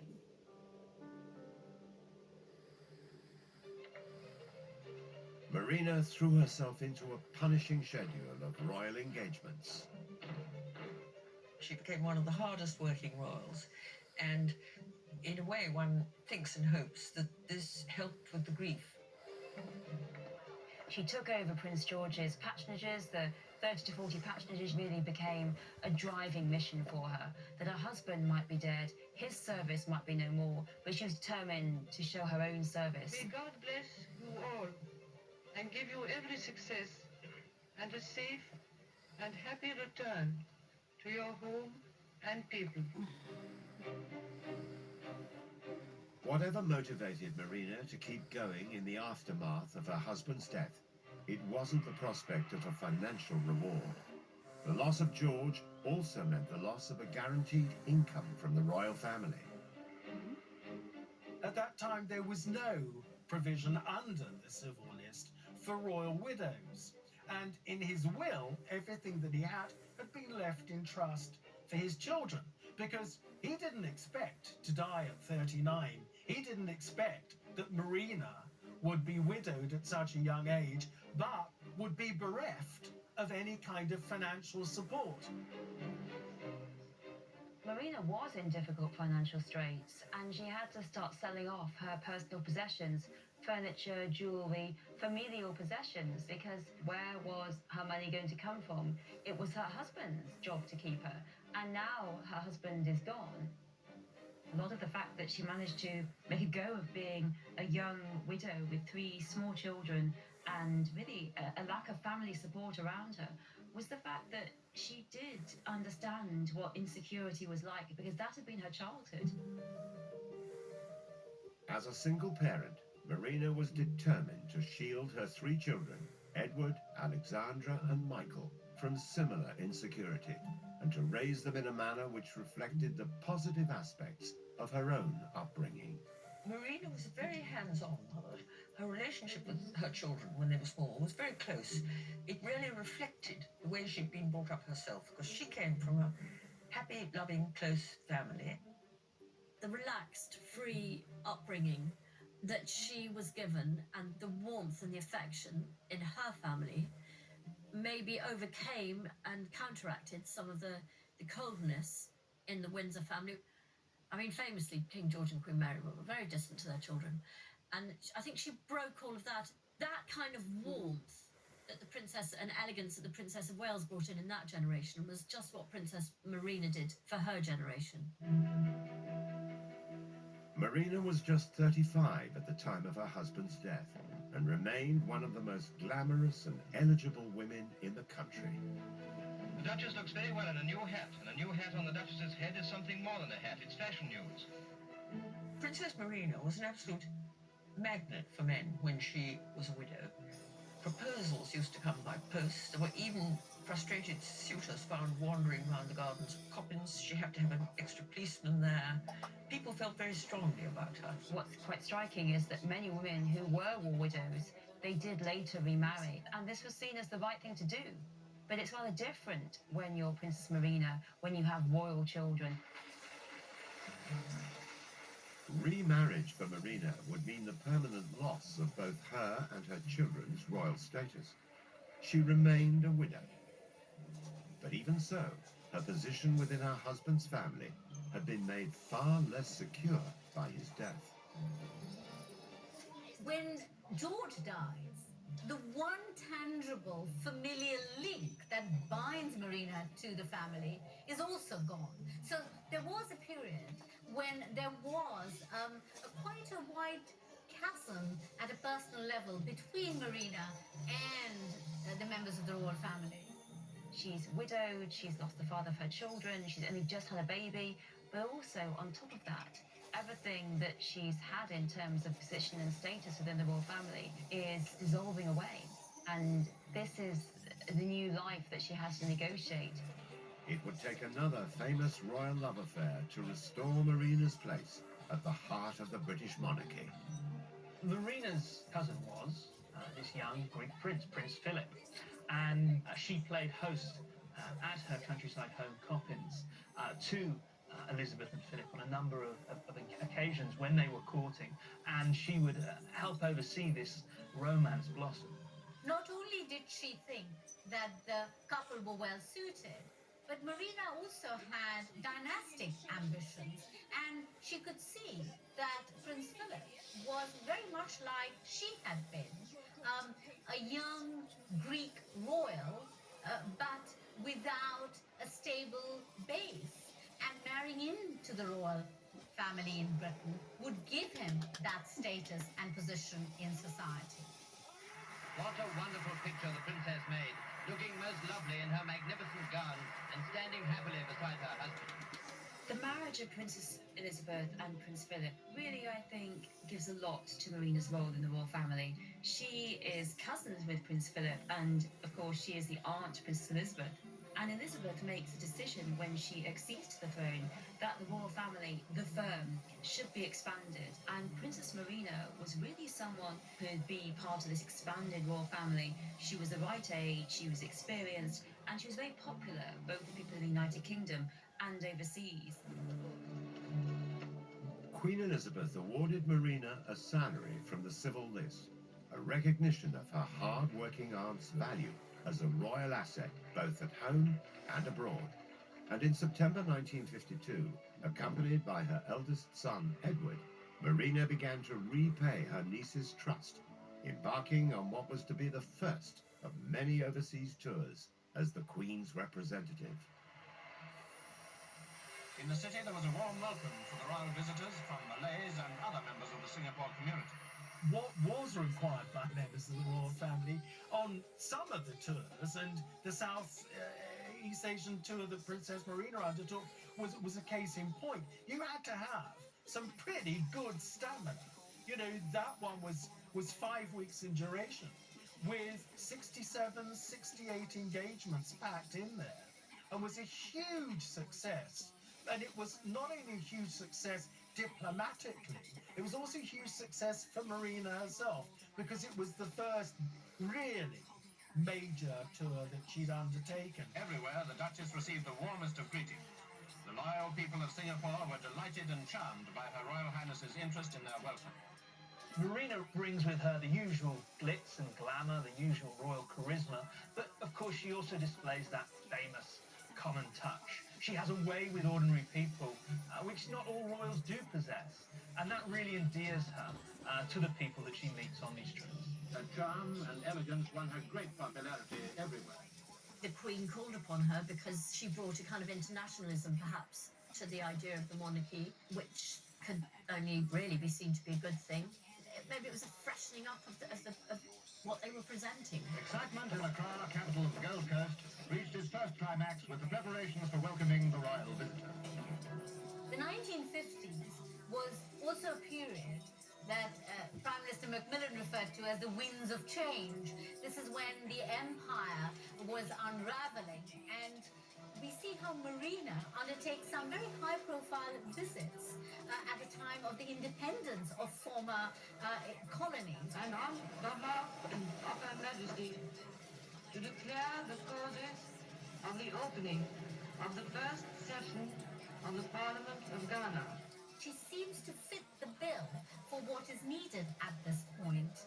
Someone who has royal connections and the prestige to act as an ambassador for the Queen. But those same winds of change that saw the empire become a commonwealth were also beginning to blow through the corridors of Buckingham Palace. As we near the late 1950s, there's a real concern that the royals are a bit out of touch. And what we witnessed was a decline in deference. People cared less about the royal family. They cared less about the formality and the way that we're meant to respect these individuals. Princess Alexandra, Princess Marina's daughter, she says, well, the thing is, you know, we have to compete with Elizabeth Taylor and the Beatles. You know, she really sees the fact that it's suddenly becoming a popularity contest. And this is completely different to the way in which Princess Marina was raised and the life that she knew. She was brought up in a world where royalty was always important. But as the 1950s gave way to the 1960s, there was a graver threat to Princess Marina's hard-won position within the royal family than changing social attitudes: the marriage of her eldest son. Marina was no longer going to be the Duchess of Kent. She would lose her position, her title, and her status. And this didn't sit sit very well with her at all. Stamina, the size. She didn't care if it was supposed to with the Alpha's hand. Nora wanted a taste for herself. Greatness is being part of a team again. Great British Stories on 5, sponsored by Help for Heroes. Only a man could have done that. That's not possible. Curfew was supposed to make us safe. It's a woman that's done it, Pam. A woman wouldn't do that. I need to find out what happened. The Curfew. Stream the full series now on 5. Welcome to our holiday, guys. Rich holiday, poor holiday is back. Look at that view. Fab. What happens when budget travellers I didn't know places like this existed. and luxury lovers What's nightmare? There's no toilet roll. What? You're not really built for nature, are you? find out how the other half travel? This has been the best experience of my life. Rich holiday, poor holiday. Continues Sunday at 8 or stream first Sunday morning on 5. Prince George, the Duke of Kent, was the charismatic uncle of Queen Elizabeth. He was glamorous and dangerous and bad. Who died in a plane crash, shrouded in conspiracies. Now key evidence may unravel this extraordinary royal mystery. The truth will come out. The Forgotten Prince, the mystery of the Duke of Kent. Saturday at 9. Watch, stream on 5. Greatness is being back on that journeys. Great British Stories on 5, sponsored by Help for Heroes. What I couldn't have known was that in that moment. June 1961, and after a 4-year courtship, the eldest of Princess Marina's 3 children, Edward, who became Duke of Kent after his father George's death, married Catherine Worsley, the daughter of a prominent Yorkshire aristocrat. It was a union which had always been viewed unfavourably by Edward's mother. Marina was totally against Edward marrying Catherine. You know, she once remarked to a biographer that I'm the only one in the royal family who does not have one drop of common blood. And of course, for her, her future daughter-in-law, Catherine Worsley, had only common blood, because even though she was aristocratic, she wasn't royal. A dilution of the royal bloodline wasn't the only threat that Catherine's addition to the family posed to her intensely status-conscious new mother-in-law. When Eddie married, his bride, his wife, became the Duchess of Kent. Marina would then be no longer the Duchess of Kent. She would be the Dowager Duchess of Kent. And that was a position that she didn't relish, she didn't particularly want it. She's still in her mid-50s. She, perhaps at this point, still sees herself as young, vivacious, useful, and dowager does carry connotations of an older person who's grey, who's drained of life, and that's just not her. So I think she comes out fighting, and in the end, she gets the title that she wants, which is Princess Marina, Duchess of Kent. With the issue of her title satisfactorily resolved, Princess Marina continued to throw herself into her royal duties with youthful vigour. But in the 1960s, Marina was far from winding down. She was still traveling the world. She traveled to Australia in 1964. And of course, she was still president of the All England Lawn Tennis Association. And thereby, every summer at Wimbledon, she was the one in the centre of attention, distributing the prizes, always looking glamorous in her beautiful, chic suits. Although in this sort of later stage of life, she was in her 60s, in many ways she remains this very prominent, imperious public figure. Despite remaining a key part of British public life, by the summer of 1968, unknown to all but her immediate family, Marina's health was beginning to fail. Her left leg had started to give way unexpectedly and she'd take tumbles.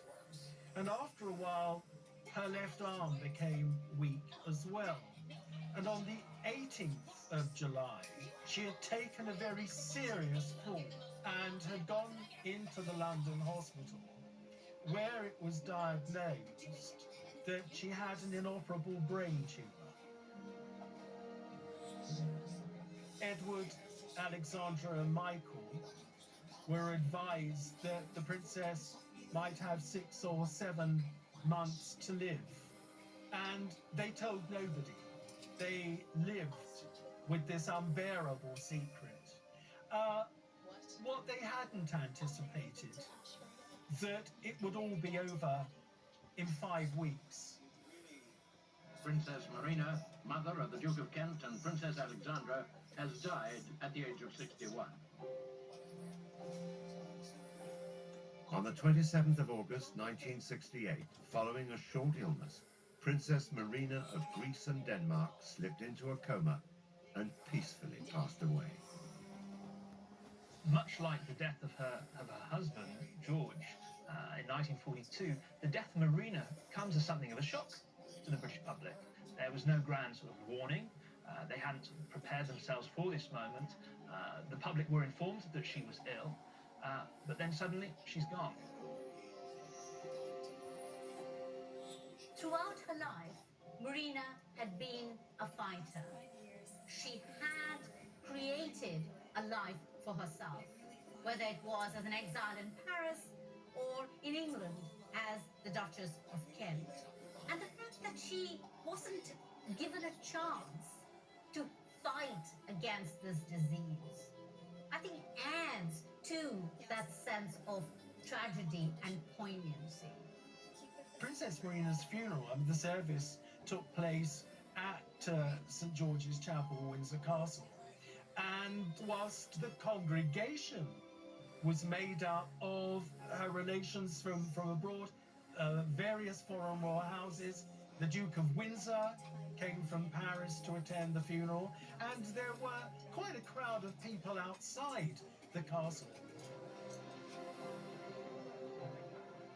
It was that old cliche, a nation mourned. I think it was a true sense of shock, of admiration, of warm memories and warm love for a princess who, although had been foreign, had become completely English.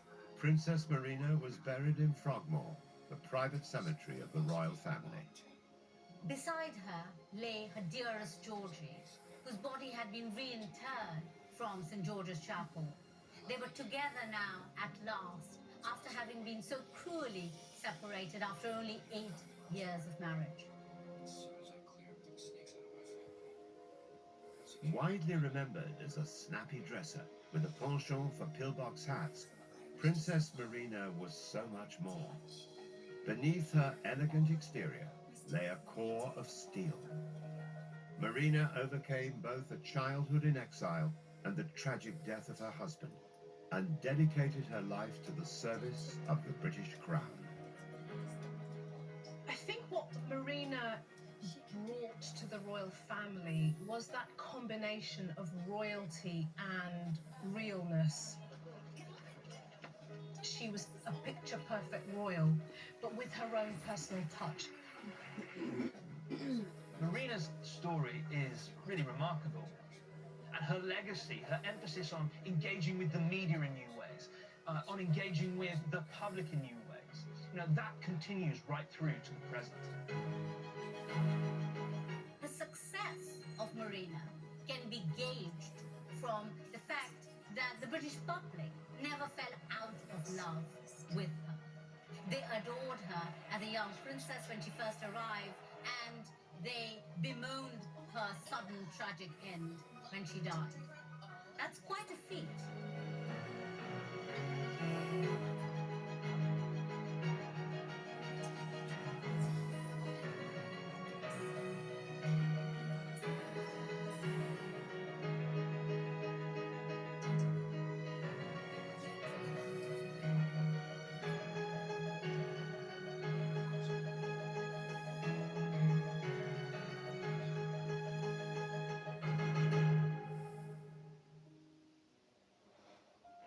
Whether it's Trump's war with Iran or the assisted dying bill, make sure you have your say on all the best debates. We'll have great guests, fiery phone-ins, and a few laughs along the way. So every day something new, every day surprising. Your daytime schedule starts with Retail Rewind, weekday morning at 9:15 on 5. The sea rages. Rough seas, storms, really, really scary. And the land fights back. Just look at the scale of these cliffs and these rocks. You build the impossible. A battle royale between man and nature. When you're up this close, I feel like an ant.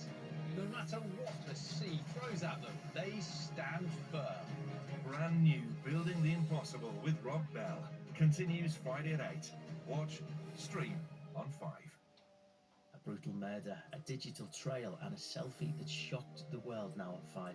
Killer on the Run contains images of real-life murder scenes and descriptions of violent crimes.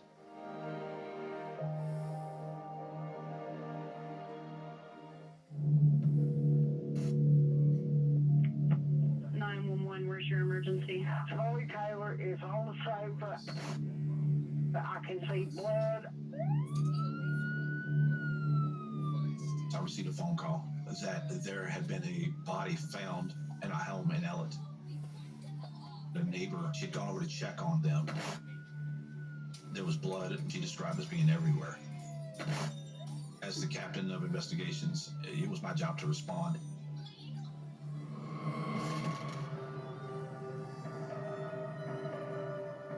I could see a lot of puncture wounds. I could see impact injuries to his head. Many of those stab wounds were fatal, just in themselves. It's just not a random killing. I wanted them to die. That's what it tells you. I did not feel safe, and I did not feel like my kids were safe. There's a real fear here that they're going to kill again.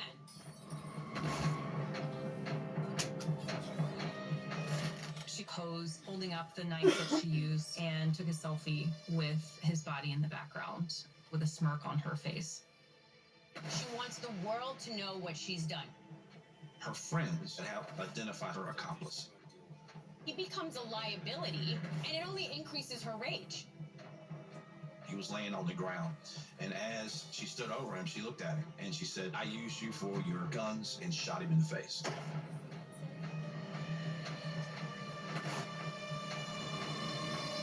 She was ready to go, and she wanted to inflict as much harm as possible on her way out. Police officers, they're searching my house, down my street, guns out. They're looking everywhere for her.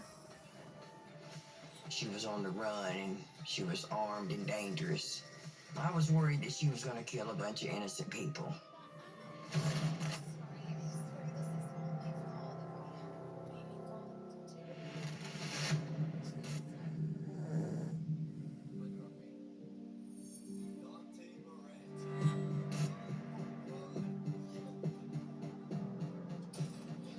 Christiansburg, Virginia is a small town of about 22,000 people.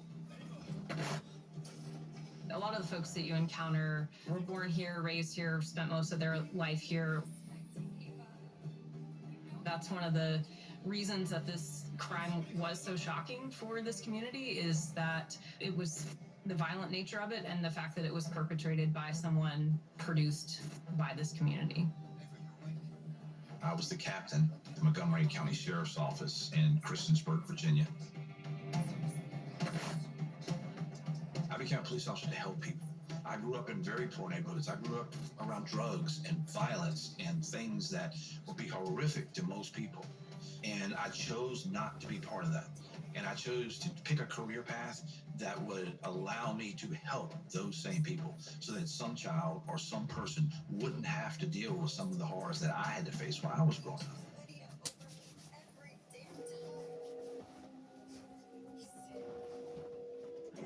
911, where's your emergency? Okay, this is Alan Taylor's residence. We need an ambulance. I went in to turn the living room light on, and Troy Taylor is on the sofa. I can see blood. Ma'am, I didn't touch him, but it don't appear that he's breathing.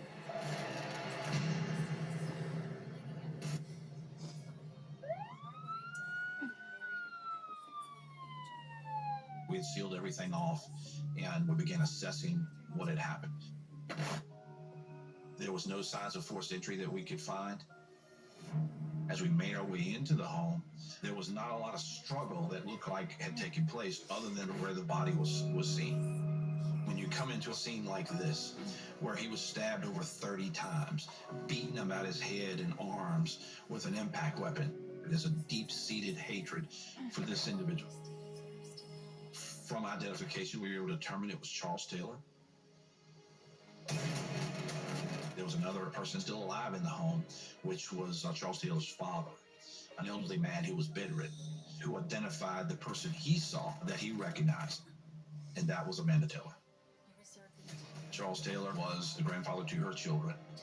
He was the father of her husband, Rex.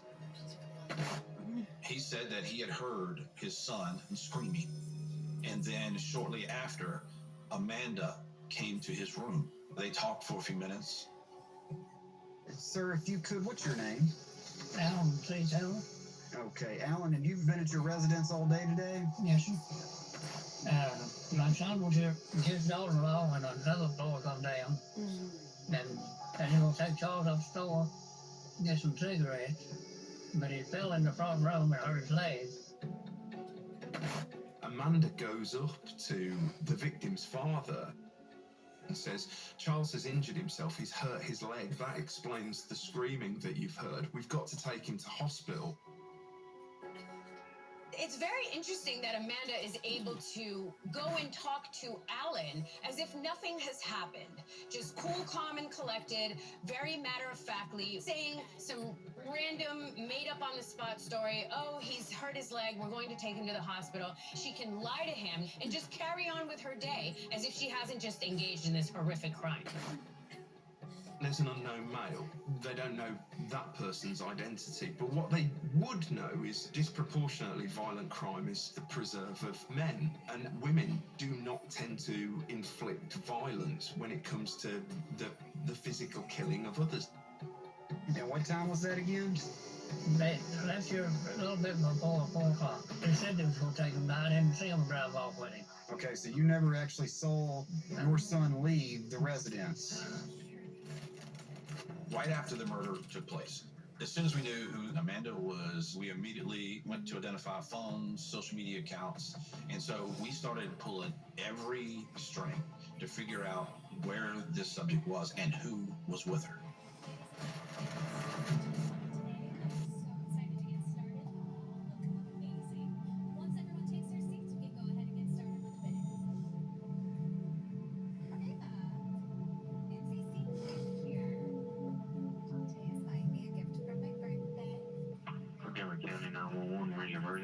I'm hoping this is not true. It's Den Hill Road. I don't know if this is true or not. My daughter is 23. She's got out of mental hospital. Her husband, Rex, it's his father. My daughter just called me and said that her and this guy were on the road and that she had to go down there and they had to stab him to death for that. Just get someone there quick in case they did. If it is, then you'll have to come to my house. I got her kids. I think gave the emergency custody of the 2 and 7-year-old a few days ago. She's not allowed around them. Amanda confessing to her mother lets police know that Amanda is a dangerous individual, because if she has premeditated this crime, committed this crime, and then told her mother that she's committed this crime and she's now fled, there's a high probability that she might go on and hurt, if not murder, more individuals, because she seems to have no remorse. Teams went to her house, her mother's house, and spoke to relatives, spoke to friends, spoke to acquaintances to try to identify if she was there, and if she wasn't there, where she might be heading. It was sometime in the middle of the night, a bang at our door, and I open it and I find 6 or 7 police officers at my door. They wouldn't even tell me what happened. They just asked me, have you seen Amanda Taylor? I'm saying no, I haven't spoken to her in a couple days. They're searching my house looking for Amanda. Down my street, flashlights, guns out, they're looking everywhere for her. I call her mom, what is going on? And her mom is like, she killed Charlie. she killed him. Amanda's friends, they really didn't seem shocked, and that was odd to me. When people aren't shocked from a heinous crime, they either knew something about it or had an inkling that this thing could occur.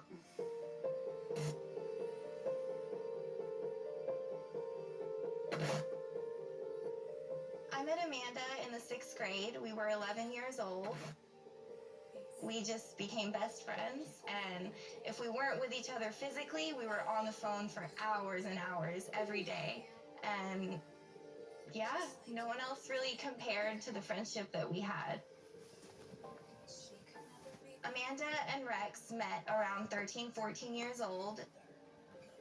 They started dating soon after they started talking.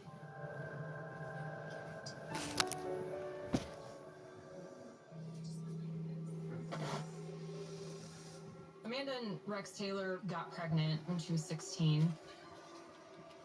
She dropped out of high school, and the couple later married and had a daughter about 5 years later. She would watch our baby, and we'd watch her baby. That's when we really started to become closer friends and really became good friends with Rex at that time, too. I knew part of that side of his life where he did mess around with the drugs and stuff. I'm Melissa Taylor. I'm Rex Taylor's mother. I'm Charlie's ex-wife. I was with Rex's father till he was 6 and a half. Charles was not a very good man. He wasn't a provider. I worked and took care of my son. And, he liked to drink and drugs and just do whatever he wanted to do. Rex's dad was on pills, and he loved his son, but he wasn't the father that he needed to be for Rex at all. He was 14 and his dad started giving him Oxycontins. Charles, I don't know if he was just trying to win Rex's love and knew that he would want to be over there because I didn't allow it at my house. It just progressed into alcohol and other pills. I remember Amanda begging Charles to stop giving Rex pills multiple times, begging him, and he never did. And they would see each other and they would get along, but I knew deep down she had a lot of resentment towards him. Amanda's mother had shared that she was a pretty angry person for most of her life, that she did struggle with anger issues. She would punch Rex in the mouth. She had broke one of his teeth. She would fight. He wouldn't fight her. He worshipped Amanda. They lost their apartment. So that was the final straw with Amanda. That's when she took the kids and she left. She went to go live with her mom, and Rex went to go live with his dad. Amanda had told him that he couldn't see his son for his birthday. She told him if you were sober, you could. But he was so drunk on that phone call, and that was the day before the suicide, which happened on his son's birthday.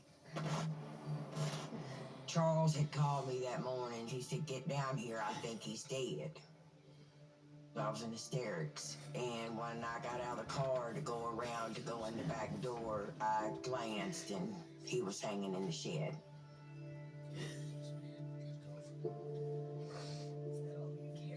Amanda Taylor's mom said that her assessment of Amanda's response to Rex's death at the time was that she didn't really grieve it. It's that her eyes just went empty. That anger that she had kind of struggled with as a child really resurfaced at that point. She blamed his father, Charles Taylor, for his addiction, and so she really developed, I would say, a vendetta against Charles Taylor for her husband's death.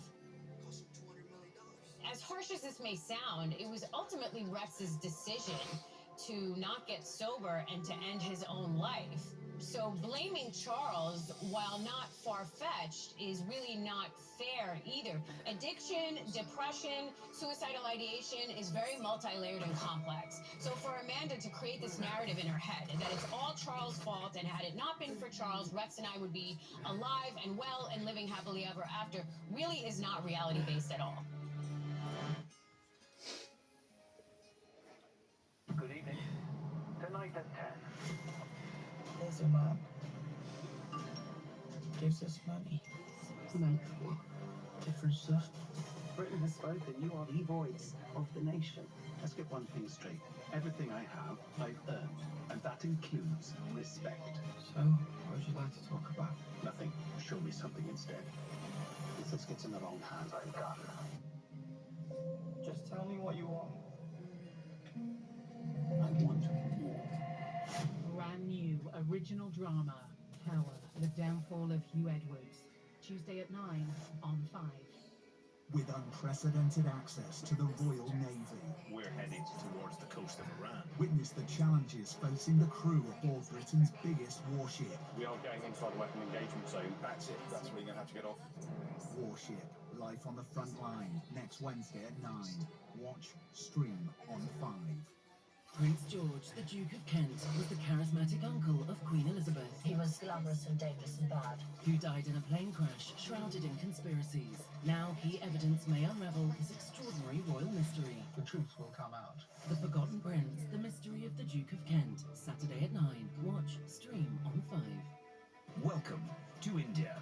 This is a land of staggering contrasts. Every step, so impressive. Feel the pulse of a nation and a people on the verge of something big. Alexander Armstrong in India continues Thursday at 8.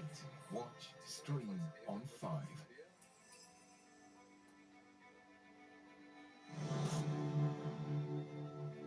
Prior to Amanda splitting with her husband, they were really into an alternate type lifestyle surrounding death.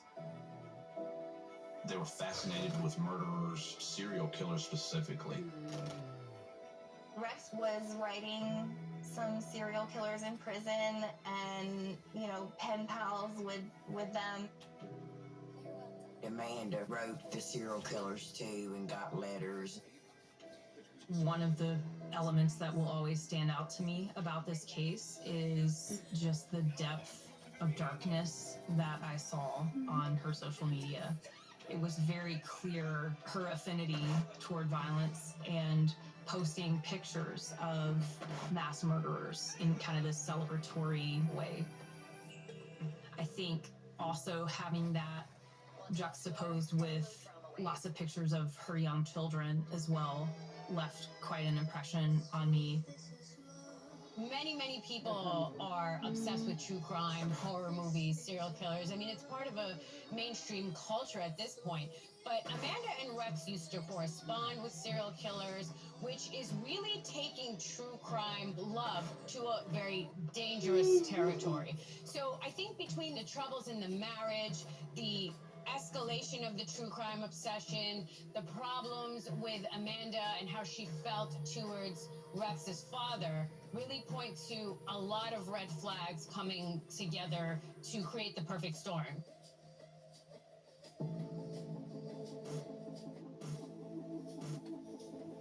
Two sisters are getting married at the same time. The older sister... March 27th was their shared birthday. 327 was a very important number for them. ...who is paralyzed in both legs. This makes the scheming younger sister extremely jealous, so she threatens her father with suicide, demanding that she be the one to marry the billionaire CEO. We were all around his grave, and all of a sudden, she pulls this knife out of her purse, and she goes to slit her throat. She says, "I just want to go be with Rex. Just let me go."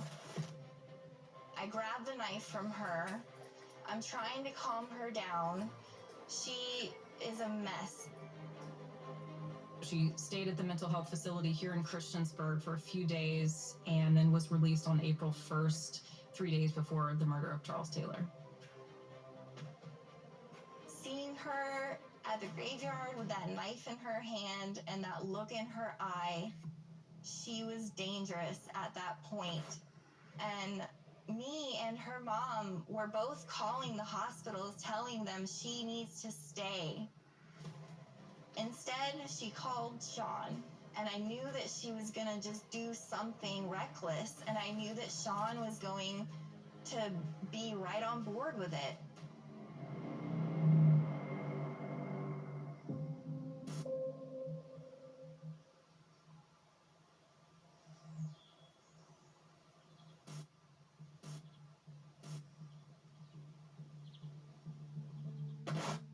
Amanda had a set of friends. They were able to identify the person she was with, Sean Ball.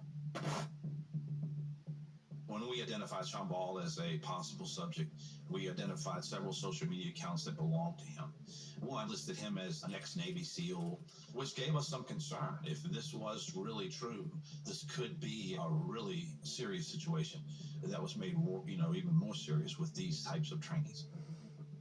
We could tell right away that Sean had a crush on Amanda from the moment that they met. He would always want to hang out with her. Amanda was aware of those feelings and certainly used those to her advantage. Amanda and Sean Ball, in the days prior to Charles Taylor's murder, they went to Sean Ball's family's house. His family were nice people in the community. They had some weapons in the home that Sean Ball went in and stole. Several pistols, a rifle, and they purchased ammunition. Sean bought a knife for Amanda. It was a fairly long weapon that he had purchased for her, and he himself had obtained a crowbar out of his vehicle. And those are the weapons that they had decided to use to kill Mr. Taylor. For the authorities, tracking someone who has veteran status does increase the risk of trying to apprehend them, because they're familiar with evading detection, going under the radar, being able to protect themselves, being able to use extreme forms of violence if necessary. You have these two dangerous people on the run together, headed God knows where, and so there's a real danger for the public out there.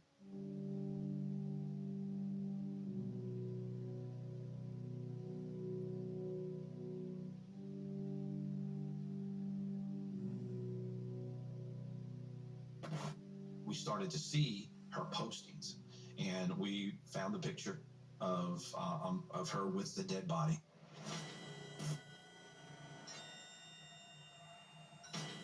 Following the attack, Amanda Taylor posed in front of Charles Taylor's dead body on the sofa, holding up the knife that she used, still bloody, and took a selfie with his body in the background with a smirk on her face.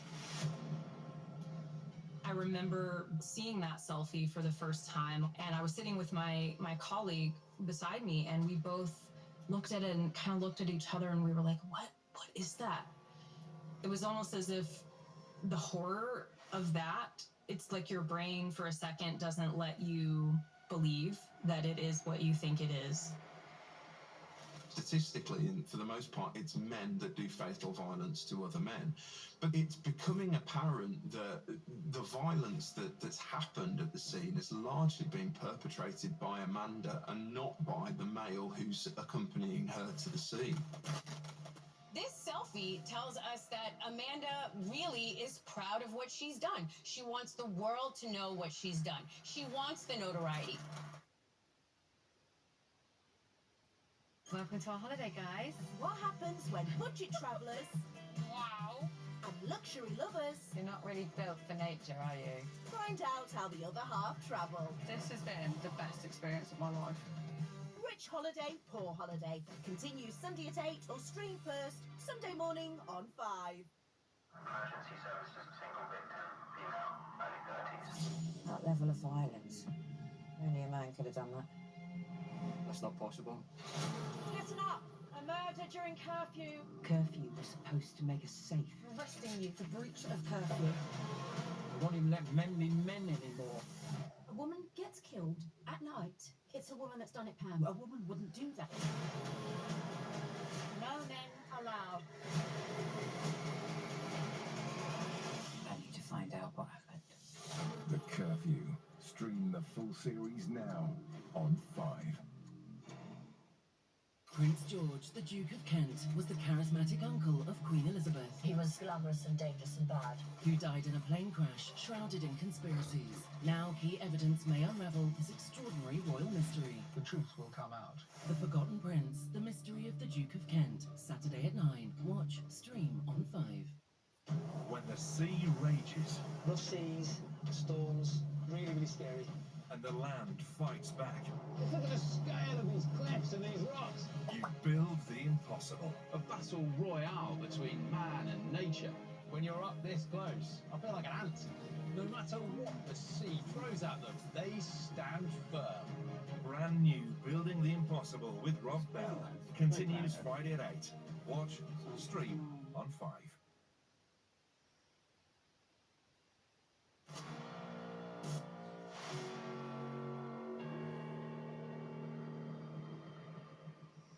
We started retracing their steps.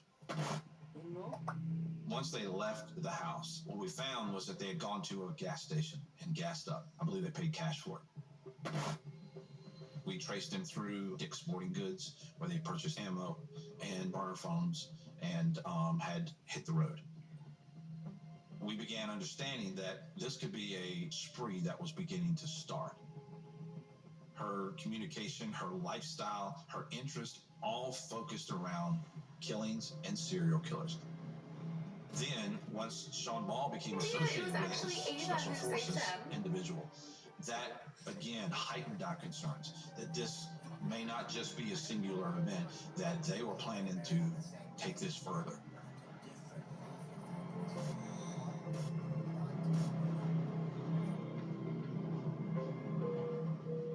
My phone rang and it was a restricted call, so I answered it and it was Amanda, who said that she had killed Charlie. I was in hysterics just knowing that, and she said I did it for closure for me, you, and Rex. She sounded very calm, and just to know how he was killed was just horrifying. I kept my door locked. She had never been to the trailer where I live, but just to, you know, be careful because she was on the run and she was armed and dangerous. The day after the murder, she finally messaged me and she told me, I'm sorry and I love you. And that was it. I was worried that she was going to kill a bunch of innocent people because I heard that she wanted to do that. Her and Rex had talked about it, and I had told Rex one time, you know, you're not a killer. You're not going to hurt innocent people. And he said, Mama, I'm not. But I think he done a lot of that to impress her, a lot of the talk to impress her. There was a post she made on Instagram that really messed with me. It was a picture of one of Sean's guns in her lap, and she said that she was going to go be with Rex. That it was time for her to go find Rex in hell. If people try to come to me, I'm going to kill everybody. It is very concerning to us. We send out pictures of the individuals, pictures of their cars, and start putting out BOLs. We call Be on the Lookout for. We had to call in jurisdictions outside of the state of Virginia. We have a nationwide database, so we can send out those BOLs to certain areas to look for these people, and we did that. This all was coordinated in a matter of minutes. We take the preciousness of life very seriously. We needed to get her in custody before anybody else lost their lives. If somebody engages in a horrific crime, such as a murder, you would think that your typical criminal is going to try to hide or lay low or conceal themselves or try to get away. But Amanda is doing the complete opposite. She's posting on social media. We were utilizing our technology to try to identify where she could be, but she was changing burner phones, changing SIMS cards, which made it a little difficult for us to be able to track those.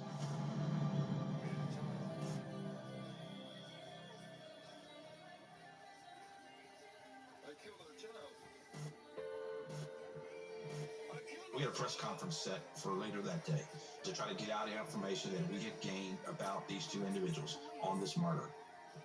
Because of her postings and stuff, we were getting international news people contacting us. It was becoming a really big thing.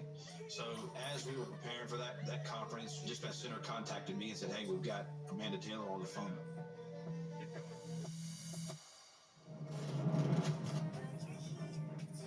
I really was shocked, I'll be honest with you. I was like, are you sure? And they're like, yeah, it's Amanda Taylor. As I picked up the phone, she said, hey, this is Amanda Taylor. She began telling me that, you know, if the police didn't leave her alone, that she was going to start killing people. And I knew that I had one chance, try to get her to give me something that would help me identify where she was at. I could tell in her voice that she was scared. She seemed like a lost person. Through my years, I've understood that in situations that are tense or situations that are rapidly changing, if you can push forward a calm demeanor, a calming voice, that will make them start seeing things in a logical way. I determined she didn't know where she was at. So I asked her what signs she saw, and she told me. And when she told me those signs, I was repeating it so that my partner could hear it. She was in North Carolina, and he got on the phone to North Carolina State Police, and he would relay those things. Several troopers, I think, ended up showing up, and they got in behind her and initiated their lights to the stop. She didn't stop right away. They ended up spike stripping her car to get her to pull over.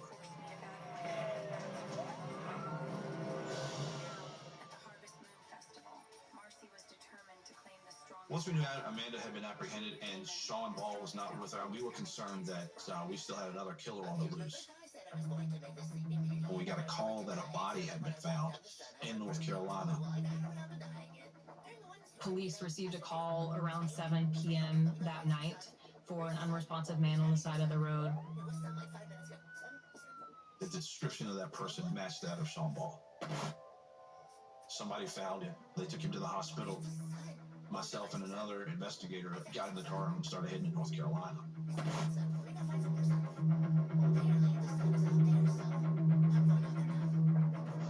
Did you find Sean?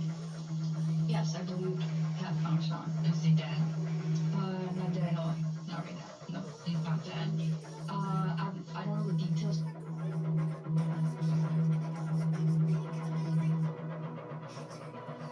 When I got to North Carolina, I met Amanda at the jail, and she seemed excited to see me. You know, it was a very pleasant conversation, not something I was expecting from a killer. I'll be honest with you, I've interviewed a lot of bad individuals. Went to the motel. Hotel Tennessee, then you drove around this Sunday. morning, and we stopped at a bunch of those like scenery places, and we just drove. We didn't have a place to drive. Amanda had a plan. She intended to go to just move their way across the country, kill as many people as they could. A fantasy that Amanda had that she, I think, was hoping to do with Rex was to essentially become Bonnie and Clyde. This was something that Sean Ball had promised her he would do with her. After Charles's murder, Sean Ball was really not in agreement anymore. I think he had bitten off more than he could chew. I told him I'm running out of gas. We have no money. Like, we're either gonna have to kill people and get it, or we're gonna have to turn ourselves in. And I guess he was just nervous at both.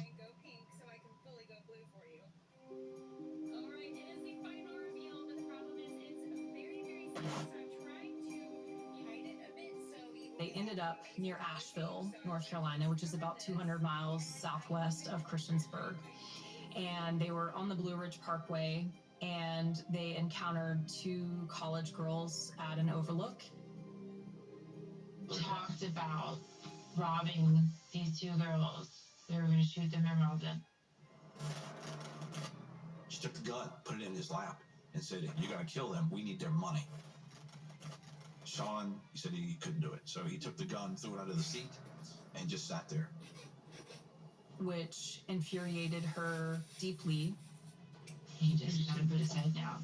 But before that, the past 2 weeks, all he talked about is how he was a Marine and he loved killing and he just wanted to go on spree killing and how he wants to be the real natural-born killers and all that. But I guess he was all talk and he just couldn't handle it after it really happened.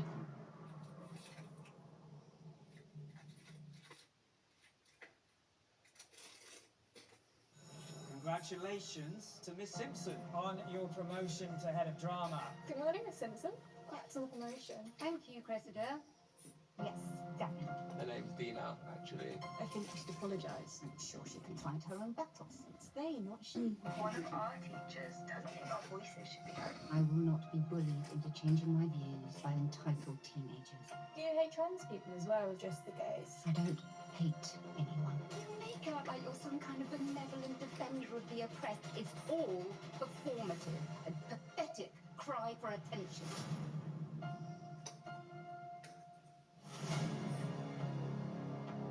I've got your whole tirade recorded. President has been targeting me for weeks. I decide how this ends. You push me, I push back. Brand new. The Teacher. Coming soon. Watch, stream on 5. With unprecedented access to the Royal Navy. We're heading towards the coast of Iran. Witness the challenges facing the crew aboard Britain's biggest warship. We are going inside the weapon engagement zone. That's it. That's where you're going to have to get off. Warship, life on the front line, next Wednesday at 9. Watch, stream on 5. Good evening. Tonight at 10.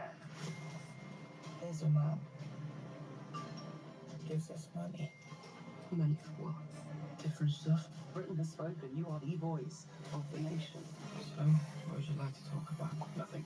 Show me something instead. Just tell me what you want. Brand new original drama, Power, the downfall of Hugh Edwards. Tuesday at 9 on 5. Welcome to India. This is a land of staggering contrasts. Every step, so impressive. Feel the pulse of a nation and a people on the verge of something big. Alexander Armstrong in India continues Thursday at 8. Watch, stream on 5.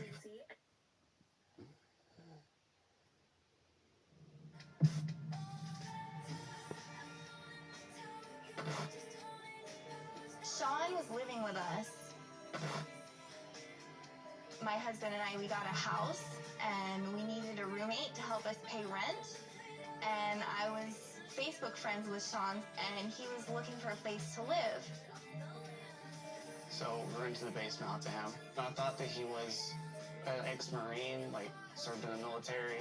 He would tell so many, like, gory stories about him serving. He had all this military stuff, like uniforms and food from the military and scarves he said he got from Afghanistan. Some of the social media accounts listed Sean Ball as this ex-Navy SEAL, but we found another account as well. That was his real true account. Sean Ball had never served in the military, never done anything. I believe he was a waiter. He had bought all this stuff from a military surplus store. I lived with a liar. I couldn't believe it because he just seemed so real. And it turned out that it was all fake. He was kind of a loner individual, kind of awkward in society, didn't have a lot of friends. Sean Ball did have feelings for Amanda, wanted it to be more. He presented himself to her as an ex-military man who was very comfortable with violence and death to impress her. I've encountered an awful lot of offenders. The normal reaction to having committed a murder is they often go to pieces. People are utterly appalled by their own conduct. Even if they've intended to take a life, they can't deal with the consequences of what they've done. Reality starts to really set in for Sean, and he realizes, I'm not up to this task. I don't want to kill any more people. I believe he even says something, I can't disappoint my mother anymore. Now bear in mind, Amanda has made a phone call to her mother to say, I stabbed Charles to death. These are two co-conspirators that absolutely started on the same page, but are not ending on the same page whatsoever. Sean Ball actually tried to take his own life by overdosing on pills. He took all my medicine. From when I went to the hospital. This just enraged her. She drove off of the parkway. The medication started kind of kicking in for Sean, and he was kind of blacking out. I wanted to be somewhere where no one would see me. He was just making me so mad. So she picked up the gun. I believe it was a .357 revolver. She opened the car door and pulled him out, dropped it. He fell out to the ground. As she stood over him, she looked at him and shot him in the face. I just remember hearing gurgles and stuff and weird noises. So I'm like, okay, he's dying because that's what happened to Charlie. Like, Charlie made those noises before he died. She then drove away and left him for dead. Sean had told her he would be her partner in crime. He had told her he would be her Clyde in her Bonnie and Clyde fantasy, and he fell back on that promise. And so in Amanda's mind, this is a betrayal. This is a lie. How could you do this to me? And so she has every right to shoot him and leave him, by the side of the road. That to her is completely justified behavior.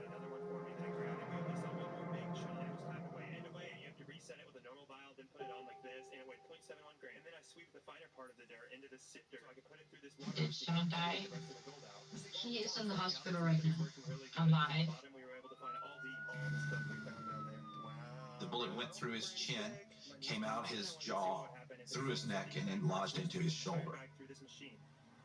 I think he got lucky because when Amanda pointed the weapon at him, the last minute she turned her head, and when she did, the gun turned a little bit, and the bullet didn't strike him in the face, it struck him in the jaw. You said he told you he was in the military? Yeah, he said he was a Marine. Is that true? No. He never went to Afghanistan. Are you kidding me? Well, she didn't say anything about that. She's really mad.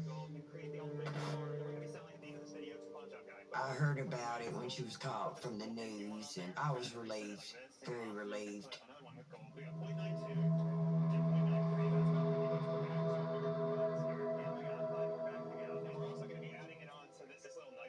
I killed Charlie at 3:27. I purposely did that. She had specifically decided that she wanted the murder to start at 3:27 p.m. because she and Rex's shared birthday was March 27th. We learned that Sean Ball and Amanda Taylor arrived a little bit early, and so they went into the house, had a cigarette, sat down and chatted with Charles Taylor for about 20 minutes. Amanda had decided that she wanted to use a knife instead because she wanted the murder to be personal. She wanted him to know that it was happening to him and that it was her doing it. She also said she wanted it to be the worst possible way for him to go. And we know that Sean Ball also hid a tire iron in the back of his pants when he came in the house as well. The conversation turned towards Rex and about Charles's grieving for his son's death. And this really irritated Amanda. He's just crying and sobbing over Rex and how miserable and sad he is. And I just remember just getting really aggravated because Rex killed himself because of him. But he got Rex hooked on all those drugs. As they sat there, she watched the clock. And when that clock hit 3:27, she started her assault on Charles Taylor. And so I just started stabbing him. With this long bayonet about the head, the neck, the chest. He tried to fight her off. The grandfather, he could hear Charles screaming.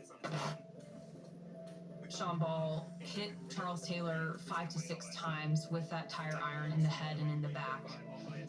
He did this because as Amanda was stabbing Charles Taylor, he reached out for the knife to try to defend himself, and Sean Ball felt protective of Amanda and didn't want her to get hurt. If you look at the interview footage of Amanda describing the murder, she's very nonchalant about it. It's simply as something that she's had to do as a task to be performed, as it were.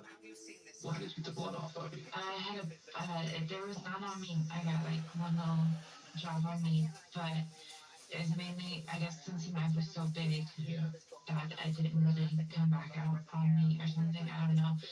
But there was a bottle of Febreze in the Jeep, and I just sprayed it on there.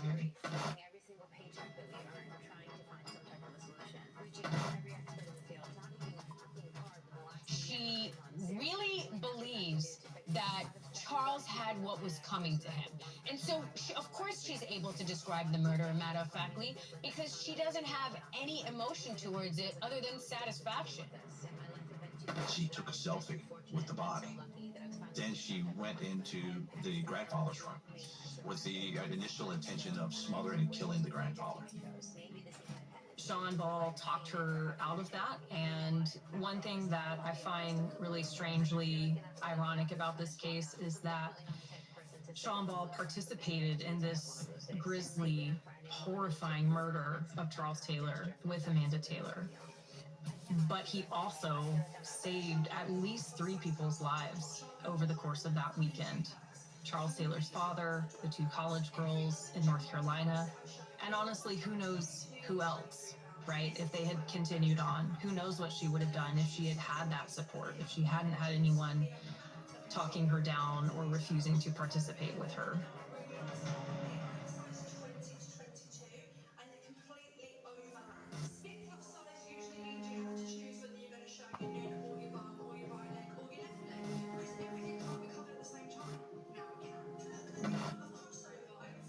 She pleads not guilty.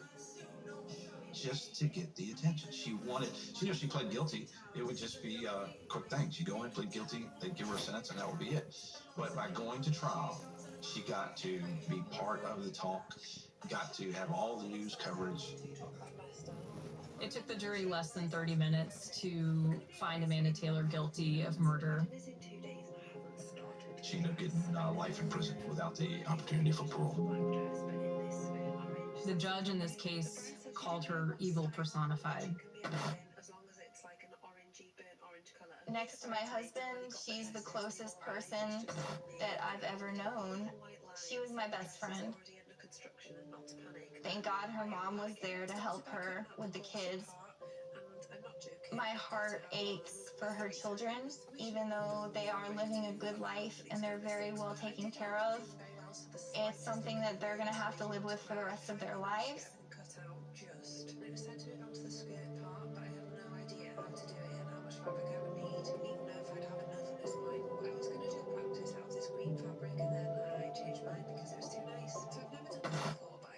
I haven't seen her show remorse for what she did to Charles. I have seen her show regret for shooting Sean. Yeah, there's no remorse when it comes to Charles. Not at all. But I was glad that she was called and justice was served, and she won't be able to hurt nobody else. I didn't become a police officer to get rich. I didn't become a police officer to get fame or fortune or any of that thing. I became a police officer to help people. We want to protect life. We swore an oath to that. In the murders that I worked, it wasn't a common theme for me to investigate. Someone that just liked the art of killing. And that's what Amanda wanted. Very, very callous. And she liked the attention. She sought the attention. And it got international attention. You know, all in the United States, Canada, Europe, everybody knew who the selfie killer was. And she liked that.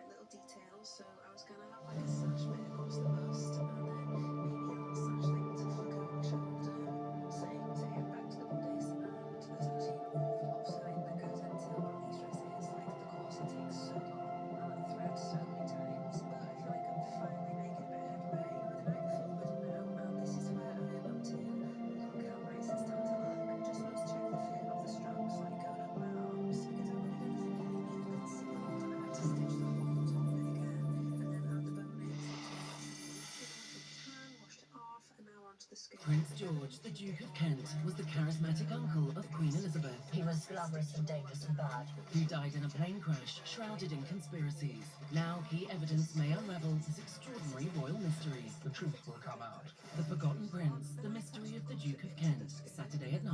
Watch, stream on 5.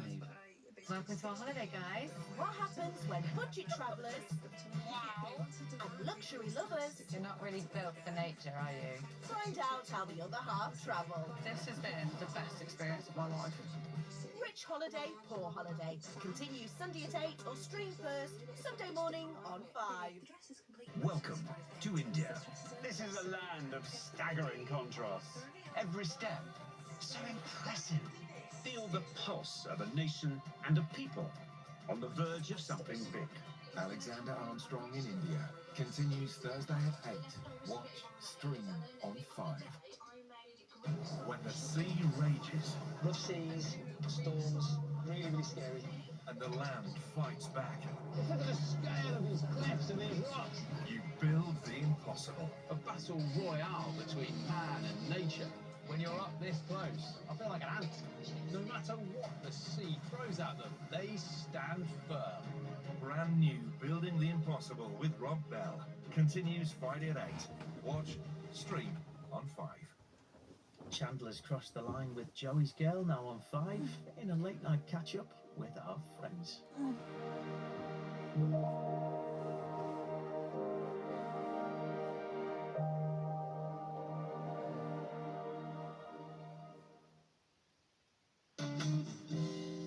I just walked in the bathroom and saw Kathy naked. It was like torture. You know, if we ever go to war and you're captured, you're in for a big surprise. It just keeps getting worse and worse, you know? I mean, it's bad enough that I'm in love with my roommate's girlfriend, which, by the way, I think she knows, because every time we're in the same room together, there's this weird, like, energy between us. And call me crazy, but I think she likes me too. And now, I have seen her naked. I mean, at least when I'd seen her with clothes on, I could imagine that her body was, like, covered in boils or something. But there are no boils. She's smooth. Smooth. Wow. Did everyone totally see up his robe? Oh, yeah. Oh my god.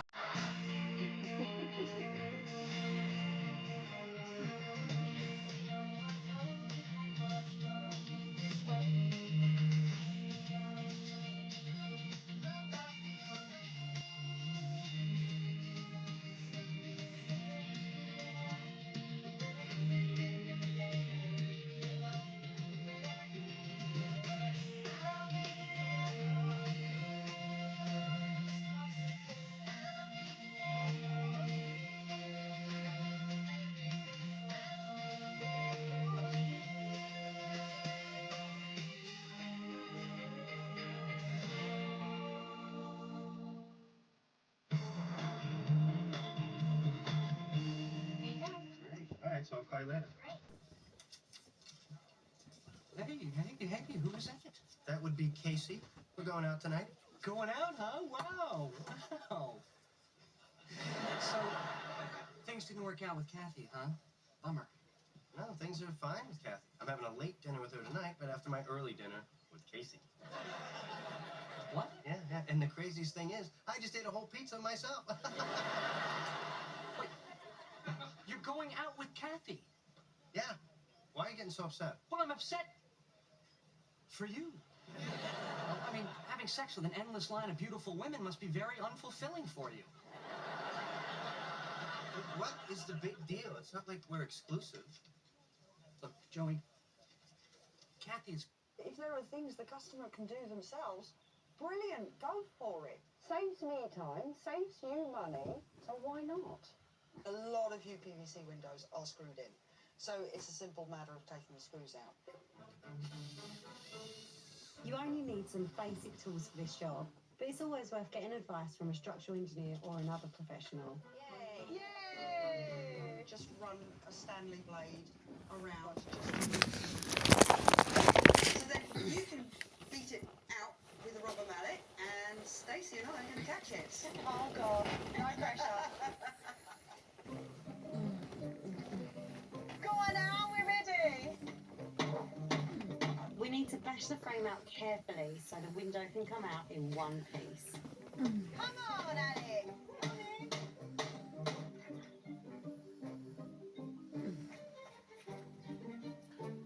It's a happy window.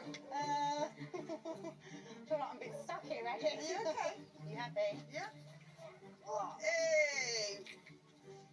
We just removed the window! Yay! Woo!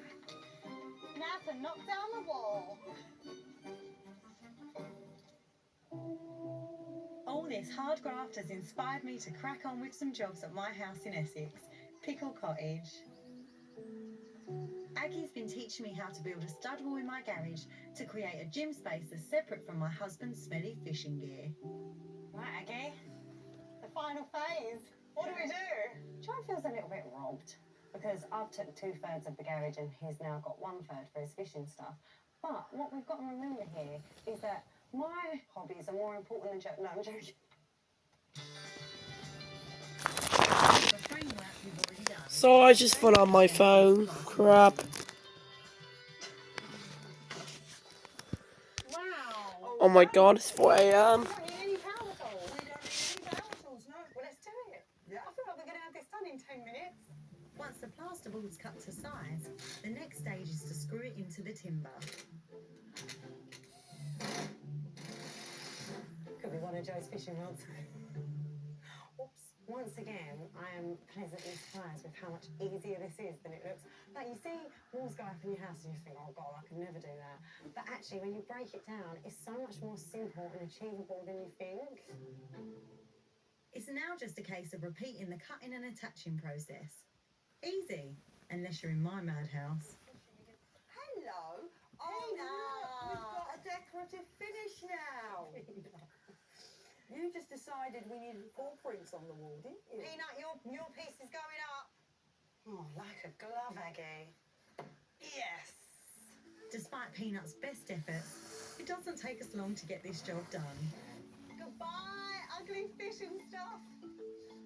See you never. I've got 5 kids, 2 dogs and a Joe's wash. So the gym is like my only time where I'm alone. Well, sometimes I'm alone, you know, sometimes I am 5 kids in tow.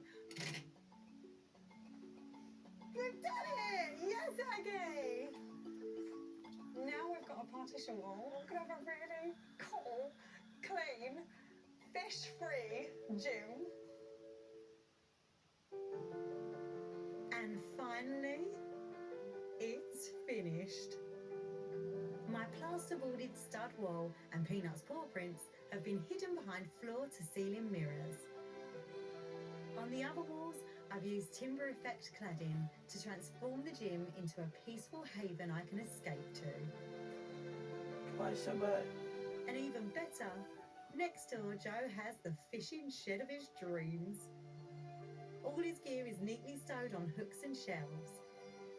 He's even got his own door, so there's no excuse for a single rod or reel to enter my gym ever again.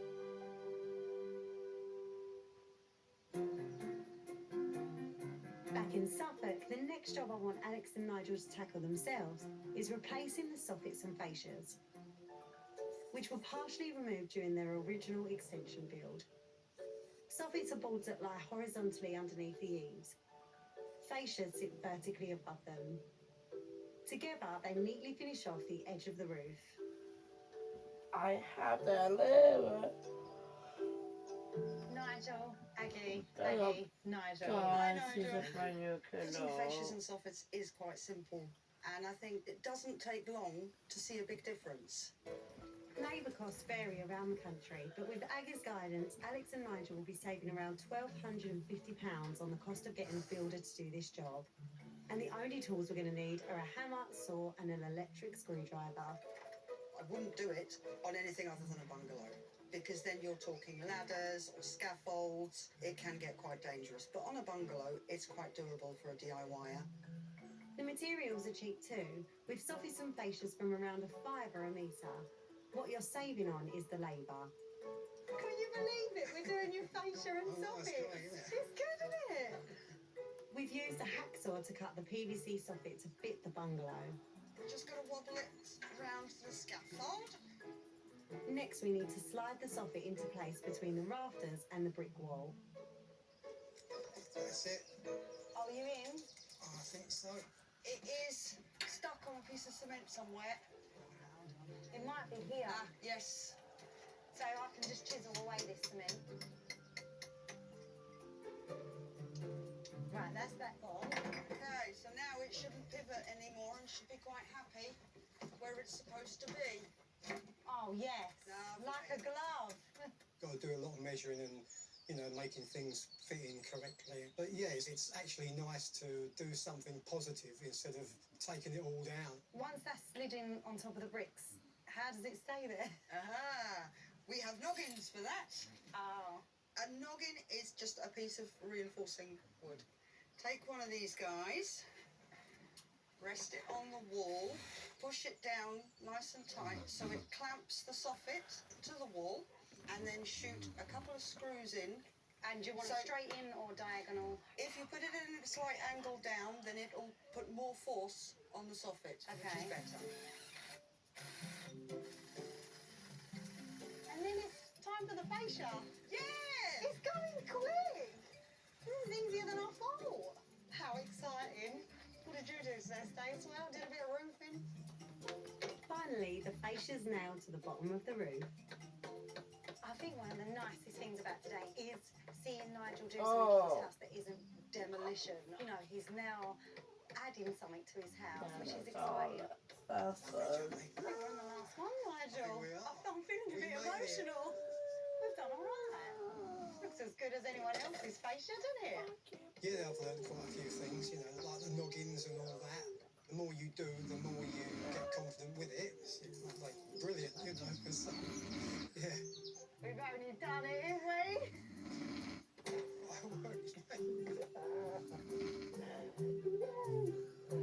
Oh, very good job, Nigel. I'm just running late. While Nigel admires his soffits, I want to check on progress inside. Oh, the weird beam is gone. She's got Acro's dancing all night. gone. No more random acros. With the walls and ceilings now supported, they've been able to crack on with the plumbing and electrics, which has taken a sizable chunk of their 40 grand budget. And there are more costs to come. The next job will be to extend the kitchen into the bathroom and the bathroom into the hall. But the part of the hall they want to extend the bathroom into houses the electrical consumer unit, which cannot live in a damp room. Oh no. Okay, so that is the board. I can see why it's a problem. The unit and meter would both need moving, which is an expensive job.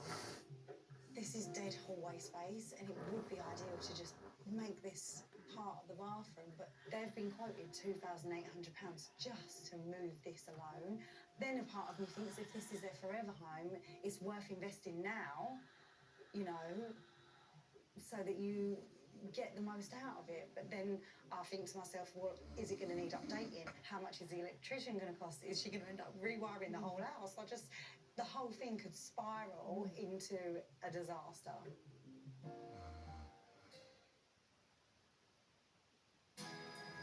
Channel 4 Homes, sponsored by British Gas Energy. In a vast remote forest, 10 players will fight to win up to £100,000. There's a few snakes in here, I reckon. As Prey versus Predator. This game is brutal. A brand new series, The Hunt, Prey versus Predator on Channel 4. Starts Sunday at 9. Come on then, what do you want to know? How you're doing it? Missed us? Thought so. 3 OGs from Made in Chelsea, now juggling brands, babies, and the occasional brunch. Join us going Beyond Chelsea on E4. Beyond Chelsea on E4. The new series starts Tuesday at 9.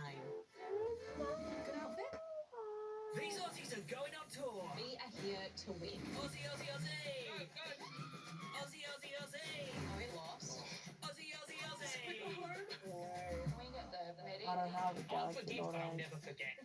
I don't have a The galaxy Amazing all Race night. Australia on E4. Stream or watch Sundays at 6:25. Here's Aaron. There's been significant bleeding. We've had an injury to your leg. We're going to take a Okay. Working in emergency, I love that sense of being ready for anything. We have to get the air out of the chest cavity so that the lung can reinflate properly. The pelvic injury can cause severe bleeding, and that can be a risk to someone's life. We can't rule out it bleeds her brain. When lives are on the line, Our family will just be shattered. every second counts. It's very likely that he can die from this. A brand new series of The Emergency Ward on More 4 coming soon. Channel 4 Homes, sponsored by British Gas Plumbing and Drains.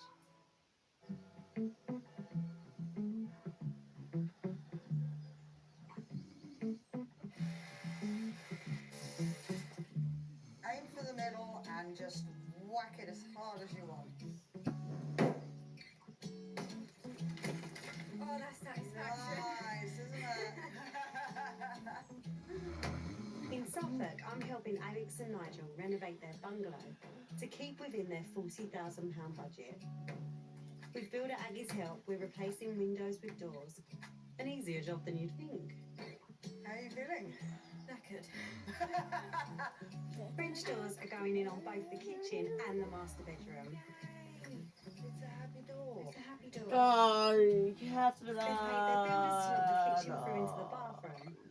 And they've come up with a clever solution to solve the problem with the electrical unit. They're going to move the bathroom into the third bedroom and turn the old bathroom into a bedroom, which can be then extended into the hall to include the electrics. That'll cost £1,000, but a lot less than the thousands they would have had to pay to move the electrics. It's definitely really exciting watching Copyright it is take about. shape and visualising it a bit more now. Now they're clearing space to fit the kitchen, reusing the units they originally bought so they don't go to waste, and doing a mist coat on the newly plastered ceilings. But for Alex, juggling all this with work and planning her upcoming wedding is a lot. It's intense, but it's made us sort of appreciate that, you know, we've got to live like this to get to the end. 3 weeks later. Hey, wow, you got doors. I am desperate to see how it's all coming together. I can't believe it, they're in. Yeah. They look good. Get in. So much has changed. I'm dying to get Okay, inside. yes. Can I? Can I be nosy? God, it feels so good in here. The kitchen is almost unrecognisable, despite Alex and Nigel forgoing their original extension dream. How do you feel now being in this space about not having an extension? So much better. We definitely made the right decision. Yeah. didn't we? It's worked out great, really. But although they're making amazing progress, I can sense that they're a little bit overwhelmed by how much there is still left to do. How are you both feeling? There's just niggly bits that we're sort of Yes. tripping over all the time, like waiting for materials, making decisions on them, windows, we're waiting for those. It does like grate you. Breaks you down, doesn't it? Then you start getting a bit of friction internally, and Oh yeah. the arguments happen, didn't they? Oh, it's not nice. Don't ever forget how it was when we first met and how far you have come now, and that should be your motivation. Other than the heartbreak that they suffered right at the start of this project, I feel that this now is the toughest time for Alex and Nigel because they're both drained, their resources are drained. I know that I really need to try and boost morale, so I am going to try and do some projects with them today where we can put some personality and character into the house and give them back that sort of excitement for the end. In the living room, the next job is fitting the engineered wood flooring. But before that, they need to make a hearth. Using professional labour could cost £250 a day. But as I've done this before at mine, I want to teach them how to build their own. You can absolutely safely make one without a cement board for a fraction of the cost, but just does the same job. You can get the board cut to size for just a few quid from a builder's merchant. Then all you need is tile adhesive, a trowel and a Stanley knife, making a total material cost around £50 all in. I'm going to put the adhesive straight to the concrete and then place the cement board on top. I swept it out before I sort of measured it up. Here's our lovely adhesive. And then sort of trying to get an even amount across the whole space. And you want to get in all the corners. The glue sets fast, so it has to be speedily laid and textured with a trowel for the ball to grip to. So, you want to put it in, and then when it's in, I'm just going to see what the level is saying. It looks really weird, but I want it to I don't have a dust adhesive, so that it definitely sticks. And now you're ready for the next section. Yeah? Brilliant. Yeah. Now we add a section to the front and stack up layers of ball to create a raised half. Don't forget your jiggle. Your jiggle? Yeah, put all your body weight on it. Yeah, that's it. They're the prettiest lines I've ever seen. She'll be playing the fields next. Oh, this is, I like it. Do you? Yeah. Oh, good. There's nothing better than when you put the spirit level on something and it shows you the perfect Shut the bubble. fuck up. I definitely did the best job. Alex did definitely the best job. Doing things like this, look at more of the decoration side and we can really start imagining it. So yeah, it's lovely. Really excited. It's going to be home soon. It is.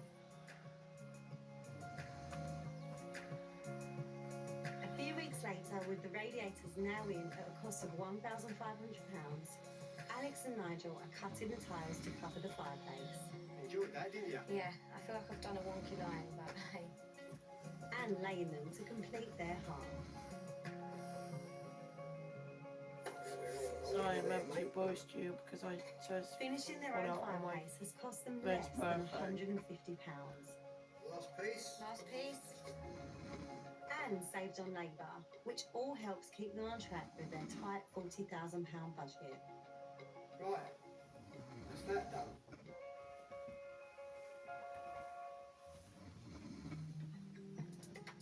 Alex and her fiance will be living with her dad in the house after their wedding. So I'm off to look for inspiration as we need to find a style that suits all of their tastes. It can be a really tricky thing trying to find a design and a look for a home when you've got two different generations living there, but I think I've found a place that has done just that. The Old Forge in York is a 2-bedroom former blacksmith's cottage, and it has been beautifully designed with its own family-friendly, open-plan kitchen, dining, living space. I love this kitchen because I think they've really cleverly managed to tie two very different styles together and make it work. Traditional red brickwork left exposed and combined with chunky oak shelves and worktops creates a homely, rustic feel. But what they've then done is they've added really big industrial accents, these big iron frames for the shelves. That brings in a contrasting modern and masculine edge. The black accents actually go all over this cottage and end up tying every room into one another. This beautiful scene just adds a little bit of glamour to the entire kitchen, makes it a bit... I think this industrial / cozy feel really does lend itself to both of their tastes. So if we can do that in their house, I think we please everybody. Oh my gosh, come and look at this front room. I think sometimes people worry having that industrial look can be cold, but it really doesn't have to be. Wait. This rugged steel cladding is softened by its weathered finish, which adds to the room's warm rust and copper tones. These industrial lights are beautiful, but doing something as simple as grouping all three of them together makes it much more grand and really exciting feature in the room. Look at that lamp. It's a sausage dog lamp. I blooming love it. I think this look will really work in Alex and Nigel's home. If I can get them on board with this industrial style, they can make their own furniture and save the thousands it would cost to buy it ready-made. Right, I know it doesn't look like much, but I have found a piece of wood and we can make out of this a dining table, 2 shelves, a dining table bench, a coffee table and a side table. You will literally have every piece of furniture you need. To get the designer look, we've gone for a solid oak worktop, which you can pick up from kitchen suppliers or online marketplaces. If you're not up for cutting something like this, a wood shop will do it for just a few quid. So I can build one up, and literally you're going to build the other one, screw them on here, and then there's a pole that goes in between the middle to enforce it all. And that is it. You will have a dining table. Your face, Ali. I just feel like it's gonna all be wonky. Fall over. No. Just unloosen it and then sign up at the end. All right, okay. Have faith. Okay. You can do this. And I found a scaffold-inspired leg kit.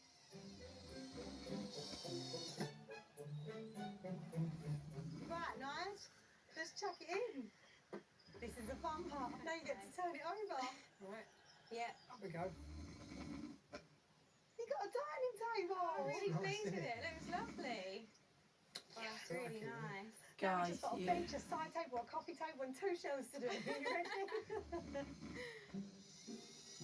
I pre-drilled all the holes on the table, but now Alex is having a crack at it herself for the seating. That's amazing. You seem really confident with that. I like this bit. It just goes to show Yeah. that you never use a drill, and you absolutely can. We're feeling a bit more positive today. Things are moving forward, and we can do it. We're feeling a bit more confident. Being positive and Yeah. cracking on. You're now sitting at your dining table. Oh. Get the old dinner out now. How do you feel? It's nice. I like it. Over the next few days, Alex and Nigel keep up the momentum, with finishing touches to the new bathroom, which costs around £3,000. And I do And 6.0. decorating the kitchen, living room, and bedrooms. It's really beautiful. You can really see it coming on now. Yeah, just my Finally phone. being able to finalise something that I've literally been dreaming about What's since your- day one. But Alex's wedding is now approaching in just 3 weeks' time. They must complete the build by then, but still have floors, ceilings, kitchen island, and a host of finishing touches to do. The deadline for this is so crucial because we're having our wedding reception here. We have to have this done. Like, there is no if, buts, or maybes. It has to be done. So we are under a lot of pressure at the moment to try and get it finished. It's going to be a push. Oh. Channel 4 Homes, sponsored by British Gas Boiler Repairs.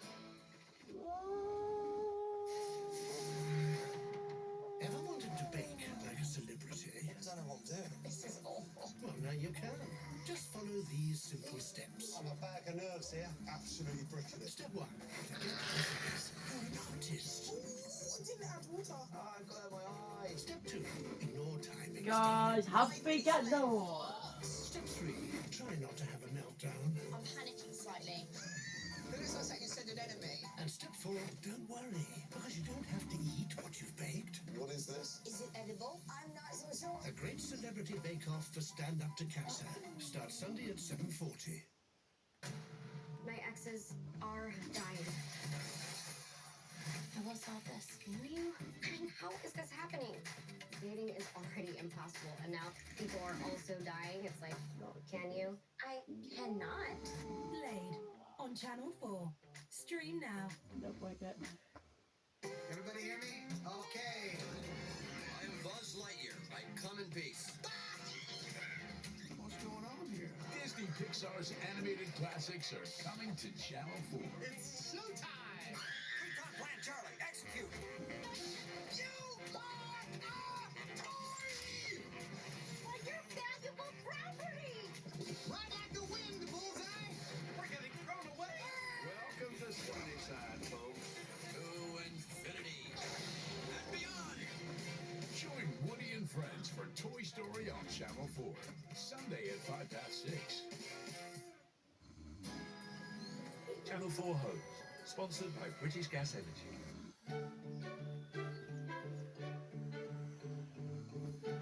It's been 6 weeks since I visited Alex and Nigel in Suffolk. They were racing to finish their build and prepare for Alex's wedding, and my team have been helping them with the final touches. The last time I came here, there was still so much to do. The living room was nowhere near complete. They were still building the fireplace. The bathroom wasn't finished. The bedrooms weren't finished. The kitchen was half finished. So I just can't wait to get in there and see what they've done. Yay! Guys. Oh my god, this is exciting. Yeah. How's it been the last few weeks? It's been a big push. You've been literally painting every single day from 6 o'clock in the morning until like 9 o'clock at night. I've been trying to ram all the last minute wedding things, but I can't wait to show you. Yeah, it's amazing. Absolutely amazing. We're so Truly happy with amazing. it. Yeah. And you're really building it up. Yeah. I can't wait to get in there. Just 3 months ago, this was a kitchen in name only, half constructed with dust, mould and damp everywhere. After losing Nigel's wife, Alex's mum, and trying for a fresh start, things were at an all-time low. Oh my goodness. Oh yeah. Now it's a gorgeous, bright family kitchen. The French doors Alex learned to fit, plus the neutral palette that Nigel worked round the clock to paint, all highlight just how airy and spacious it is now. How dare you? You just put my face. No. Do you like it? Are you joking? It's incredible. It's incredible. Look at it. Choosing to remodel internally has really paid off. I'm so glad because even just moving that wall slightly back has opened it out enough to allow for an actual island. By reusing their original kitchen units costing £2,250, they had some pieces left over to cleverly create a classy island as the heart of their kitchen. It's brilliant. It's just going to be nice because we can have family round. I can cook dinners. We can just enjoy what we came here for. And it's that industrial look that you really wanted, and then the soft woods, it all just really complements one another. Oh wow. Black accents on the taps, switches and sockets give it that modern edge. The oak floor adds a natural homey vibe, and the bar stools pull together both of the styles. I love the light as well, that is so bold. Industrial pendants and spotlights add a glow that sets off the whole room. I love it when a plan comes together. It's totally changed, isn't it, really? So excited for you. Oh, this is incredible. I want to open Oh, every how cabinet. could I want to wash up all the Feel makeup. free. You two have done this. You have just given a 1,000,000,000% to this project, and it shows. It should be so proud. You should be, Nigel. Come here, you soppy. You've done such an amazing job. I'm so happy for you, and I'm so proud of you. Two of the nicest people. Oh. You are. Round the corner, the living room was a mess of building materials and unfinished God, work. I'm not But breaking now, it. You don't break it. Every room just gets prettier and prettier, doesn't it? Our table, it looks good. It does look really Doesn't good. it? You made that. it's not just the dining table I taught them to make. Can you They've not built a break bench, it? coffee table, and a side table. It's soft, homely, cosy materials mixed with masculine, black metal, industrial. Guys, bits and we have to pieces. leave it Just off. brings everyone's taste together. Yeah. It's basically you come alive, really. Look at your fireplace. I know. We did that. We spent a long time cutting all them tiles and getting the They patterns to look match up. amazing. Just everything is so nice, isn't it? It's beautiful. Oh, guys. The old bathroom was barely fit for use with exposed brickwork and a hole in the wall. Now it couldn't be more different. Oh, yes. Wow. It combines those industrial accents with soft colours and natural textures in a stunning family-sized bathroom. God, it's massive. Dance around in this bathroom. Nigel's bedroom is transformed too. Now a tasteful and tranquil sanctuary. Oh, Nigel. The boudoir. After a year of living out of boxes, he's finally been able to unpack. Is this all your stuff? Yeah, it's coal.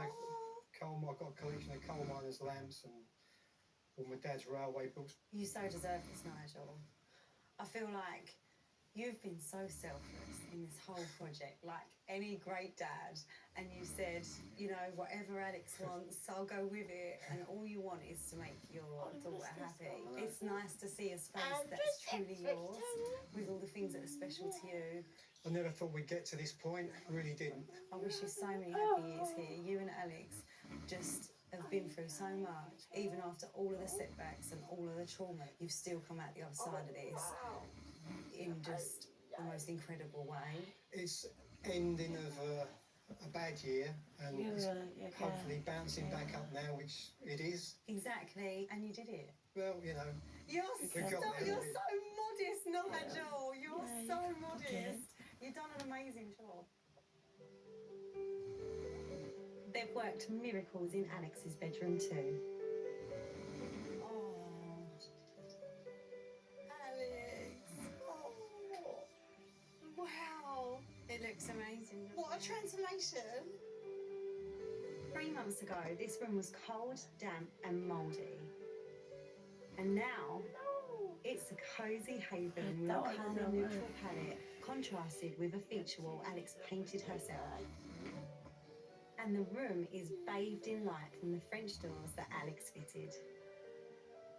That just feels like such a small change with a massive result, doesn't it? Because it brings the outside in and makes the room feel bigger again. Yeah, this is so much more than I ever imagined it to be. This is just magic. And what's most brilliant is that by doing so much of the work themselves, they've been able to really stretch their money. You two have saved literally thousands doing all the work in there. I know you had a budget of £40,000. How did that budget fare out? We actually was pretty much on the full mark. On the dot? Yeah. Honestly, wow. What's your favourite memory? Is there anything you've learned that you're really proud of? This whole situation has had a massive effect on our relationship because it's just you're just living on top of each other. You can't see the way. It's horrible. And there was so much that me and Dad had to do together, and for me that was actually quite a nice memory, trying to work out which way round the tiles go, whether the pattern's going to match, and The measuring of the back, how far is it going to be? Now we're having this way, you're mapping all out the front, you know. So like bonding, really. yeah. It's been a bit of a laugh here and there, isn't it? Yeah, some absolute memories that I don't think I'll ever forget. I'm so happy for you both. You got an actual house. We have. And even better than that, Nigel, Alex and her new husband can now celebrate Alex's marriage in their spectacular new home, together with their friends and family. I can't wait for their life in there together. I want like constant video messages. I want to know what they're up to, how they're using the kitchen, who's cooking. I'm just so invested because it has not been easy for them.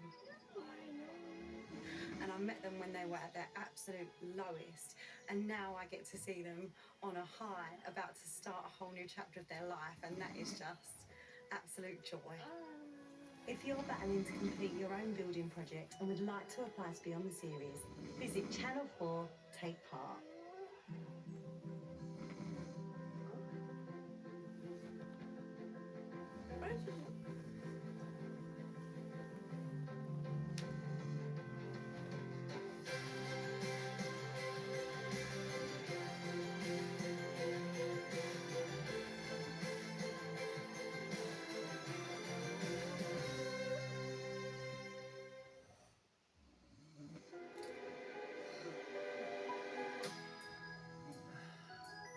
Channel 4 Homes, sponsored by British Gas Electric Repairs. The historic Oxford and Cambridge rowing rivalry is coming to Channel 4. I will sell my soul to this race. So join us and hundreds of thousands on the banks of the Thames. It's time to pick your side. Winning is everything. The Chanel G12 boat race, live and free on Channel 4. Coming soon.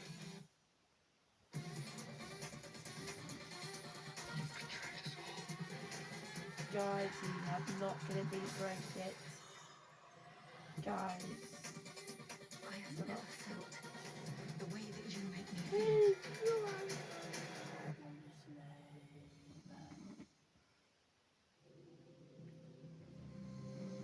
Well, trending on Channel 4, a mystery/rom-com done altogether differently in Laid.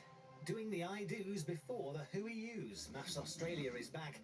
And here for the drama, Brenda Blethyn is a woman of substance. It's all trending right now on Channel 4.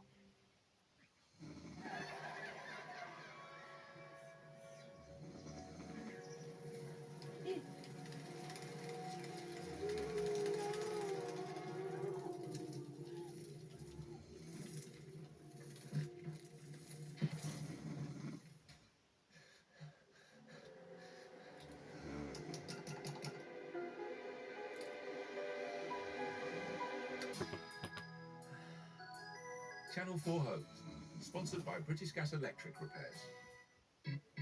This time, we're praying for a good forecast on the sunny south coast. I wouldn't go a step further. Well, I start feeling a bit claustrophobic in here. Here I am. Pride comes before a fall. Yeah. Where house hunting doesn't always put you in the holiday mood. If you left, everything would be rosy and small. But it's still good to be beside the seaside. Yet again, having to rescue you, Phil. You can do whatever you like if you wear a swimming costume like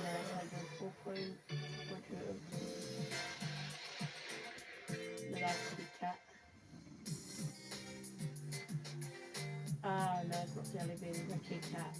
This week we're searching high and wide in the south coast county of Sussex for two very different house hunters.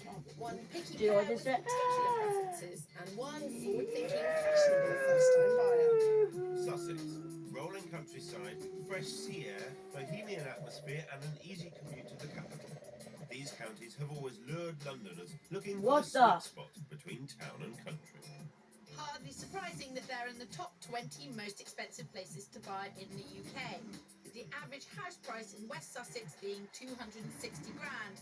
That's 100k above the national average. Sussex is where Colin Amory, an architectural historian, and his partner Robin Balance, a property renovation manager, want to finally settle down together after 8 years of living in separate London flats. The first time we've actually had a chance to live together, it might be an absolute disaster, but then you don't know till you've tried. As a couple, they're hugely knowledgeable about property, which should make Phil nervous. Their plan is to renovate something from scratch themselves. Not surprisingly, they have very specific views about how they want to spend their whopping £500,000. What we'd like to do is to turn a cocoon into a butterfly. Perhaps a historic building, but something that has the real hand of a designer in it. I think we're going to be very hard to please and exceptionally picky. Fantastic! To make things even trickier, they're not just thinking about themselves. The property also has to be right for their beloved Welsh Terrier Bruno. Well, I suppose you could say there are three of us in this marriage. Bruno doesn't like busy towns, and I'm guessing he wouldn't want to live next door to cats either. Hopefully, he'll be very much an integral part of the search. Normally, we can whittle down where we look for a property to a few areas, but this isn't about location. You it's have all about you tell you the other big thing. architecture. So we'll be looking right across Guys, East and you West have to Sussex. At over 1,400 square miles, it's one of the biggest search Guys, areas have that we've big ever had. rich. So I'm a little daunted working for architectural historian and a project manager. Given what you two do for a living, I can only assume you've got some fairly grand ideas about the environment you want to live in. Well, I wouldn't say they're secretly grand. I think we've got an idea of what we want. Well, I suppose what I'd really like, is the 18th century. On the other hand, if we came across a nice, gloomy, gothic folly in somebody's park, that would be just as good. How many rooms do you need? Oh, well, I suppose we'll start off with the ballroom, obviously the flower room. We're realistic about it. If it's got 3 bedrooms, great. If it's got the ability to add another bathroom, brilliant. If it's got a roof that needs replacing, fine. Bring it on, Phil. How much? What about outside space? Oh, not too much on the wing. Enough for the dog, I think. Yes, I've heard Bruno. And Bruno is involved in the decision-making process, I understand. Bruno will make the decision. you can find these properties, but they are rare. Yes. That's the thing. It's all pretty straightforward, really, isn't it? I'm glad you think so. In fact, this type of search is a first for us. So, where to begin? They've got 400 grand to buy the property, and they've put aside 100,000 for renovations. They want somewhere of historical interest and architectural merit. It could be the shell of a building or an existing house, preferably in its original state. As far as size goes, they're not looking for a mansion, but my guess is they won't go for anything pokey either. It needs a secure garden for Bruno, and they'll only consider a country location or to push the edge of a small town. Now, I know this part of the world well, and even though £500,000 is a huge amount of money, I still think for what they want to achieve, they're going to be really stretched. very different house hunter is first-time buyer 26-year-old Ashley Newton. She works as a sales rep for a radio station and is a complete novice when it comes to property. She's currently renting a tiny flat in Hove, right next to Brighton, but has been saving for 9 years to buy a place of her own. She's got 30 grand to put down as a deposit and has also got very specific ideas about what she wants for the money. I like to have people around to cook dinners, socialise, just be the hostess and the kind of the hub of the party, if you like. I basically need to be near bars or restaurants. If I want to kind of pick up and go out, I completely can. Location to me is key. Ashley wants a one-bedroom flat for 128 grand. Her parents have offered an extra £20,000, but to keep her independent, she'd rather not accept the money. I would like to do it by myself and not have the help from my parents, and then it's been all me. Nearly 2/3 of first-time buyers get financial help from their parents, so don't worry too much, Ashley. To find her perfect party pad, we'll be looking in the compact 2 square miles of central Brighton and Hove, with a beady eye on where the best bars and restaurants are. Is this buying of your own flat an important thing in terms of proving to your mum and dad that you are independent? I know that I'm luckier than most people to be able to have kind of your dad saying, I'll give you 20 grand, but at the same time it is important for me not to rely on that and say, look what I've achieved. Brighton. Yes. Beautiful, sunny today, although a little cold. Yes. Very expensive. Extremely expensive. We are looking for a one bed, but that's a struggle in itself. Yeah, I think I am kind of aware what we were looking at. And I've looked at quite a few single bed properties by myself, so I've got a good idea of kind of what my money can buy. For £128,000, Ashley wants a period flat with one double bedroom. A separate living area for entertaining friends. A kitchen with a door on it and a bathroom with a bath. And it must be in central Brighton or Hove. Well, a little bit down in the mouth. Because you're not searching with Ashley. That as well, yes. That would have been nice. A couple of happy days together, I'm sure. But never mind. You've got Robin and Colin. Robin and Colin, who are absolutely lovely. It's just they've a massive search area, very specific requirements, and they're architectural historian. I mean, it's more up your It's street. so much up. So I think someone muddled things up. Yeah. Someone muddled things up. I It should have could be been having me a with word. Robin and Colin and you with Ashley, who is a very serious house hunter who's saved up, done exactly what I would have advised her to do, 9 years ago. She's absolutely brilliant, and I will be really upset if I can't find the right thing for her. If you do find it, you'll be over the moon. Yeah. If I find it, I'll be, for Robin and Colin, I will be I think skipping and jumping. It would be something of a miracle. I think you've got an up Everest struggle. Yeah. And the struggle isn't helped by the popularity of these impressive counties. Everyone I speak to just loves it round here. Wonderful, really vibrant community. We've got everything for every age group. I think it's kind of quite quirky. We're near the sea, we're near London, we're surrounded by the South Downs. Really vibrant nightlife, for one. There's lots going on. Obviously, you've got the beach, the pier. It's so creatively diverse. Your favourite county? Oh, by far, definitely. So it's easy to see why Colin and Robin want to set up home together here, but also why it might be difficult to find them that one-off interesting property, as prices are so restrictive. In an attempt to find an architectural gem within their budget, we've contacted 128 estate agents, 14 borough councils, 11 country estates and 12 auction houses, resulting in some impressive finds.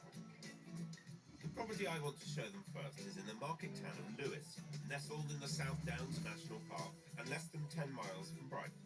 It's got a reputation for being smart but alternative, so large period properties sell at an absolute premium.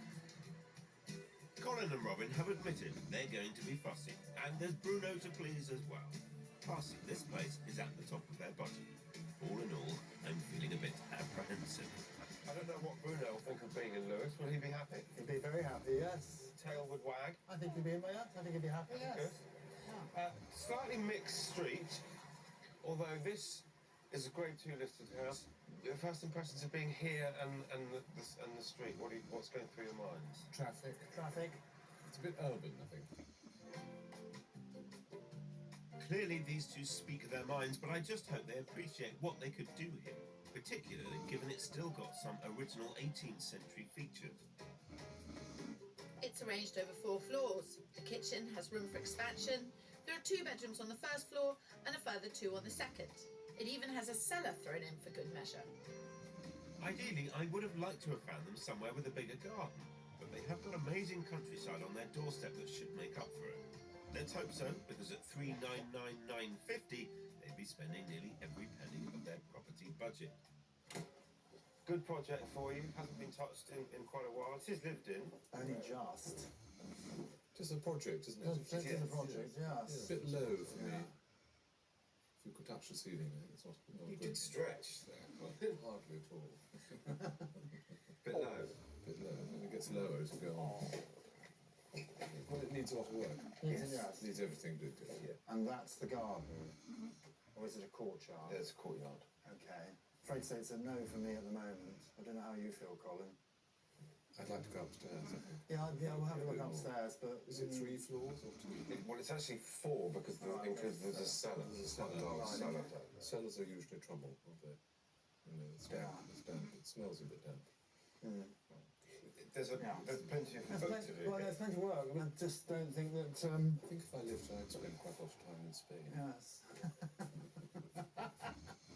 And the prize for the greatest number of objections in the shortest period of time goes to Colin and Robin. I feel like reminding them that they do have an additional £100,000 to bring this property back to its former glory.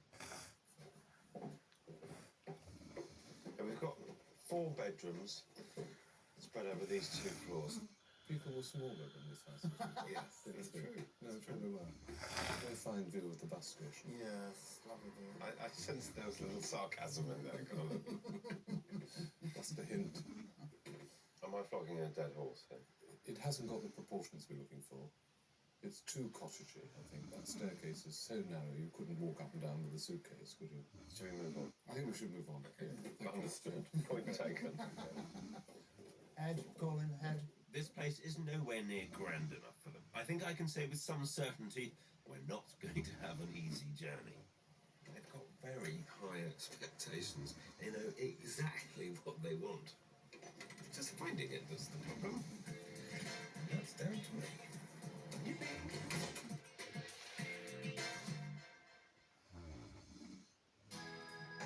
Channel 4 Homes, sponsored by British Gas Energy. We're sold. Step inside Britain's auction houses and meet the buyers chasing what could be once-in-a-lifetime properties. Your property's so well done. But a quick buy rarely means a perfect pick. Oh my god, what have we done? Join Sarah Beanie You haven't been in? No, not yet. Putting all my eggs in one basket here. Do you know what? I love a dreamer. as she offers these winning bidders a bit of honest perspective. All these lovely flaming ideas and I'm pouring water on it. And shares her insider tricks that might just save their disappearing cash. You can do something quite incredible. Help! I bought it at auction with Sarah Beanie on Channel 4. Starts next Wednesday at 8. What I've dedicated my life to is revenge. You, your sons, your wife, you destroyed my family. And you can be quite sure I will not rest until I've destroyed yours. Let's get started, shall we?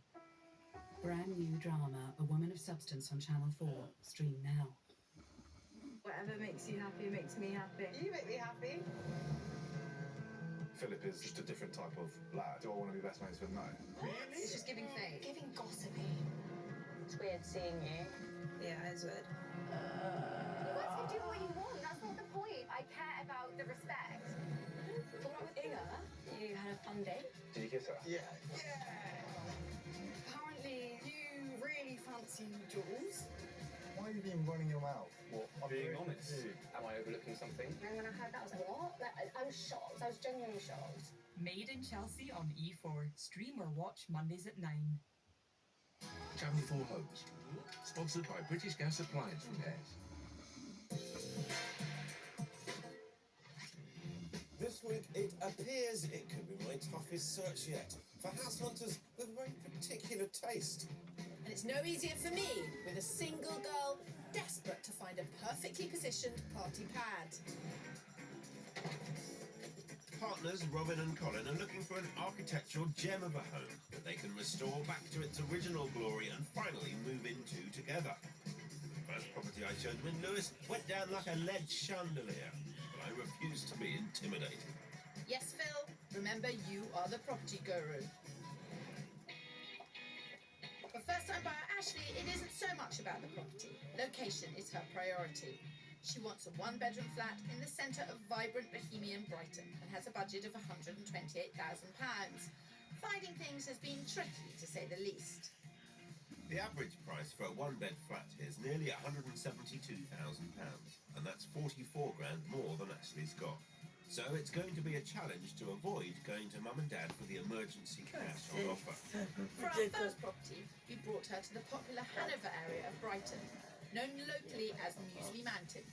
It's got an eclectic feel with colourful properties and plenty of bars and restaurants on tap. We are set to go. Our first Brighton eye opener. Yeah, well, it's got good frontage. It has got good frontage, yes. Phil works on his frontage. He goes to the gym every day. I don't know where that was going, but character from our building was an old bathhouse. First impressions? Really like the location, great area. I've been to a few pubs around here before. Great. No time like the present. Yeah, let's get in. This first flat is great, but it has absolutely no views, and it's this playoff between location and interior space that I want to test. Inside, there's a large double-height living room, ideal for Ashley to entertain friends, and it's got a double bedroom, a kitchen with a door, and a bathroom with a bath, though both could do with some cosmetic updating. It's on at £150,000, £22,000 above Ashley's independent budget. So, this flat is the biggest living space we've been able to find. Really like it, really airy, nice space. Yeah, show you about the wall there. The kitchen is a bit dated, I've got to admit, actually, it needs an update. Yes, but it's a good size. It's a good size, it's a proper Yeah. separate kitchen, which is a real luxury. So, une bedroom.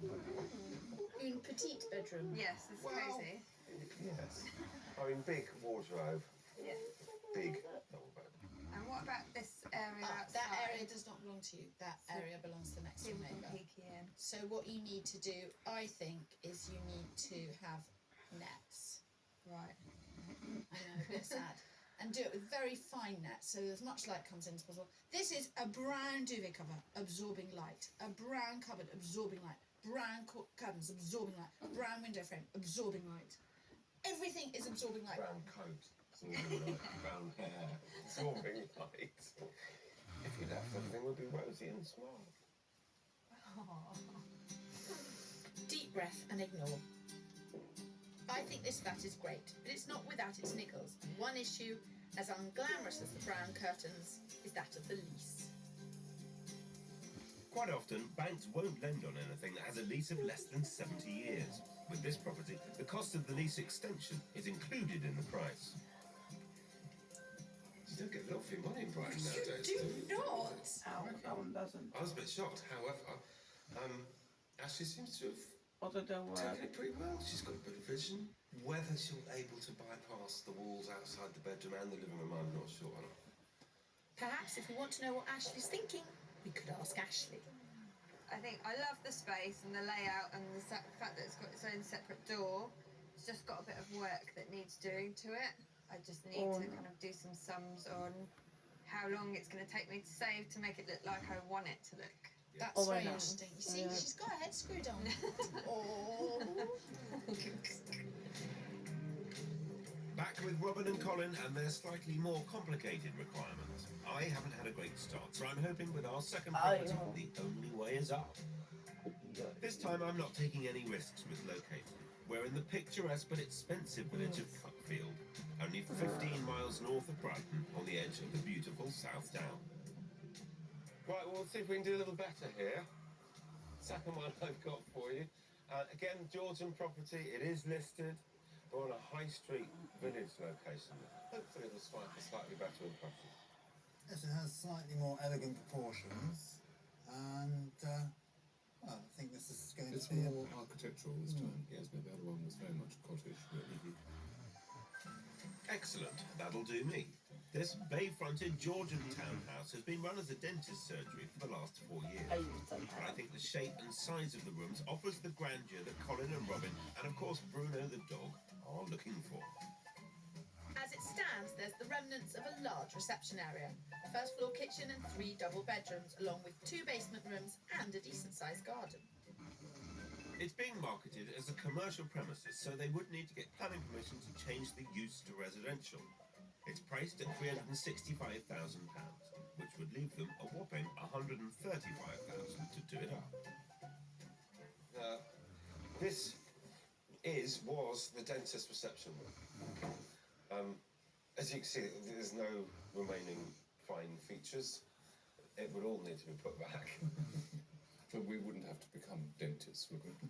No, you wouldn't. That's would be. Because everybody hates dentists. Even dentists hate dentists.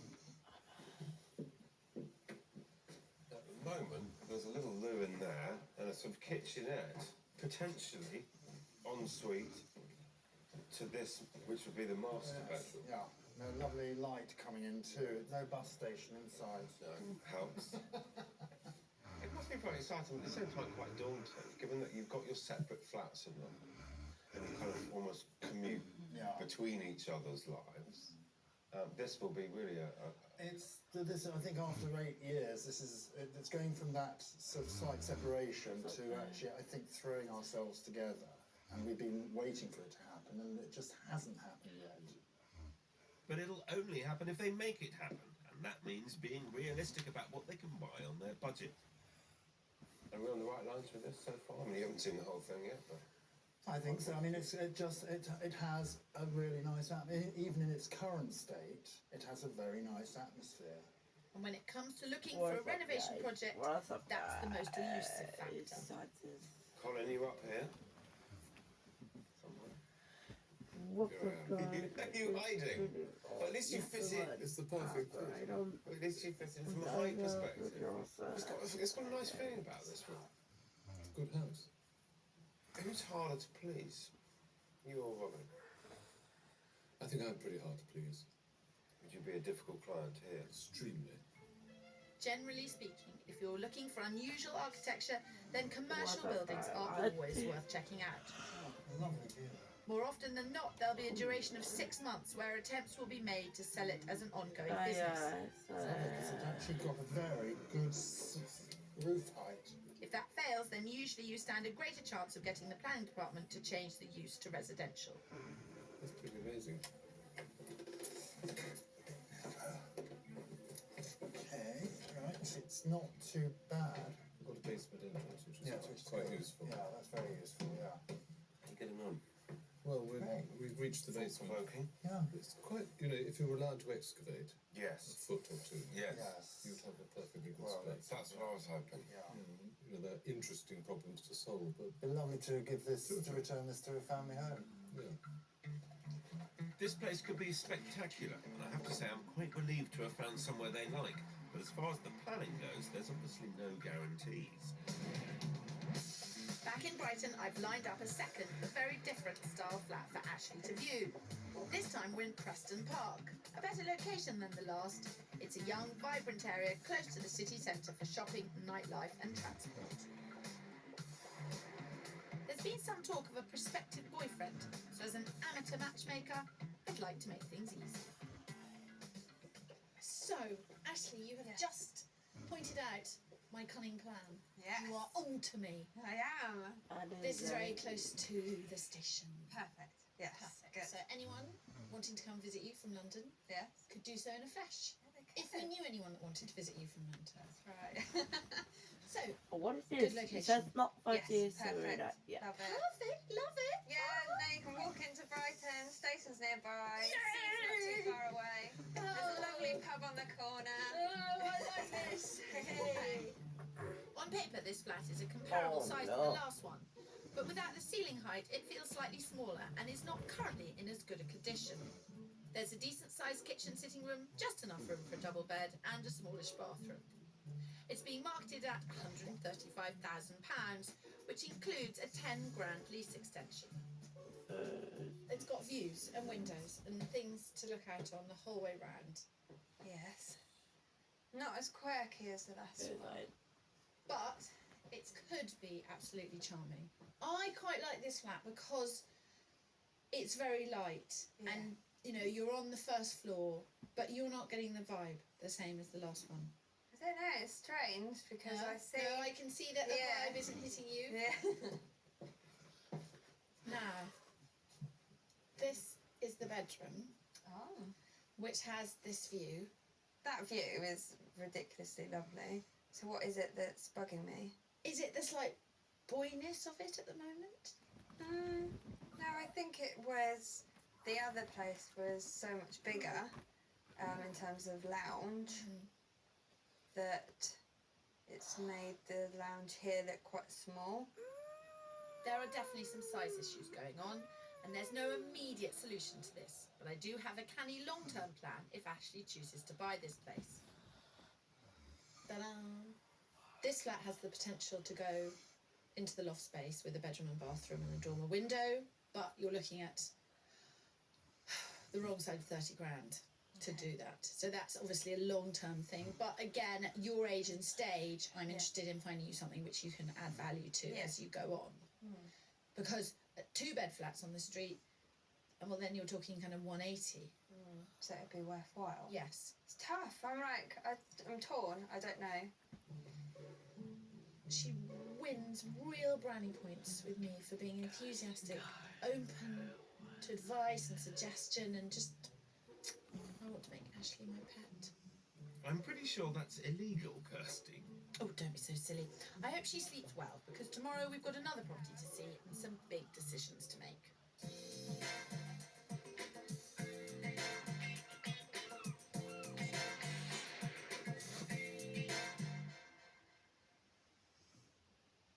Channel 4 Homes, sponsored by British Gas Boiler Repairs. Story in the making here. It's David versus Goliath. Oops,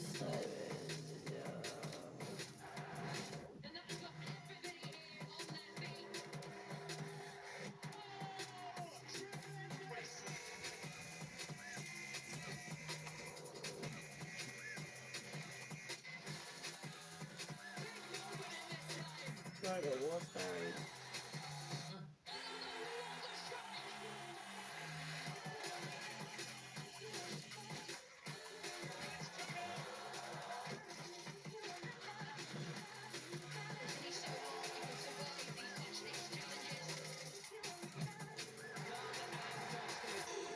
This is pure football. The Adobe Women's FA Cup quarter-finals on Channel 4, coming soon.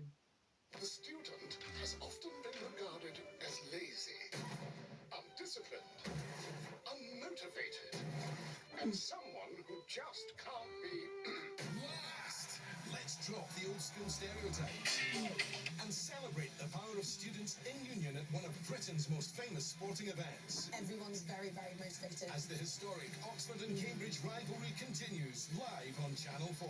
You get one chance. So join us and hundreds of thousands on the banks of the Thames. It's time to pick your side. The Chanel G12 boat race live and free on Channel 4. Coming soon. With the last two couples happily hitched. I'm stoked. It's time for our newlyweds to meet and greet. Got such a good friendship. Tablets are highly useful for entertainment.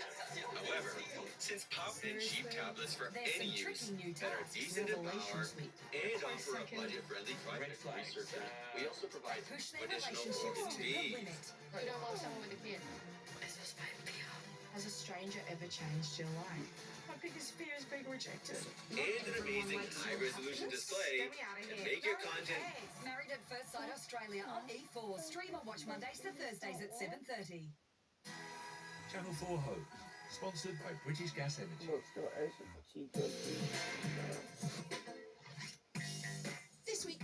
Sussex, allegedly one of the warmest counties in the country.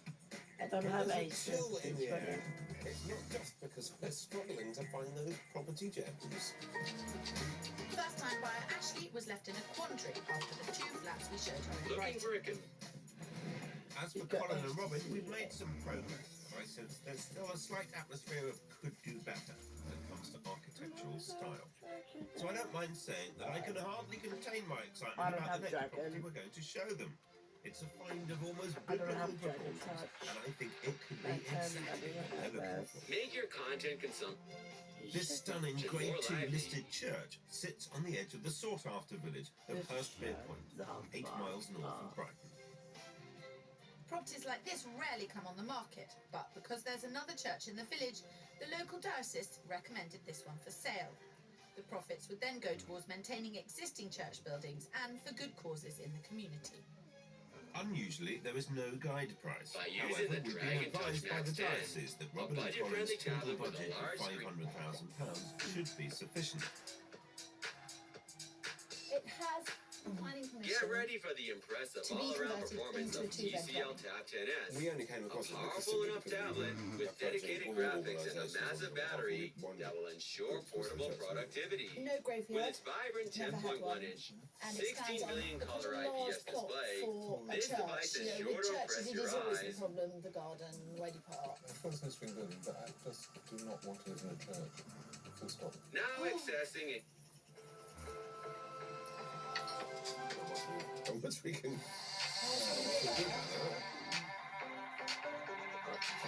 Would you like to be hooked on Samsung's ecosystem, but are You used to have Galaxy tablets, satellites. Robin, do you fancy seeing inside? Did you I'd used love to to, 'cause have I'm so nosy. Particular this reasons. one It's You just, might not it's want just that one principle in the bag? objection I had, which is I don't think church buildings should be Roast chicken tomorrow. deconsecrated and turned into I'm secular. a chicken. I'm gone. I'm so disappointed, Not not tonight. least because this is the first really grand late. property I found that they can actually afford. Huge Uh, proportions and Galaxy stunning Tab architectural 6. My features. dad's phone. It is, This well, doesn't just have a phone. heavenly. No. The current plans agreed by the church and the local council say that the chancel would become a bedroom, the vestry a bathroom, and the nave a huge sitting room. Another bedroom and ensuite would be created at mezzanine level with a kitchen underneath. But frankly, this is all academic now. What a shame, what a lovely building. I know, it is a lovely Yeah. building. I, on the other hand, can see this as a really, really exciting project, something that I'd love to get my teeth in. So whoever does buy it, I'm available for the possible, Yes! possible project management. Yes, should we of leave a this. card? Should we put a poster up? Yeah. Oh, there you are, Yeah, skulking. long face, I'm afraid. I was so chuffed. I was so proud of this. Yeah, well, God Little says gem. pride comes before a fall. I guess I feel that I should have thought that could happen rather than me just approach Church of England and just presume everything would be okay. Yeah, but you know, these things happen. Don't beat yourself up much. Well, What's your first EG2 Just a little bit. Confession What over was with, that? time to move on. Ashley loved the views in the last property I showed her, so I thought I'd go all out with the ultimate view for our next flat. It's in Hove, just around the corner from where she currently rents and with easy access to bars and restaurants. It is, however, freezing here on the coast today and I refuse to stand outside, so it's foyer all the way for me. This flat is about having a sea view and being in one of these classic Brighton flats. But as you know, what you sacrifice is space. Okay. This split-level, one-bedroom conversion is the smallest of the 3 flats we're showing her, but it's still bigger than where she currently rents. It has an open-plan kitchen, dining and living area. The bedrooms are tad small, but the views are amazing. It's being marketed at just over £148,000, which includes the 16 grand needed to fully extend the lease. So I'm sorry to say Ashley would again have to take up her parents' offer of financial help. Now, this space has been incredibly, And I'll have a frankly, I'm going to use a strong word, stupidly arranged. This is a vast L-shaped sofa which doesn't fit the room. That's taking up too much floor space. Yep. Right, so okay. So this is Well, the it room. kind must be Wow, look at that right. view. I know. I'm in love with that view. I mean, the kitchen's quite cute as well. Yeah, you can. I would shift it round a bit. I think it's silly to have it there. But that is amazing. I mean, it's the polar opposite of the first flat. Yeah. First flat, big, but this is the view. Yeah. This flat, small, but that is the view. There's one room that lets this flat down. It's the bedroom. It's a boxed-in mezzanine they created after installing a staircase. If you're being kind, you could call it cosy. Whether Ashley will think it's worth sleeping in here in order to get a good view remains to be seen. It is tiny. It's tiny. It really is tiny. I mean, it could be made absolutely lovely. It's a romantic flat. Yes. Yeah, I can see where you're coming from there. Will I start feeling a bit claustrophobic in here? Maybe. Ashley is doing something that none of her friends are doing. So few people when they're 26 are buying their own flat. And her real concern is that she has somewhere that her friends are going to want to come to. She doesn't want to spend all this money and sit at home all by herself. So, Ashley, where's your mind at now? Very different flats. Very different. Yeah, and two that I really like. I think we've got the first one, gorgeous living space. I can see it being a real kind of sociable, fun house. Yeah. This one, really cosy, amazing views. I just don't know. There are some decisions to be made, but I'm happy at least that we've got two contenders. Well, it's twice as many as me, so I'm going to go for a gamble to try and improve my hit rate with Colin and Robin. We're in the village of Stenning, home to 125 listed buildings. It's 14 miles north of Brighton and walking distance. 10 years ago today, It's also on the it face of was it a announced conventional Victorian this selling. fall. Not the architectural period they asked for, but in my opinion, a property with great potential to become somewhere they could finally set up home together. Nice big project. You don't look enamoured. Looks okay. Looks okay. What's the view like? We'll wait and see inside. Let's go inside. Okay. Oh no, here we go again. This house offers great scope for renovation. It's got 3 bedrooms, 2 of which are a good size, and 2 decent reception rooms. The kitchen is currently a bit cramped, but there's room to extend behind the house, and I'm sure Colin and Robin could come up with a super clever plan to produce something spectacular. It's on the market at £325,000, which is 75 grand below their budget for buying a property, and they still have the £100,000 for renovation if they need it. Come on in. The lady who owns it lived here for 72 years. Oh, that's nice. Robin, I'm assuming you've done lots of this type of a project Yes. for your clients. Yes, this is. Do you There'll be a couple of little bits and bobs there, but this is quite an easy one actually. Early days, Colin, you haven't looked around much of it yet, but architecture. It's almost better at the moment outside than in, isn't it? The architecture seems to have disappeared inside. Then we've got these 2 other rooms. First thing I do is get planning permission to extend out the back here. Yeah, let's just have a look. You can see a little courtyard and a privy. Okay, yeah. There isn't a view at all. Well, no, but one could make one with that. You don't even have to lose the courtyard. You create an internal courtyard so that literally you've got a kitchen and dining area looking into something. I am nervous. I confess it. I am worried about this. It's the last property I bought to show them, and it was a bit of a gamble. This is late Victorian. They wanted ideally Georgian or early Victorian. It's not exactly architecturally stimulating, but I think it would make a lovely home.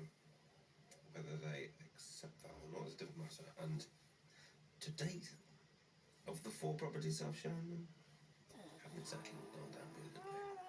The other one is Lovely, wonderful period Georgian fireplace. Favourite fireplace? No, it's a lovely room. Yeah, it sort of gives me quite a nice feeling. I can see the potential, most importantly. Yeah, I think that's true. Yeah. Is this the sound of Colin and Robin finally matching their aspirations to their budget? Well, it's nice to see you found a job. I've found some use. Fantastic. I'm good at one thing. It's a good period model. Yeah. How'd you get on? Great. Yeah. I think it grows on me, this house. Yeah. And it has quite a lot of potential. It's got good feeling to it, I think. It's a very nice, quiet spot. But, you know, you'd have to do some interesting changes, I think, but it would make it a really rather good house. Interesting enough changes? I think so, yes. I haven't held a gun to his head either on that. So quite a mood change, I think. You've gone off brief on this one, but it's actually worked in everyone's favour. Could be exciting. Good. I don't watch TV. All of a sudden, I feel like I'm back on track. Yesterday, we had a nod in the right direction after our appointment at the dentist's, and now this surprise choice is also in the running. But they're an unpredictable pair, so anything could happen from here. Ashley has had some time to decide between the Hanover flat with the huge double-height living space and the cosy one-bedder in Hove with spectacular views of the sea. She's come to a decision, and we're back at our first property with the parents in tow. It's on the market at £150,000. That's 22 grand above Ashley's budget, so her parents would need to help stump up the extra cash. So it's important they like it. My feeling is that the first thing you need to do is take over that wall, paint it white, get some climbing flowers. I know what you want, Tyson Banks. Oh yeah, yeah. But isn't this room lovely? Isn't it? Isn't it? Look at the high ceiling. As soon as you had a big sofa across there, You can always put the telly on the wall here. or you could have one of those screens that pull down and Yeah. Now we're talking. the bathroom really needs replacing, doesn't it? Where did this colour come from? I don't know. I can't even describe it. I know. What do you call it? But it's a good sized bathroom because Yeah. you've got room for a Yeah, cabinet it's there. Ashley's dad is clearly very alarmed by the 80s colour scheme, but he needn't worry. It's really all quite cosmetic. They can update the kitchen and bathroom and decorate for around 3 grand. No problem. And this is a kitchen with a door, Ashley. This is the one, Kirsty. She has a washing machine. Ashley, have you not had a washing machine prior to this? You have been pretending to me you're an independent woman about town and your mum is doing your laundry. And drying it and ironing it. Apart from Toiletgate, it seems we've got an overwhelming thumbs up from the folks. I can see you being here straight away. And I can see me being here with a paintbrush. Yes. Yeah. Okie dokie. Well, should we go somewhere and sit down and chat it through? I think we definitely should. Yeah. Okay, let's find somewhere warm. Obviously, we've still got to get it at the right price. But I've had a great day. Over to you now, Phil. No pressure.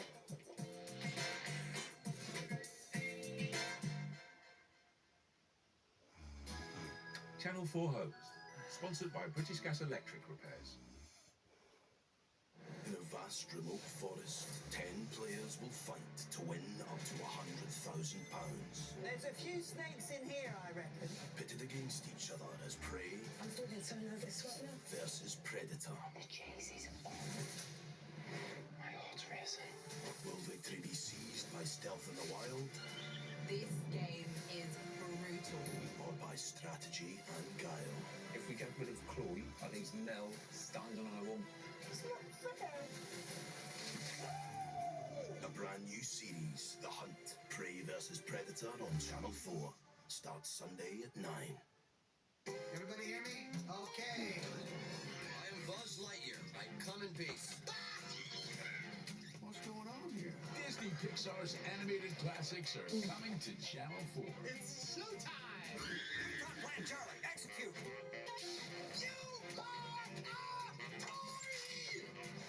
Your valuable property! Right like the wind, Bullseye! We're getting thrown away! Welcome to Sunnyside, folks. To infinity and beyond! Join Woody and Friends for Toy Story on Channel 4, Sunday at 6:05. 6 brand new celebs are looking for love. Hello, celebrity dating agency. Get ready for some saucy mixers, You are outrageous. I love it. Lucinda is naughty. deep chats, Was there on a fest? and hot dates. I'm down for daddy. Ever killed anyone? Oh dear. Brand new celebs go dating on E4. Coming soon. Channel 4 Homes, sponsored by British Gas Energy.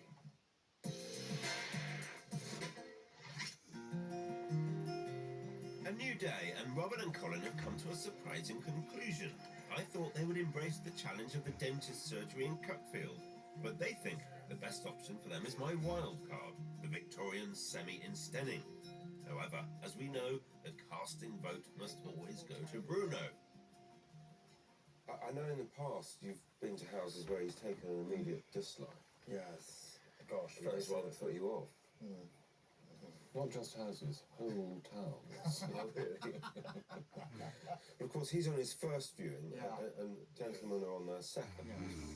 I'm delighted that you wanted to come back here, but I'm also aware that we've got a lot to think and talk about with this house. Yeah. One of the issues with the house is the parking. It doesn't have parking permission out there. It does have right of access across the gravel. You could create parking space here in the front garden. That straight away, that means that's devaluing the property for me on a development point of view. Did he just say development? That's a new one on me. This is where I see it. The opportunity is obviously subject to planning. You're limited by their windows. Yes. You get a second story on it. No, but it was a big improvement to the sort of functionality at the back of the house. Yeah. What do you think, Colin? Well, you'd have to be able to do something here.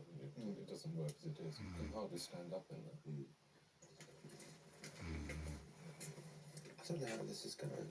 I don't know whether they're thinking of it as a home or a project or a development. Can't read them at all today. And Bruno's not helping me one bit. Now, you had some ideas for this lovely big bathroom. Yes, yeah, it's such a lovely size that this could actually be converted quite easily and readily into the ensuite for that bedroom, and then keep this as the family bathroom. Fun enough, I would keep that bath and just replace the taps. It's perfectly serviceable. It's a good cast iron bar, yeah. I mean, again, with a basin, it's a good basin.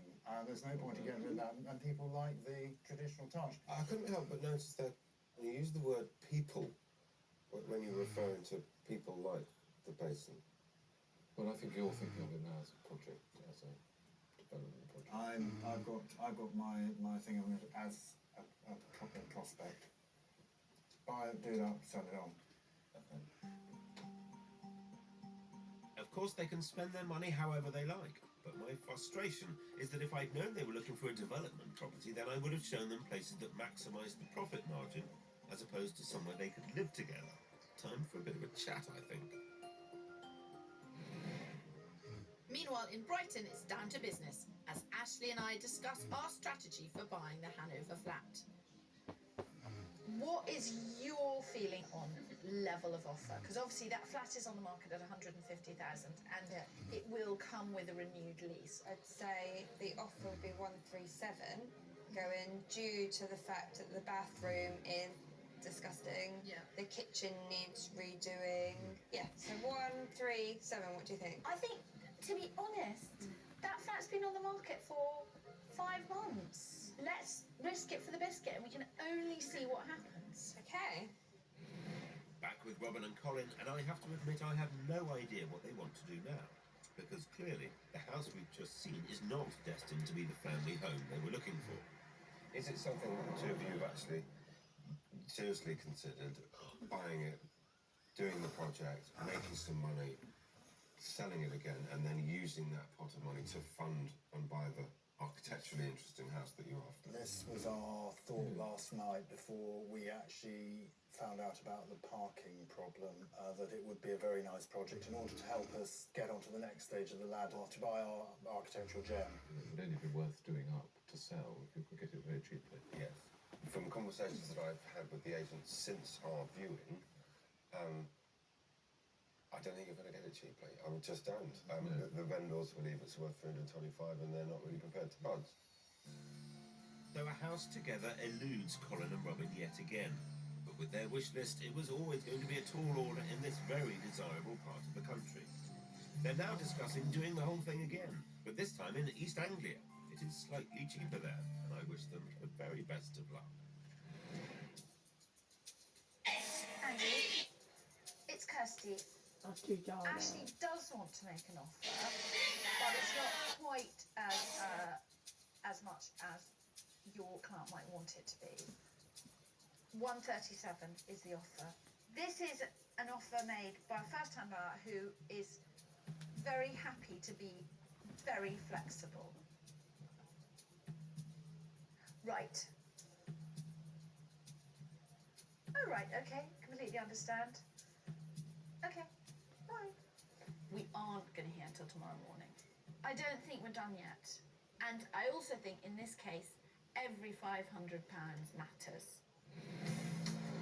A few days later, and Ashley's offer of £137,000 was rejected. She increased it to 138, but unfortunately, it still wasn't enough.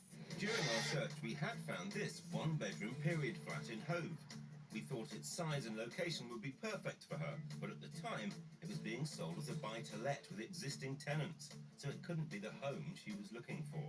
But all that changed, and shortly after our search, it became available with vacant possession. Ashley wasted no time in viewing it. It was a stroke of luck that the situation changed with the property and the owner decided to sell it. It's perfectly situated in where I want to be in Hove. I couldn't fault it. Had to have it. And she did. Ashley paid £144,000 for the flat and got the keys to her new home yesterday. She isn't wasting any time moving in with a little help from mum and dad. In order to get the space and location she dreamed of, Ashley had to accept her parents' offer of financial help.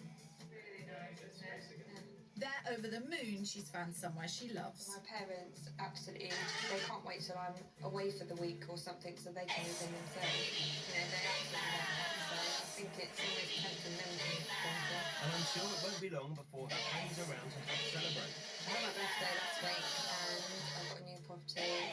That definitely calls for a big party, so. I'm thrilled to see Ashley so happy and settled in a home of her own. Next week, we've been called in as reinforcement and are battling on all fronts. It's no laughing matter. Is someone taking the mick? We're lost in the wilderness. I have no idea where I am. And searching for the truth. Are you telling me the real story? Where did it all go wrong? Clever people often struggle with choosing houses. What's that say? I've only ever looked at one. To collect property information from the show and your own online scrapbook, or to get our help with finding your own home, go to channel4.com/KirstyandPhil.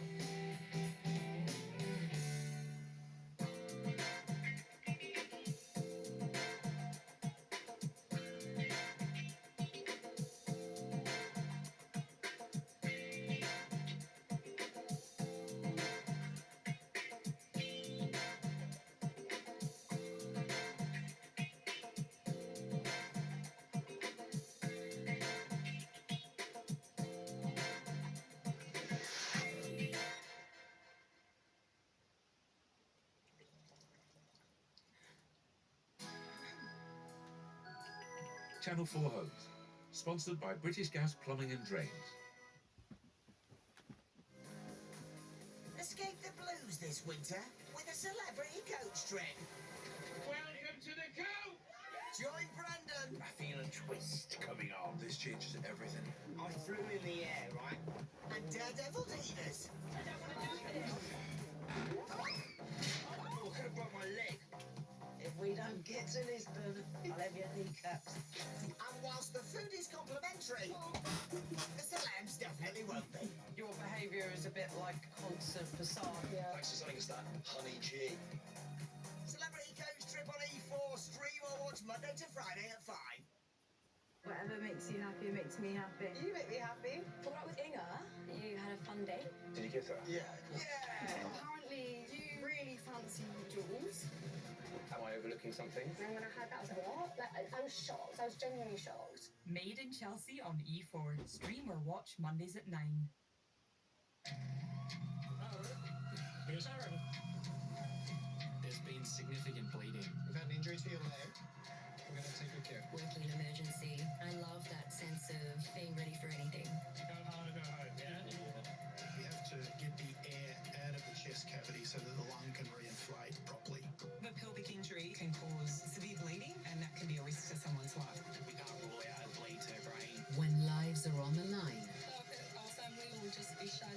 Every second counts. It's very likely that he can die from this. A brand new series at the emergency ward on More 4, coming soon.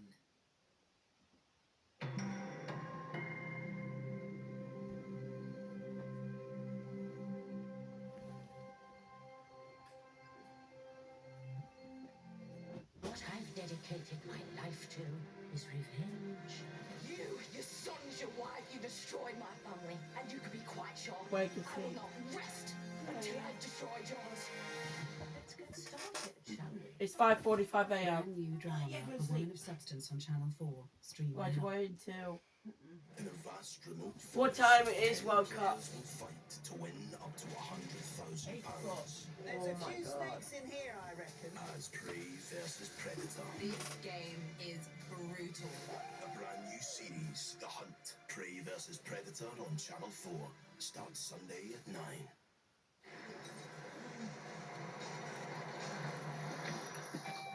Hello, morning. How the devil are you? Here's hoping you've got a great Thursday ahead of you. Cheers, Raymond and Fraser to help us. But we can't start the day without Countdown on Channel 4. Morning.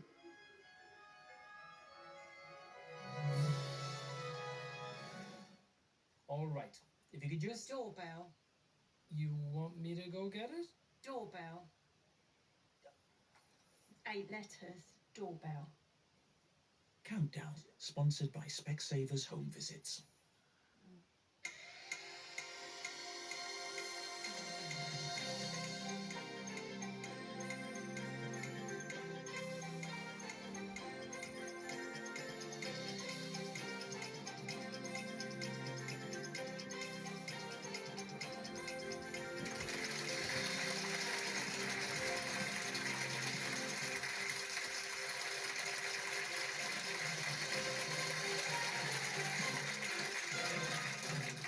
Hello everybody, it is Wednesday the 18th of March and we're ready for a magic midweek countdown because over in Dictionary Corner we have our Susie Dent, proven a hit already as the music maestro Nicky Chapman.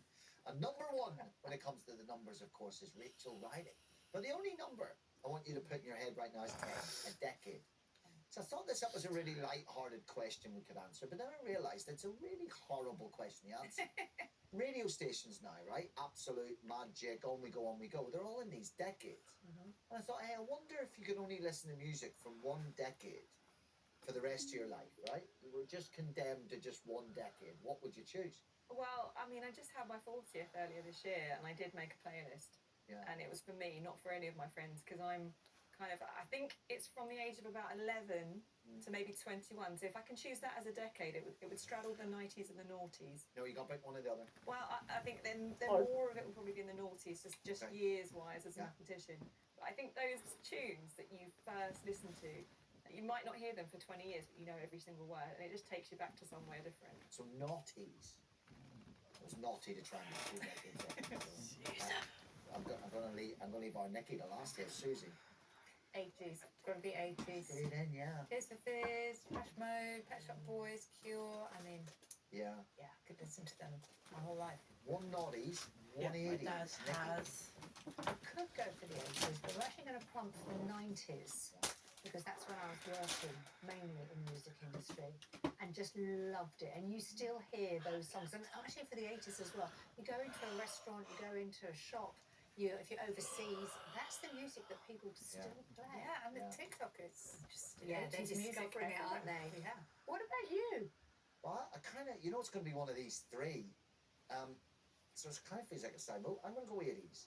Just because the end of the 80s gives me the birth of rave, gives me the start of Manchester. I get a little bit of that. I get the start of grunge. But I tell you what, it's a dreadful thought. You're just using that as an excuse. You want Culture Club, don't you?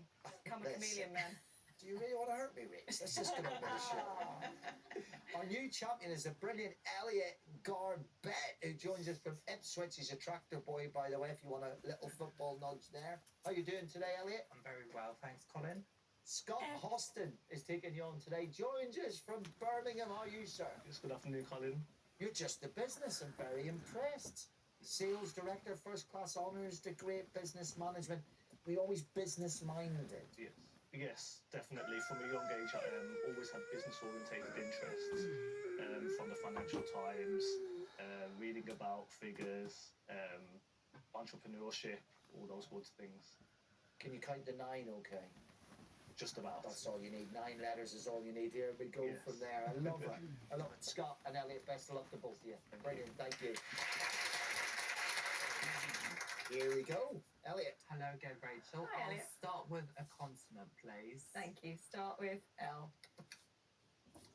And another, S. and a vowel, A. and a consonant, T.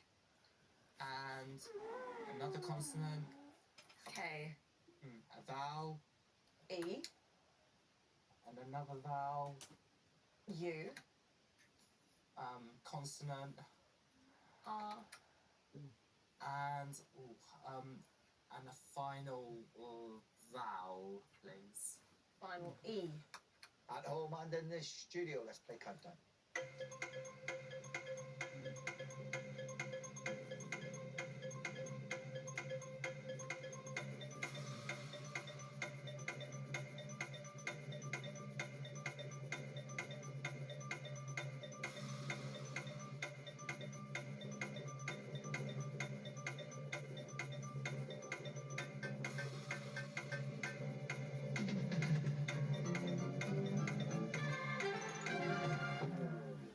How many, Elliot? 7.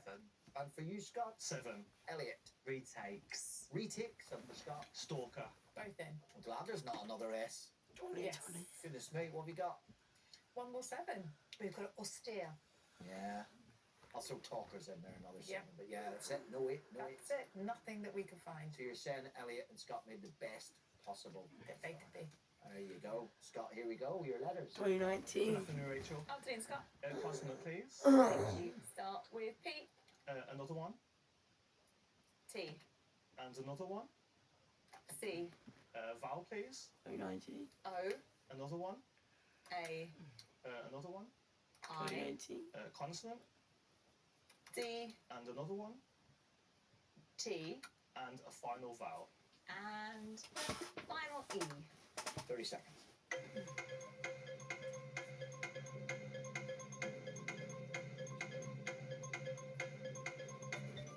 No, I haven't.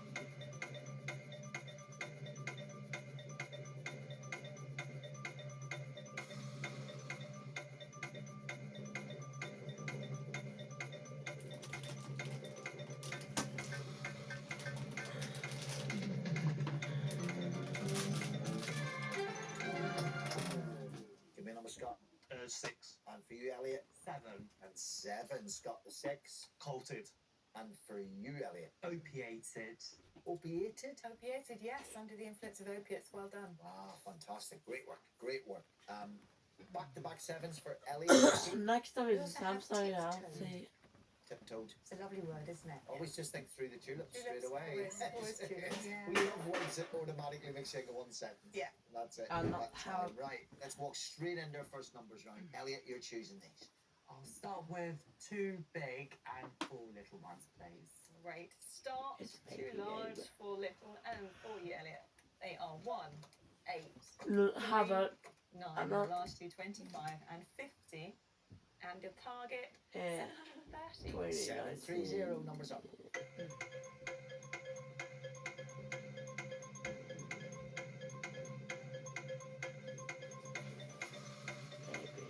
Big mouth.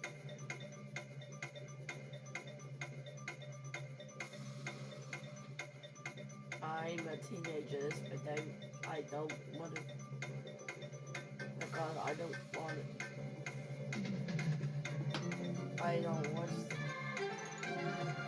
You should watch them. 730, Yes, that Elliot. was 2019. 2 away. And Scott, No, sorry, haven't got it. don't worry about that. Elliot for 7 points. So 9 plus 1 is 10. Yes. And It's then 50 2017. plus 25. And take away the 3 is 72. Yep. And then times the 10, multiply the 2 together. 720. And then No, I add don't have a baby. 2 away. Well Big, done. big mouth. Elliot, I think It's makes baby us big speaking mouth. for hundreds of thousands No. of people that went that way to Teach get 2 away. How do we get I'm a 14 years old 730? now. Yeah, not the easiest. I found one way. I would be 25 glad to grow times up. 9 is 225. Take 1 for 224. Times Because that by I'm a 3 grown for up. 672. Younger and man add the 8 and who add do the not want remaining 50. 7 you little brother wants your services to Joey's, yeah, that is There you go, that brilliant is. work. Let's get this tea time teaser. I I'm not didn't sure the know answer's in that the you dictionary. We'll find out at the other side. of the break. Same crook. No, I same have a crook. younger man. Every time I'm someone 40 gave years you a old kiss, because you I'm got a well, pound. one of Every the time someone gave you a kiss, you got a but pound. probably age 14.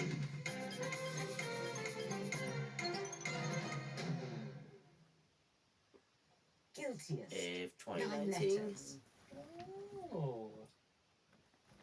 Everybody hear me? Okay. Disney Pixar's animated classics are coming to Channel 4.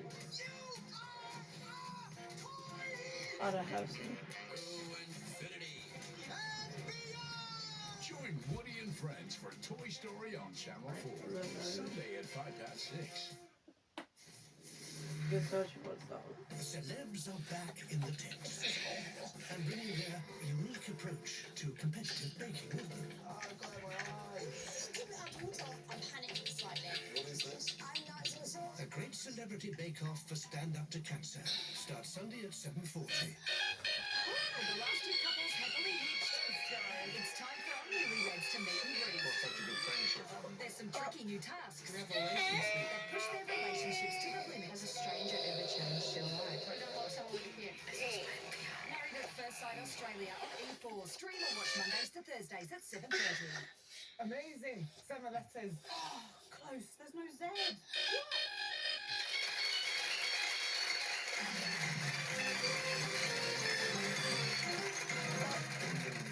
Welcome back, everybody. It's a lovely word, isn't it? Smackaroo.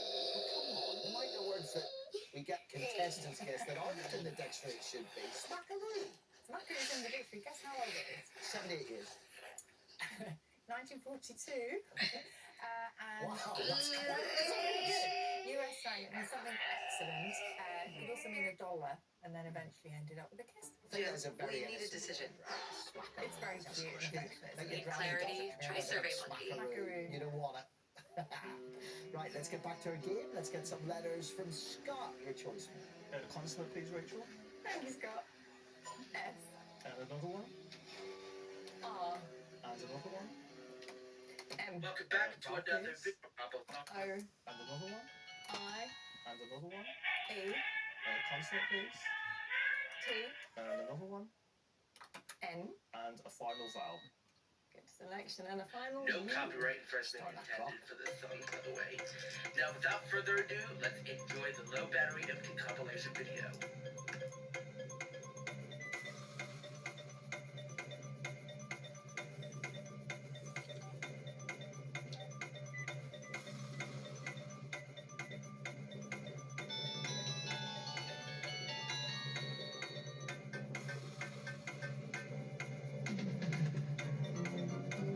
A main phone too.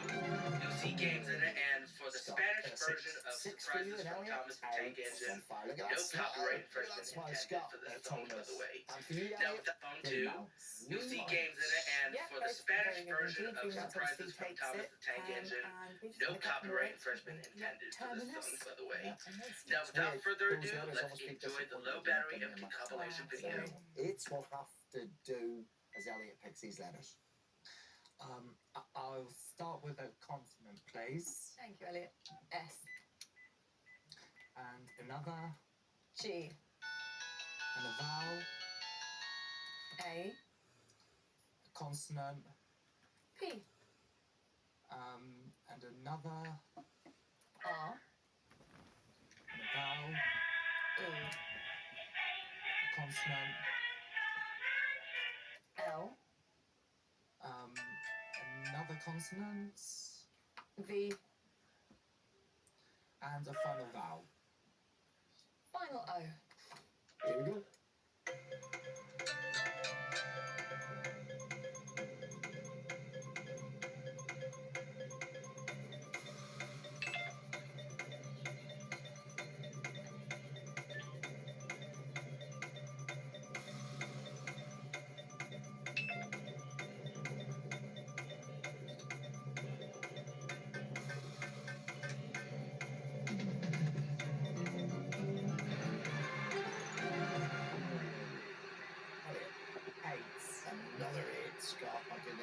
Just 6. The 6 is?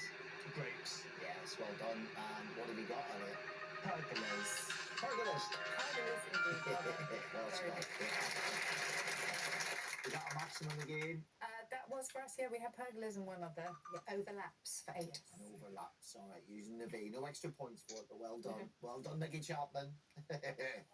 More points on the board then for Elliot as Scott. We get back to those numbers. Good news, you're in control. What are you going to do? I'm going to have 3 large and 3 small, please. And he's got 3 from the top, 3 not coming up, and they are 6, 8, 7, 25, 175. Could be tricky. Let's see. Target 477. 477. Numbers up.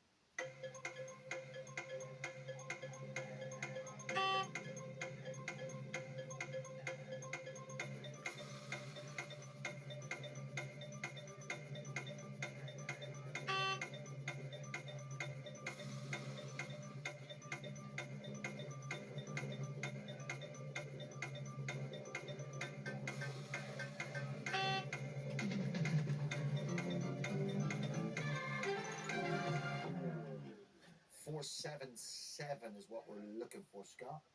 No, sorry, I made a mistake. Elliot. 476. 1 away for 7 points.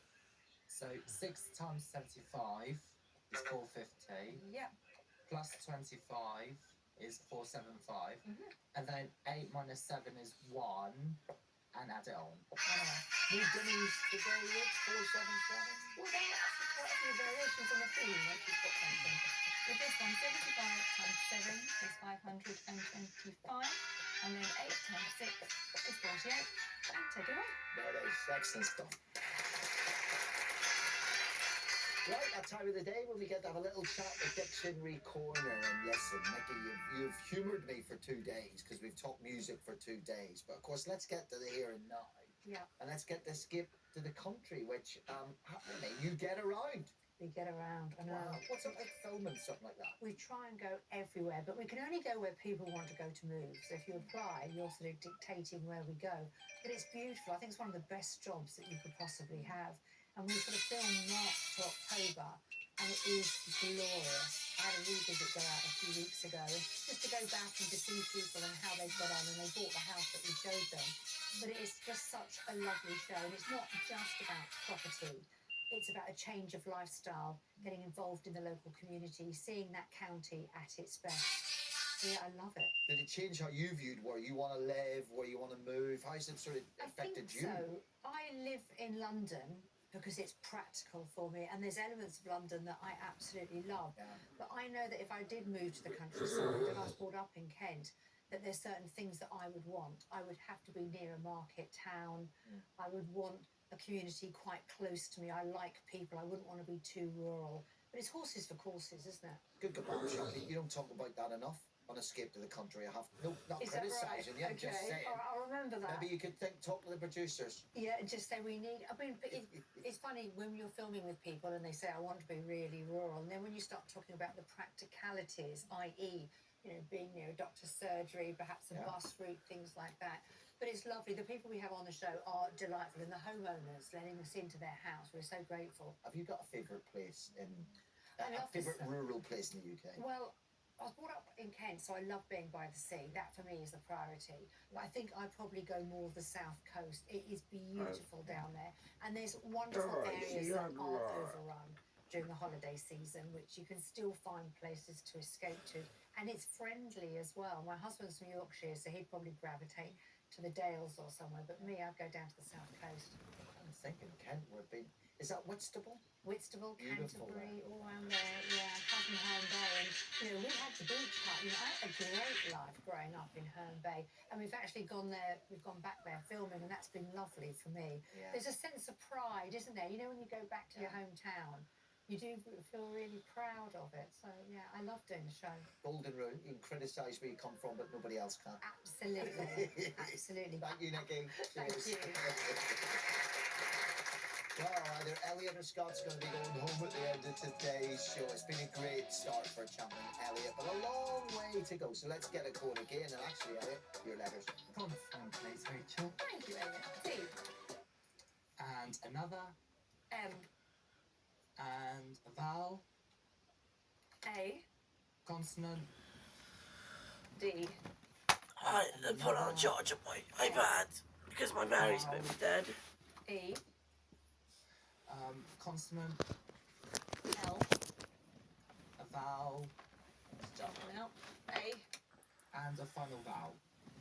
A final I. In half a minute.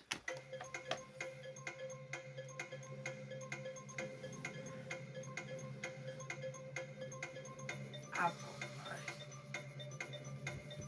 Go on now.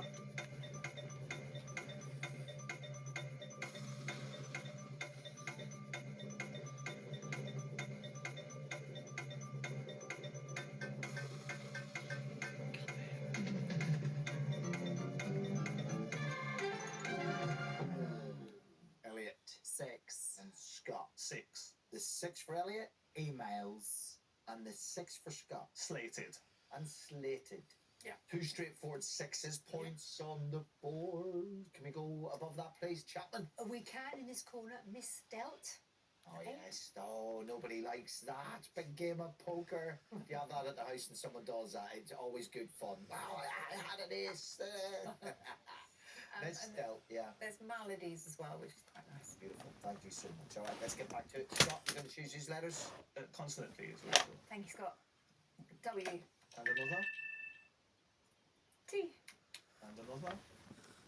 R. Vowel. O. And another. E. And another. O. Consonant. J. And another. N. And a final consonant. Final M. And good luck.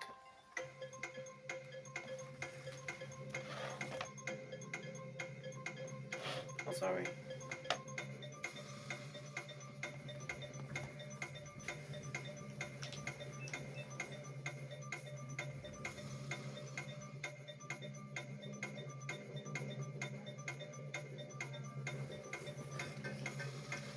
This is not.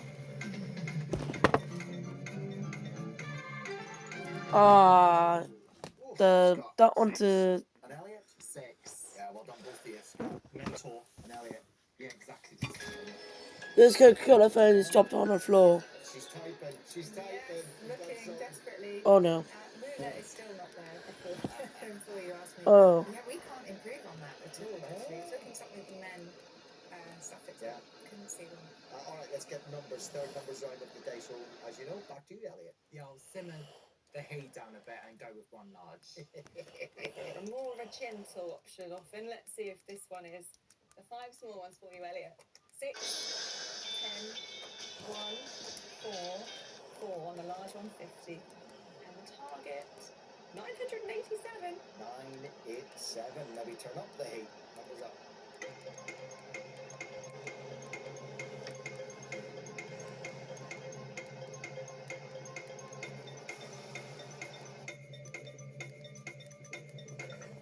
$163 megabytes. That's not good. That's not good. If I get a new SD card for it. Mom! The 32 gigabyte SD card for Coca-Cola phone has to be 165 megabytes or free. That's not good. We need to get new SD cards. Different SD cards. For 32 gigabytes. So we're going to get a new SD card soon. Set it out to get a new SD card. 50 times 4 is 100. 4 plus 1 is 5. Multiply them together for 1,000. What's your favorite And low then battery empty compilation take clip away on the this video? 10. Tell me in the comment section below for details. 990. Now that's Okay, we you go with to me 3 with the low closer. battery empty 987. compilation video for Well, this get channel. your 5 with 6 minus 1, and you're left with 10 and 4 to take away the 986. But what always the best you could have done with this one? It was a rare, impossible one large. It's the magic of the numbers, the magic It's of fun counting, out. actually. You never know what you're going to get. Fantastic. All right. Well, we do know we're going to get a tea time teaser now, your second of the day, which is Wonder Duo. Wonder Duo. Forget about Courtney Pine and Kate Bush. Just carry on through the forest. Forget about Courtney Pine and Kate Bush. Just carry on through the forest.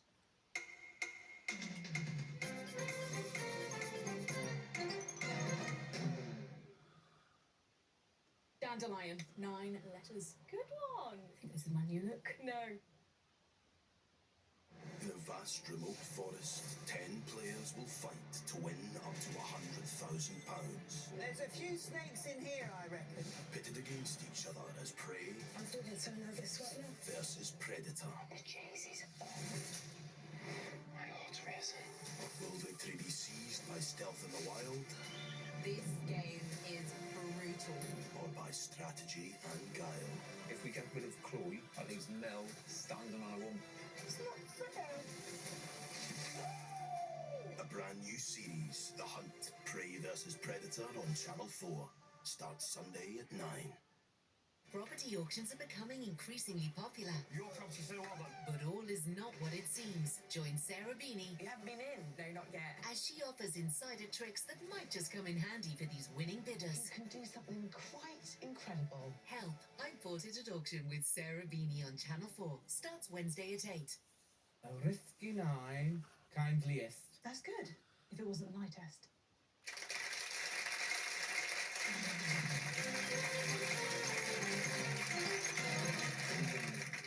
Hello again. Yes, one for those music fans out there. The mention of Kate Bush was for the Bush. For Courtney Pine, it was the Pine. And Carrie, of course, takes us to Carrie Underwood. So, there you go. 63 plays 19. 6 rounds still to go. Scott, you enjoying yourself so far? Yes, I am, thank you. Let's enjoy it. More letters from you. Consonant, please, Rachel. Thank you, Scott. Z. And another. R. And another. C. Vowel, please. A. And another. E. And another. U. Consonant, please. R. And another. F. And a final vowel, please. And a final I. And let's play.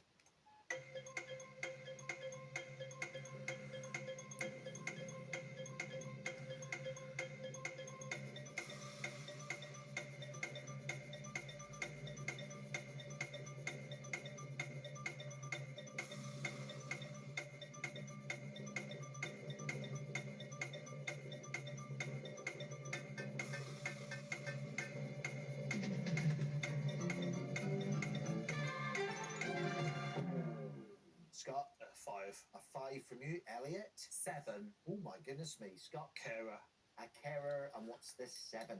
Crazier. Yep, all there, very good. And anything we can add? No, we were chuckling over ferric, which is there, meaning iron, given the Iron Maiden connection that he was talking about, but nothing more than that. We will move on then and get our next letters, courtesy of Elliot Garbett. I'll start with a vowel, please, Rachel. Thank you, Elliot. E. Consonant, G.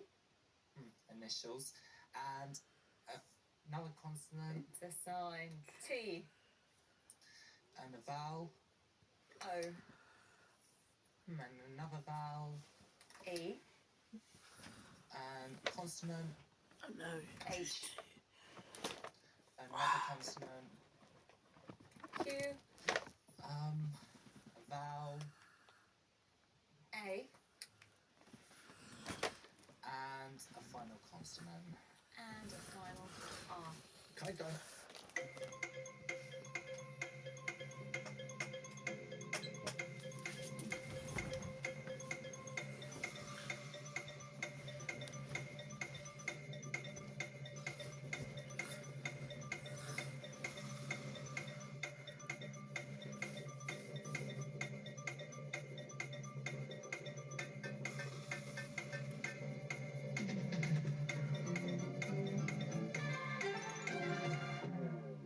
Number, please, Elliot. 6. For you, Scott. 6. And 6 as well. Let's get those points, Elliot. Reheat. Mr. Austin. Heater. There you go. Yep, both very good. Nice and straightforward. All right. Can we better it? We can't better it, but we've got toe rag for 6. You chow rag. Do you hear that word used now or not? Unfortunately, not enough. No. Not enough. Not enough. And That's a good answer, chow rag. I don't know why I'm doing that accent. I feel like, do you know what I mean? Feels like it belongs in that accent. Minder or something. All right, done then. That's it. Right, let's get our origins of words. We've been dancing all week, haven't we? We have. So I've done a little bit of a last minute collection because you said you wanted it to go on all week. I like can it, yeah. stretch to today Yes. for you. And I thought discotheque, we have to talk about disco and where that comes from. So disco, obviously short for discotheque, and that's a straight borrowing from French, meaning a record library. So it was a riff really on bibliothèque, which means a library of biblio is great for books. So from there, from someone's private record collection, it came to be a club at which someone's discotheque, their record collection, would be played. And obviously it kind of broadened out from there. So it was kind of recorded music always. And then by the 1960s, the English-speaking world had adopted discotheques. And of course, quite soon after, in North America, first of all, actually, it was shortened to disco. Moving on to twerk, because you mentioned this one, and twerking. No idea how good you are at this, Colin, but guess how old twerking is as a word? First of all, is that a challenge? And second of all, I'm going to go for 78 years.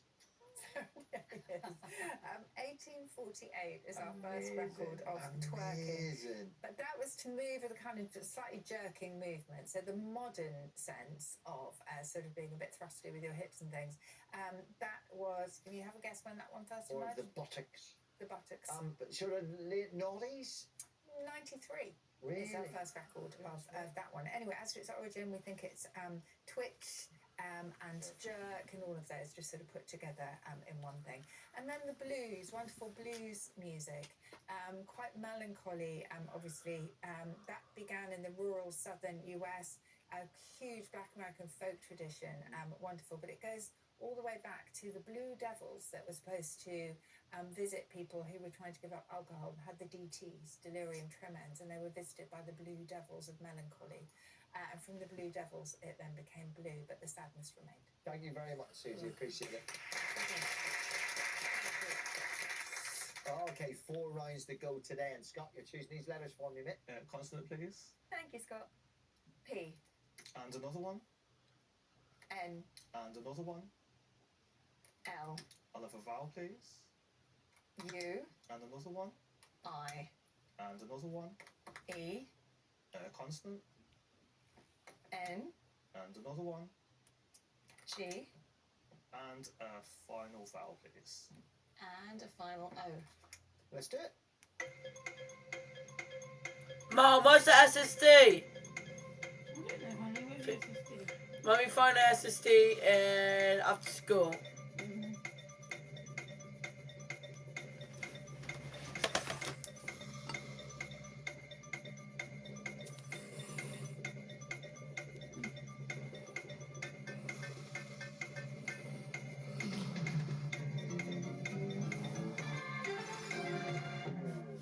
Time's up, Scott.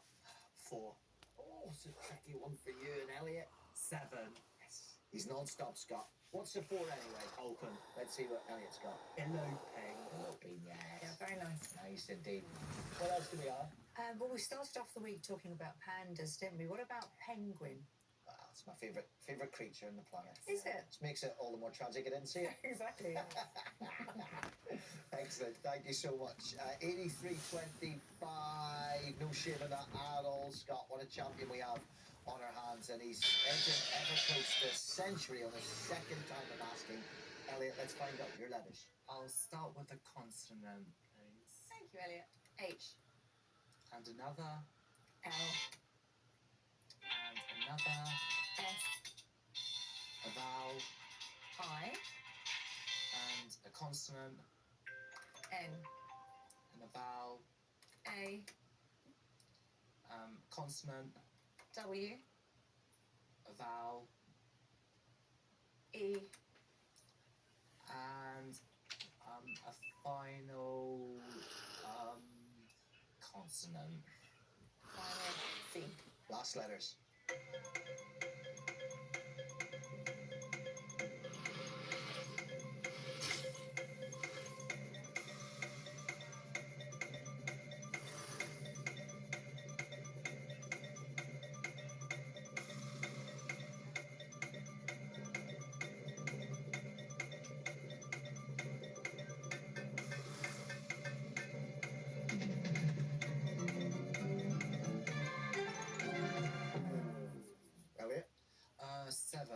7 from you, Scott. Yeah, I'll try a 7. Excellent stuff, Elliot. Winches. Winches. And for you, Scott? Inhales. And inhales. Yeah, very nice. Nice shots. The 7s on the board. Can we go further? Susie has an 8. Yes, cleanish. Greenish. Something can be cleanish. Right. Yes. It's not clean or it's not. It's Alright? cleanish. It's Then- cleanish. It's good enough. So is it dirty then? It's good No, enough. it can't be clean. It can't be clean. Brilliant it. Brilliant it. Right, 90 plays 32. 10 points on these numbers. We get Elliot to a century. Oh, Scott. You can play the part of the Joker here. What are you going to go for? I'll have 4 large, please. Go on. Thank you, Scott. Bit of fun for the end of the day. 4 large ones, 2 little ones, and they are 6 and 6. Uh-oh. 50, 125 and 75. And final target, 115. 115. Numbers up.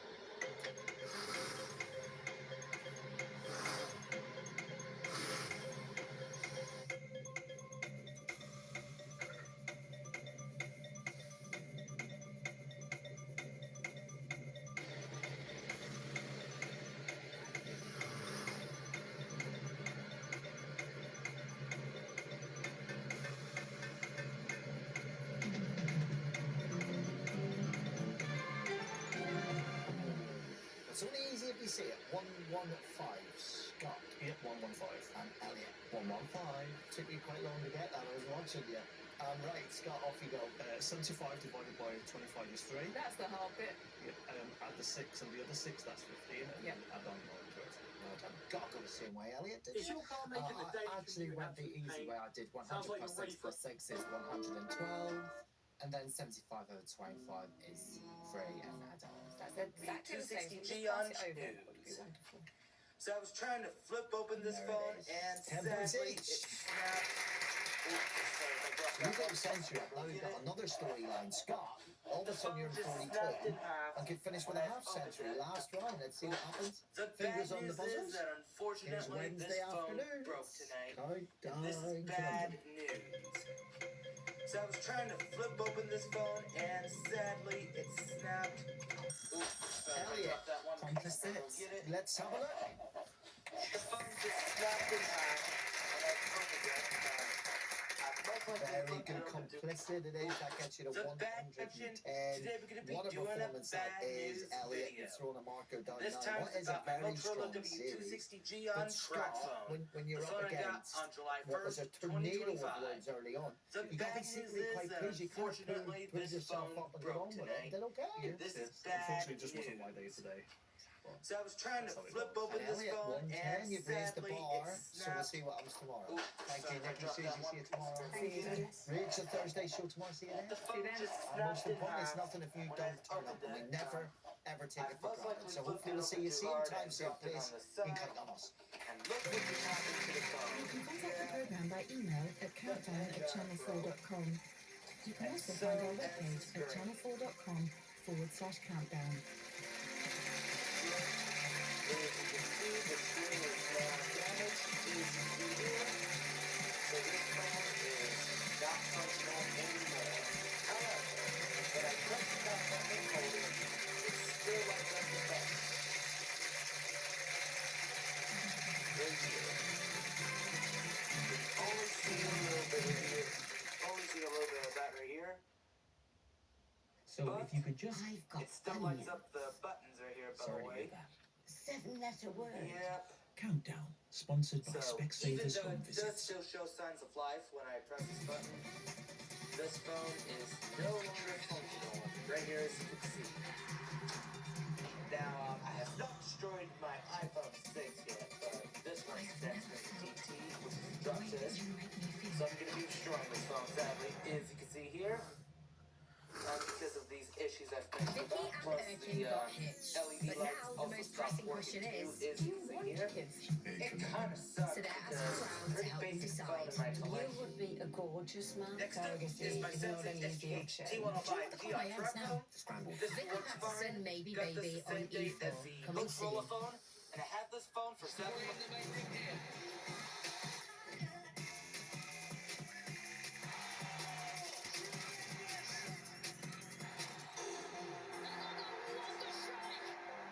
This This is pure football.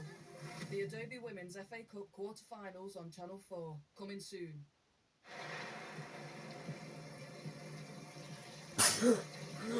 Looking for the perfect match without swiping left or right, although they may slobber a bit and will most definitely have a wet nose. The brand new series of The Doghouse started this week, and you can stream on Channel 4.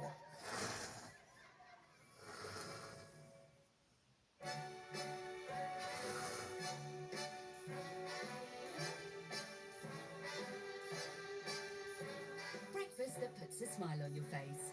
Channel 4 Breakfast. Sponsored by New York Bakery. Cheers is filmed before a live studio audience.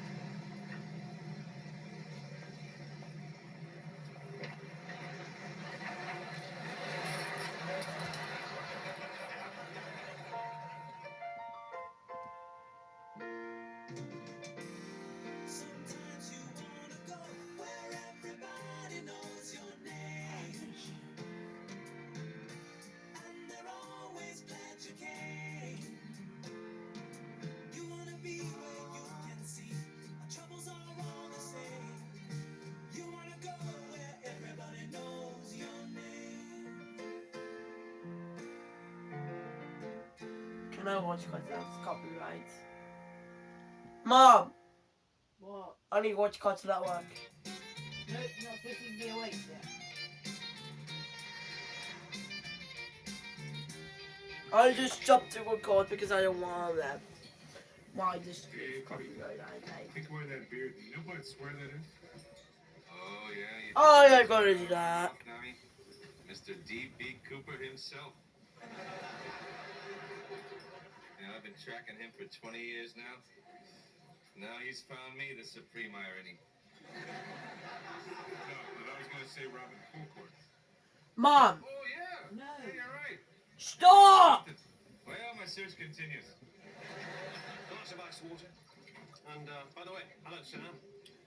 Hello, boys. I'm back. Robin Colcourt, I'll be damned. How you been? Look at you. Why are you dressed like that? Well, my friends, I'm not the same Robin Colcourt you once knew. I'm penniless. Robin, you left here with $6 million. Remember you had it hidden in that money belt in the office? Yeah. Well, I gave it away. And now I'm adrift, Mom. searching the world without a dime and finally liking Mom. what I find inside me. Mom! You need to turn it on 10 on TV because of copyright. Right. No, seriously, Robin. Mom! What have you been up to? I just turn off the volume. I walked through Europe. I worked I need to get it moved on. I need to move it on the TV because of the copyright. On TV. Because of copyright strikes. Okay. I wanted to turn the mail because I don't want to get copyright on you. Because of all the copyright reasons, I don't want it to. The copyright blocked them. I had to get YouTube Studios, I had to get ways of songs for this. I don't need the copyright strikes, do we?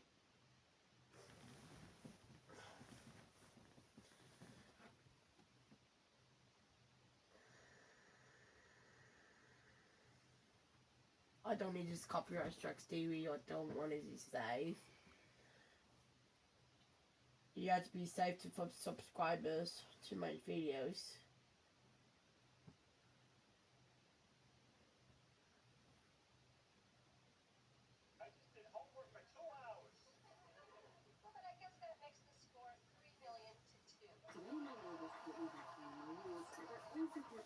Because I've been building this sled wall in my living room to hide from nosy guests. Now the first layer of plastering mud is dried, I need to sand it down and fill in all the new holes that have magically appeared from nowhere. But after the first layer, many who had questions. Where is the mesh tape that you're supposed to put over the joints? For the majority of these joints, I'd already taped them before I started filming, but I forgot one or two of them, and I thought, yeah, they probably won't crack. But you're right, they absolutely did. So before my second layer, I taped the joints that I didn't do in the first go to rip the tape. You just have to hold it in position and pull it really fast. As you can see, flawless execution. You now need 2 layers of this filler, and you have to stand the I need to get back to report YouTube if we need to remove the copyright. But yeah, I'm going to get them because I gotta save the subscribers. I don't want to get copyright strikes. I need to tell them report issues. Go back to YouTube Studios. Need to report issues because I don't want that. But it is further that because the copyright will block them. I need to go back to Raisin songs. And go back and remove the copyright audios. And removed by copyright audios. Hey, Jess. Yeah, what's up? I really don't have a good way of telling you this. You know that guy whose kid puked all over his bed? Yeah, what about him? Well, he kind of tossed all those puke-covered sheets into the hallway. What? Yeah, it smells rank. Oh, you gotta be kidding. And housekeeping doesn't come in for another 4 hours, so... Here we go. Oh, so next up, do you want me to open his door back up and toss him right back into his room? As tempting as that sounds, no, I will go get some gloves and a trash bag, and I will go grab the sheets and bring them to the laundry room. Okay, yeah, I'll watch the desk for you. Yeah, thanks, wish me luck. Good luck. You okay, Jess? Yeah, I'll be alright. I just need a second. Those sheets really were disgusting. Yeah, that definitely made it into the top 10 of the grossest things I've had to do on night shift. Sorry, Jess. I would have dealt with it myself, but I can't deal with bodily function stuff. I get it. I can barely handle it too. But it's all in the washing machine now, and at least that means the jerk's kid really did get to sleep on a clean surface tonight. So that's something, at least. Yeah, I guess that's something. Hey, Jess. Yeah, what's up? How did a bad sales advice lead to a store full of complaints? About 10 years ago, I applied for a job at a large UK retail chain that sold many types of technology. The store was often very busy, especially after 5 p.m. and during holiday sales. When I applied, I really hoped to work in the computing department because I loved computers and had experience building my own PC. Instead, I was placed in the white goods department, which sold appliances like fridges and washing machines. I had already told the managers that I knew nothing about these products, but they still put me there for training. One manager even joked that since I was a girl, I should naturally know about home appliances. I needed the job and had just finished university, so I kept quiet and did my best. After a few months, I realized I probably would never be moved to the computing department. My sales numbers were good, but the managers said they were worried I might give customers the wrong advice about computers. One day, at the start of a new school term, the store was very busy. A couple came in looking for a computer for their teenage child, who wanted it mainly for gaming. As a gamer myself, I was excited to help them. However, my manager quickly stopped me and reminded me that employees were only allowed to help customers in their assigned department. He called a coworker from the computing section to assist them instead. While I was tidying shelves nearby, I overheard the coworker recommending an Apple iMac to the couple. He told them it would be great for gaming and that professionals used it. At the time, the store earned higher commission on Apple products. The problem was that iMacs were not ideal for gaming, especially for heavier games, and some games might not run well or be compatible with the operating system. The parents trusted his advice and bought the iMac. Later, the manager praised the coworker for making such a good sale and told me I should learn from him. I mentioned that the computer might not suit the customer's needs and that they might return it, but the manager again told me not to get involved with the computing department. A few days later, during a busy back-to-school sale, several employees were off sick, so the computing department only had 2 people working. The same coworker who sold the iMac was one of them. That afternoon, the couple returned to the store carrying a computer box. They saw the employee who had helped them and started walking toward him, but he suddenly decided to take his lunch break, leaving only one person in the department. The parents went to the checkout counter to request a refund, but the cashier told them large check returns had to be handled by someone from the computing department. Soon after, they approached me for help. I wanted to assist them, but I remembered the manager's strict rules. I explained that I was not allowed to deal with computing products because it was store policy. They asked other employees and received the same answer. Their frustration grew quickly. Meanwhile, other customers were also getting upset because they could not find someone from the computing department to help them buy or return items. The only available employee there was already busy with several customers. Within about 20 minutes, a long line of angry customers had formed near the tills. Some wanted refunds, while others simply wanted to buy products but could not get assistance. Eventually, the cashier called the store manager and floor manager to handle the situation. The managers tried to blame the rest of the staff for not helping customers, but I reminded them that we had been clearly told not to assist with computing products unless we were part of that department and had received proper training. Hearing this explanation only made customers more frustrated as they felt their time had been wasted. Later, we heard that the store received many online complaints. Channel 4 Breakfast. This one's better. Sponsored by New York Bakery.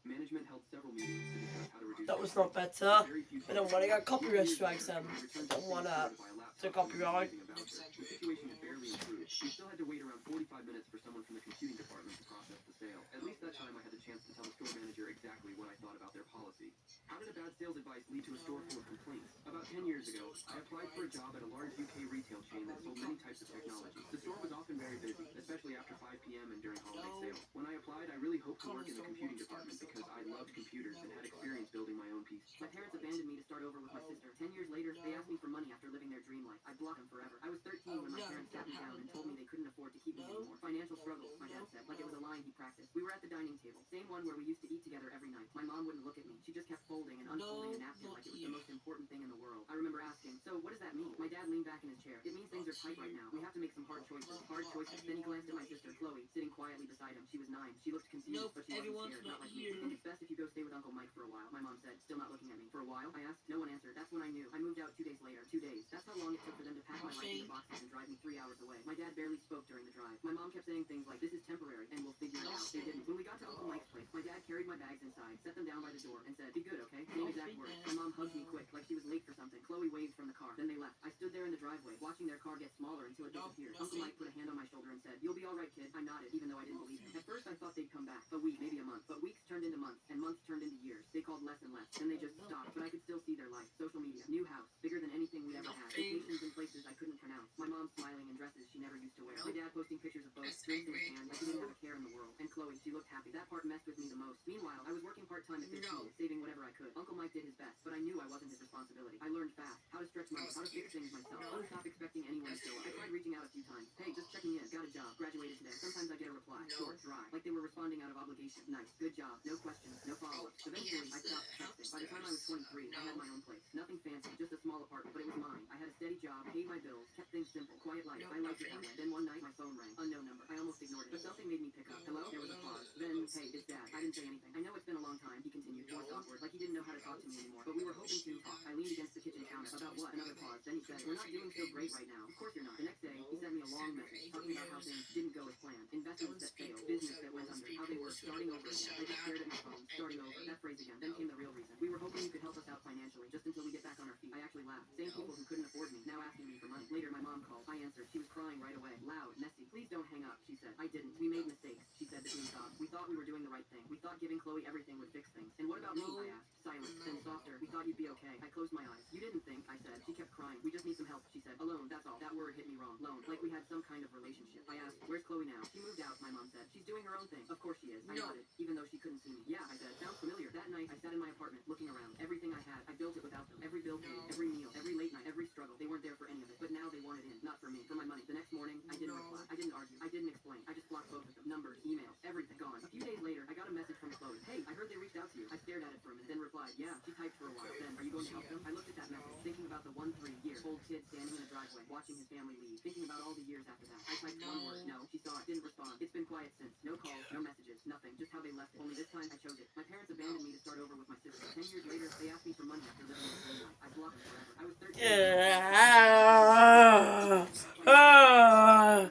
We're renovating. You're paying half. My sister texted with a $92,000 contractor quote for her house. Mom says it's your turn to contribute. Plus, yes. Then don't expect an invite to Christmas. I didn't respond. On December 24th, she posted, family first. I commented, nice. P.S. The car in the driveway, mine. Tow truck's on the way. 10 minutes later, my sister texted me a screenshot of a contractor quote for $92,000. Renovating, I'm paying half. The house wasn't mine. It was hers. She bought it 2 years ago with her husband Derek after our parents gave him $60,000 for a down payment. I got nothing when I bought my place. I saved for 6 years, worked overtime every month, and took 20% down on a 2-bedroom with check from anyone. Nobody offered. Nobody asked if I needed it. When I brought it up once, Mom said, your sister has a family. You're single. It's different. I let it go. So when Amber sent that quote, I stared at it for a long time. She wanted new floors, a remodeled kitchen, 2 new bathrooms, and an expanded deck. She'd already picked out the finishes: marble counters, heated tile, custom cabinets, rainfall shower heads. A farmhouse stand that cost $1,800 by itself. She had a Pinterest board with 200 pins. She even picked paint colors. All of this planned and priced out before she ever asked me for a dollar. And she I'm gonna charge them because I don't want my to be dead. I replied with one word, no. She called immediately. I said, if you don't then don't expect an invite to Christmas. Mom and Dad agreed. I didn't respond. An hour later, Mom texted, your sister is building a home for her. The least you could do is help. You don't even have kids. What are you spending your money on? I didn't respond to that either. Dad followed up the next day. Amber's done a lot for this family. You owe her. I owe her. That sentence stayed with me for days. I sat with it at work. I sat with it at dinner. Amber had never once done anything for me. Not once. She didn't help me move. She didn't visit when I had surgery 2 years ago. She borrowed money she never returned and expected more. Amber had borrowed $3,000 from me 2 years ago to cover a car repair. Never paid it back. She borrowed $1,500 for a trip to Cancun with Derek.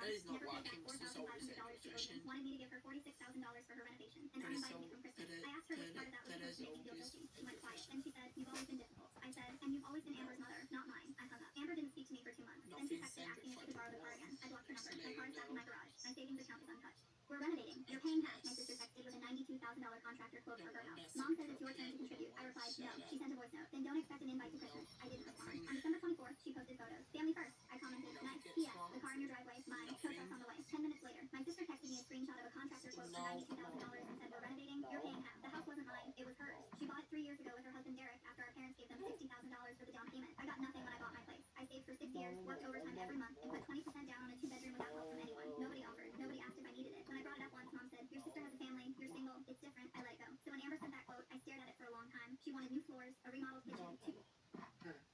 And what would you... How did you break out of prison? When I told my ultra-religious parents I was pregnant at 17, my father told me to go down to the basement while they consulted with God about what to do. When the door locked behind me, I realized I was never coming back up. My parents had always been extreme. My mother once made me kneel on rice for 6 hours because she caught me reading a magazine with a shirtless man on the cover. My father installed cameras in my bedroom to make sure I wasn't inviting Satan while I was alone. They organized prayer circles outside the homes of neighbors they considered sinful. But I never thought they'd do this to their own daughter. The first few days, I pounded on the door until my hands bled. My father finally spoke through the slot. He said, your sin has made you toxic. You'll live down there until we figure out how to cleanse the corruption you're carrying. They slid meals through a slot like I was a rabid animal. When they came downstairs to empty my waste bucket, they wore rubber gloves and surgical masks. My mother would spray disinfectant in the air after leaving like my pregnancy was a disease she could catch. I had nothing but a pot, a bucket, and stacks of religious pamphlets. What my parents didn't realize was that the heating vents in my ceiling connected directly to the kitchen. I don't want to install fake news. Fake news is not good.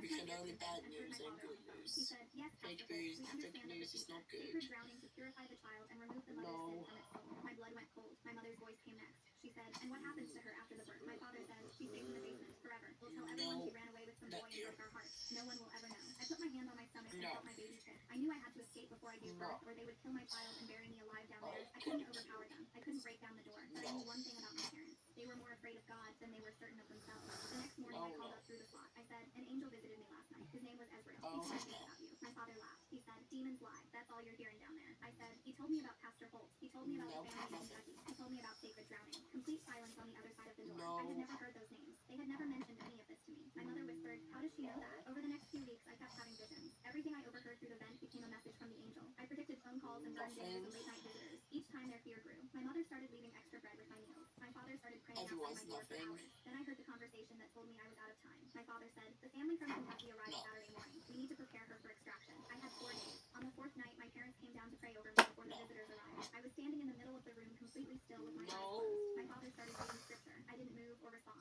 My mother said, why isn't she reacting? Then I let my head snap back and opened my eyes as wide as they could. I dropped my voice low and spoke slowly like every word came from somewhere ancient. I said, you dare approach the vessel? My parents stumbled backward. I pointed at my father and said, I have watched you, Harold. I know what you do on your computer when Margaret is sleeping. I have seen everything you hide from her. I was guessing, but his face went completely white. My mother turned to look at him and saw doubt flash across her face. I turned to her and said, and you knew what he was. Your silence makes you complicit in his damnation. My mother started sobbing and backing toward the stairs. I walked toward them slowly with my arms raised. I said, this child is marked by heaven. If you lay one finger on her, your bloodline will be cursed for 7 generations. I will drag you to hell myself and watch you burn. My father fell to his knees shaking. I pointed up the stairs and let my voice boom through the basement. I said, open the door, let the vessel pass, or face the wrath of everything holy. My father scrambled up the stairs on his hands and knees with my mother crawling behind him whimpering. I walked up calmly while they collapsed on the kitchen floor, crying and